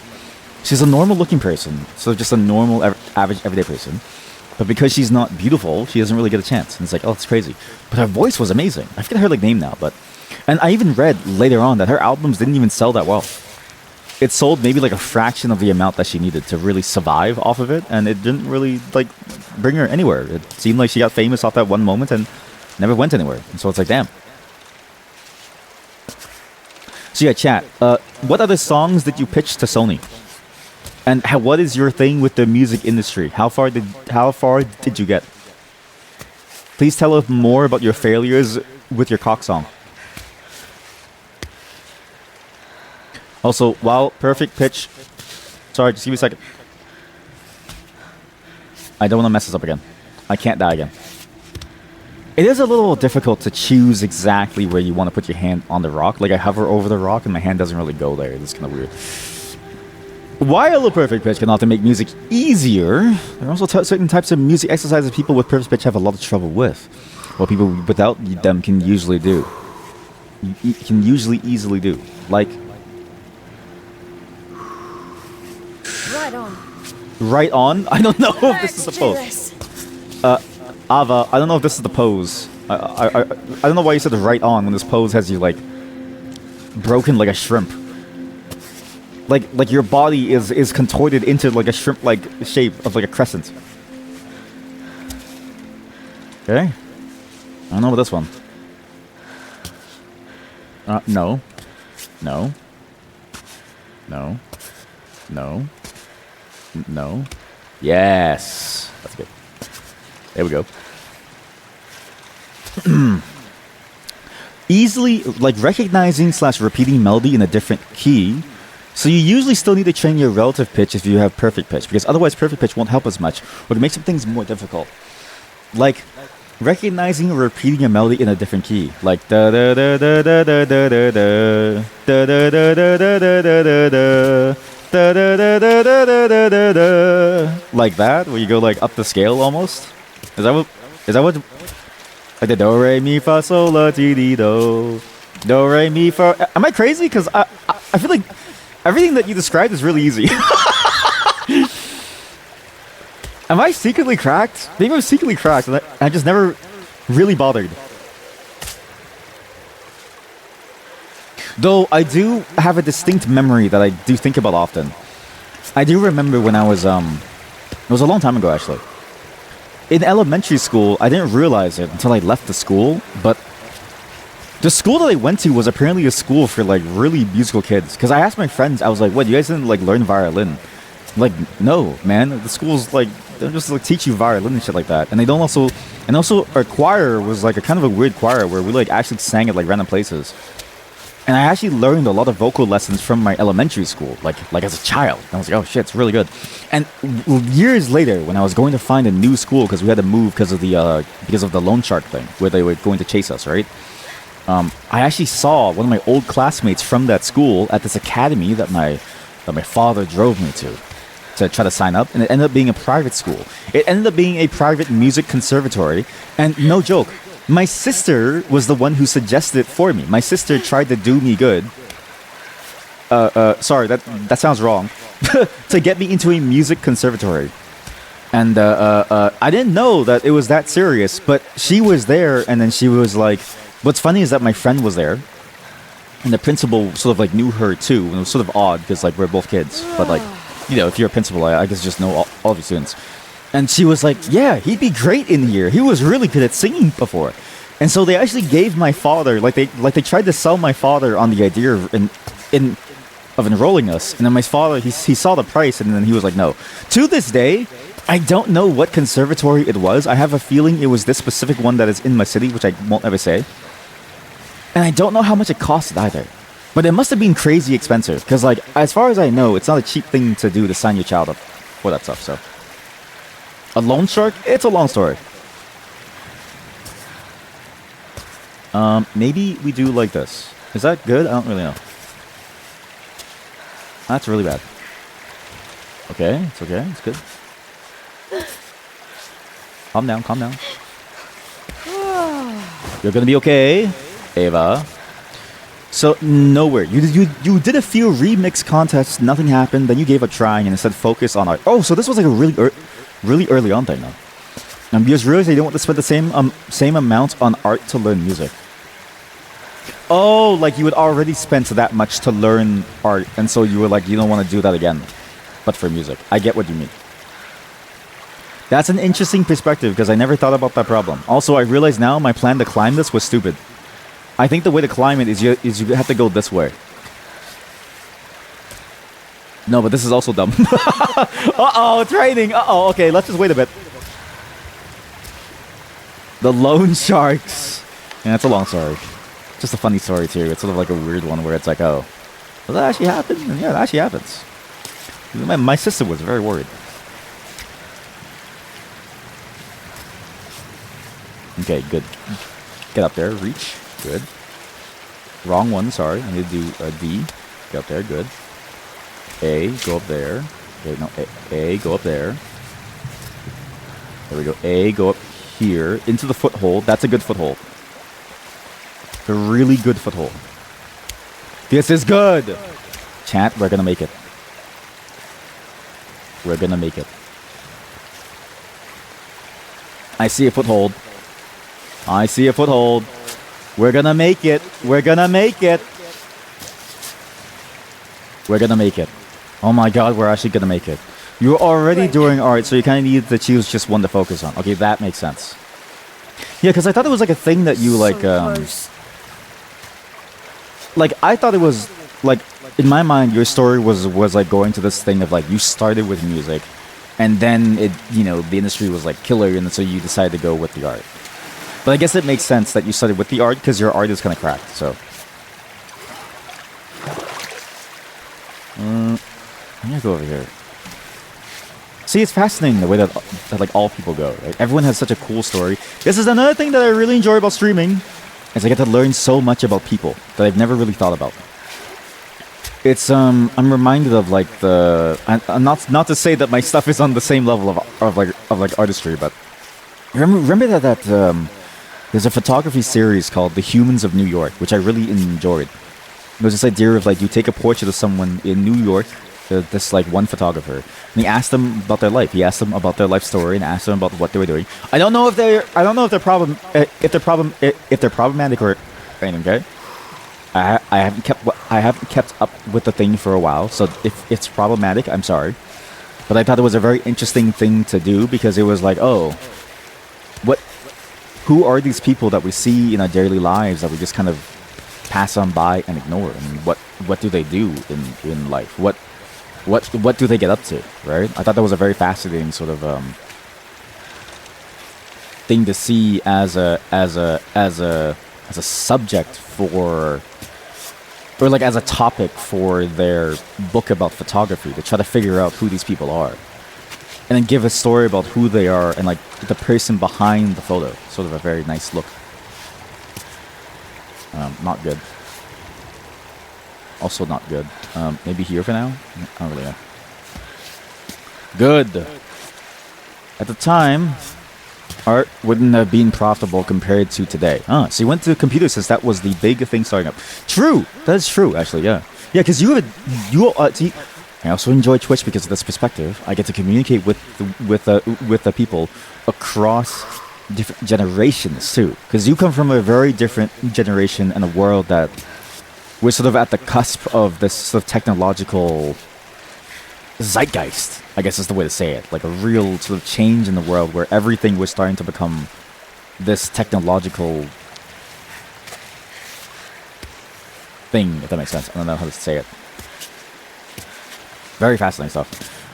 So you went into computers since that was the big thing starting up. Now you feel like, oh, it's worth it, but way too hard to get into now. It still isn't worth it. No, don't do it. It's not worth it. Don't do it. Don't sacrifice your life, says the artist. No, don't do it. You know what's crazy? So what's funny, again, is that none of you are not accomplished. Every single one of you is incredibly highly accomplished in your respective fields, okay?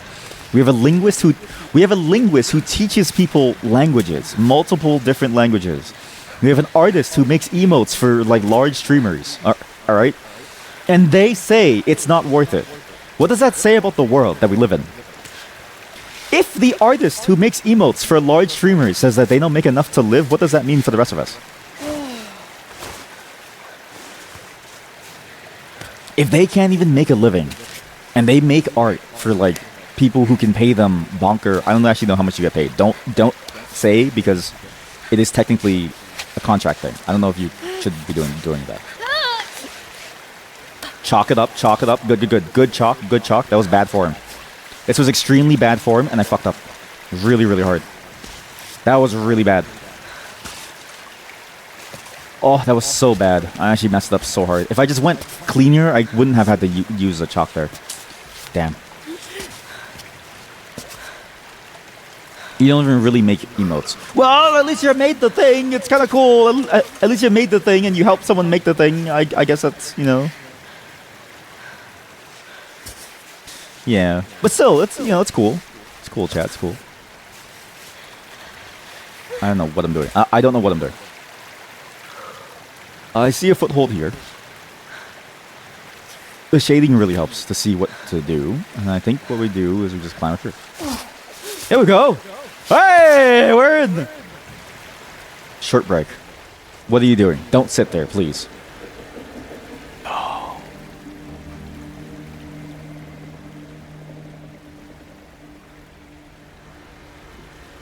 Oh, that's so nice. Again, if this game had the ability to hide the UI, because look at that. Look at the sky. Look at how painterly it is.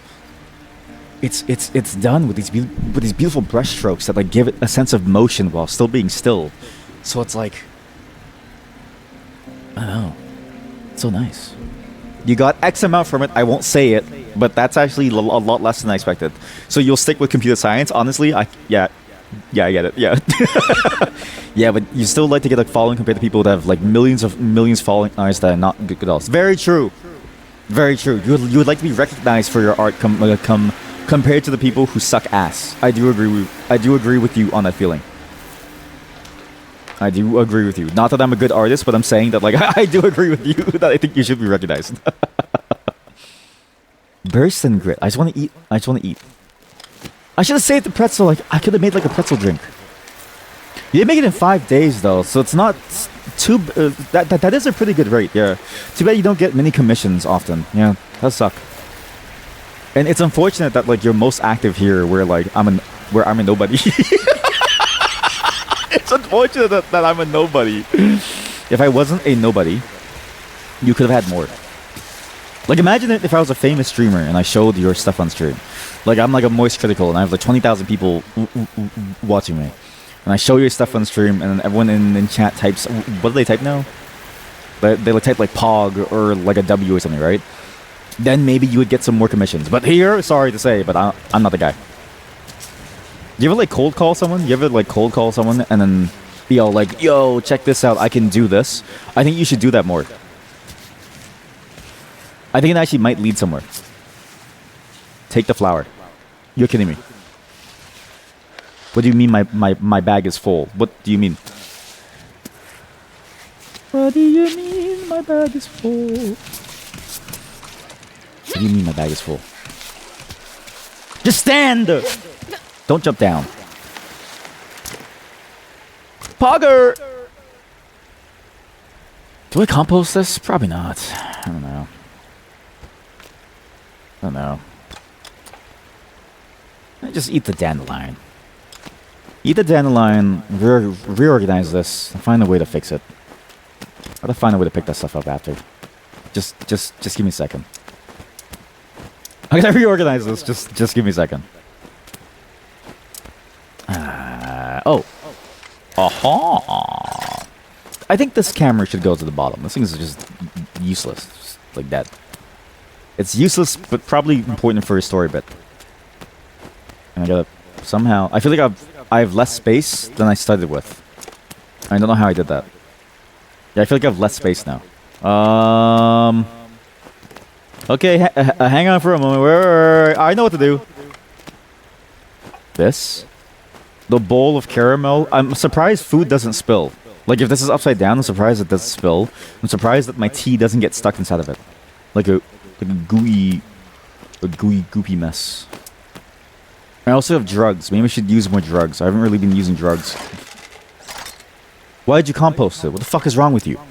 I didn't even press. Did I press the button? I think I pressed the button, but I have very sensitive keyboard keys. I just recycled my painkillers. I didn't mean to. Fuck. My painkillers. So this is thistle. It's this large.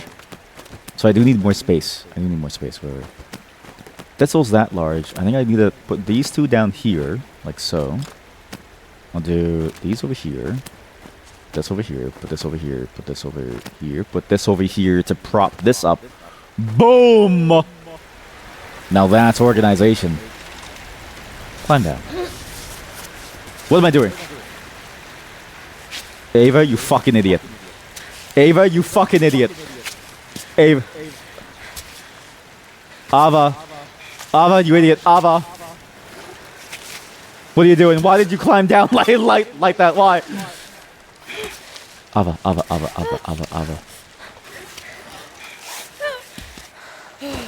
Calm down. Okay. Not there. Okay. Back into the cave, everyone. Back into the cave. We're going to the cave. What's inside this beautiful cave over here? Yeah, maybe you should just try cold calling people. Just like going. Maybe you should be one of those like bots that like goes into a channel and says, "Hey, do you need emotes?" It's probably your only way to like make it happen. Avocado. Wait, that's a good nickname. I bet Naomi calls her Avocado, and then she's like, "I want to. Hey, Avocado, I would love to spread you." You know what I mean? And she's like, "Hey, Avocado, I'd love to spread you." Huh. Wait a minute. Reminds me of Capsule on our couch. Chat, this is a bear den. Do bears live in caves like this? Oh my god. I know what happened. Do you know what happened? I think the person who was here died because I think the bear ate them.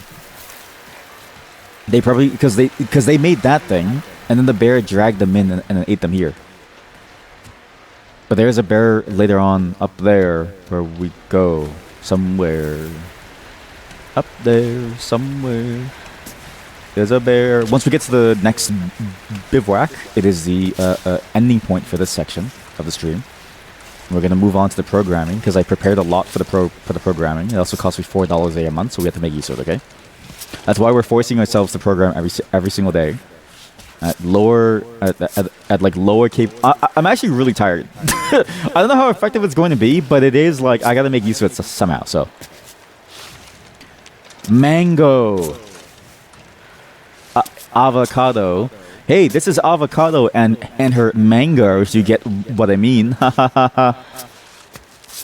What's like a fruit for Naomi? What's a fruit for Naomi? Nettle. I don't know. Naomelette. Like an omelet? Naomelette. Hey, this is my girlfriend, Naomelette. And my name is Ava. And my name is Avocado. Yes. And then my girlfriend is named Naomelette. Cracked a couple of eggs to get her. You know what I mean? No? This isn't looking good. This isn't looking good. Whew, take a breather. Oh, I want to hold space. I just tap it. Okay, I get it now. Okay, yeah, I get it. This is bad. Really bad.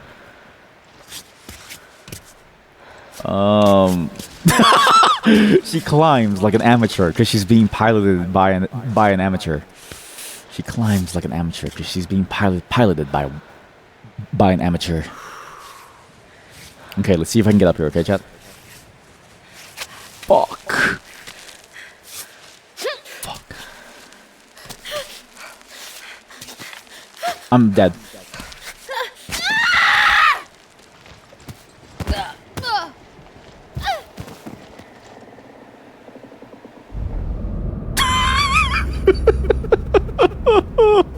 I had to restart that whole climb again. I'm gonna go up again. Okay, that's it for this game. No, but we're gonna come back to this game. This game is everything that I ever hoped for from this game.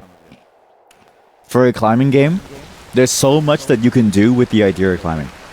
Even just the ability to sit with your own thoughts and think about things as you go up. It's got a low-grade level of thinking that you have to do. It's mostly about execution, so it gives you a lot of room to just mull and stir within your mind. To go on a very long walk into the confines of your very own person, your very own being. And I think the game is beautiful for that, because no other genre of game can give you a feeling like that, other than a climbing game.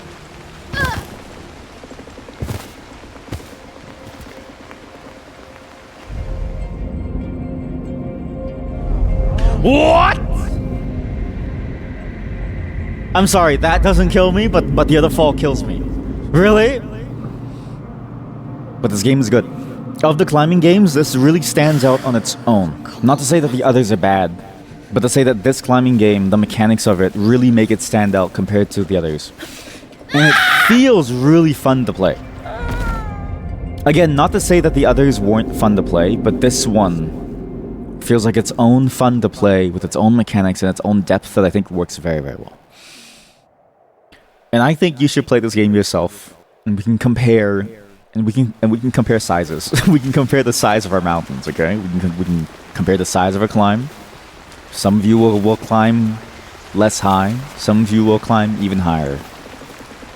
But at least then we know who's the better climber. Who's got the larger who's got the larger climb? No! Uh-oh. I have a guard. Oh, I see. If I drink the guard thing, I can't die. Let's test it out. Oh! But that's it for this. We're going to move on now, chat. As soon as I can find the button to leave.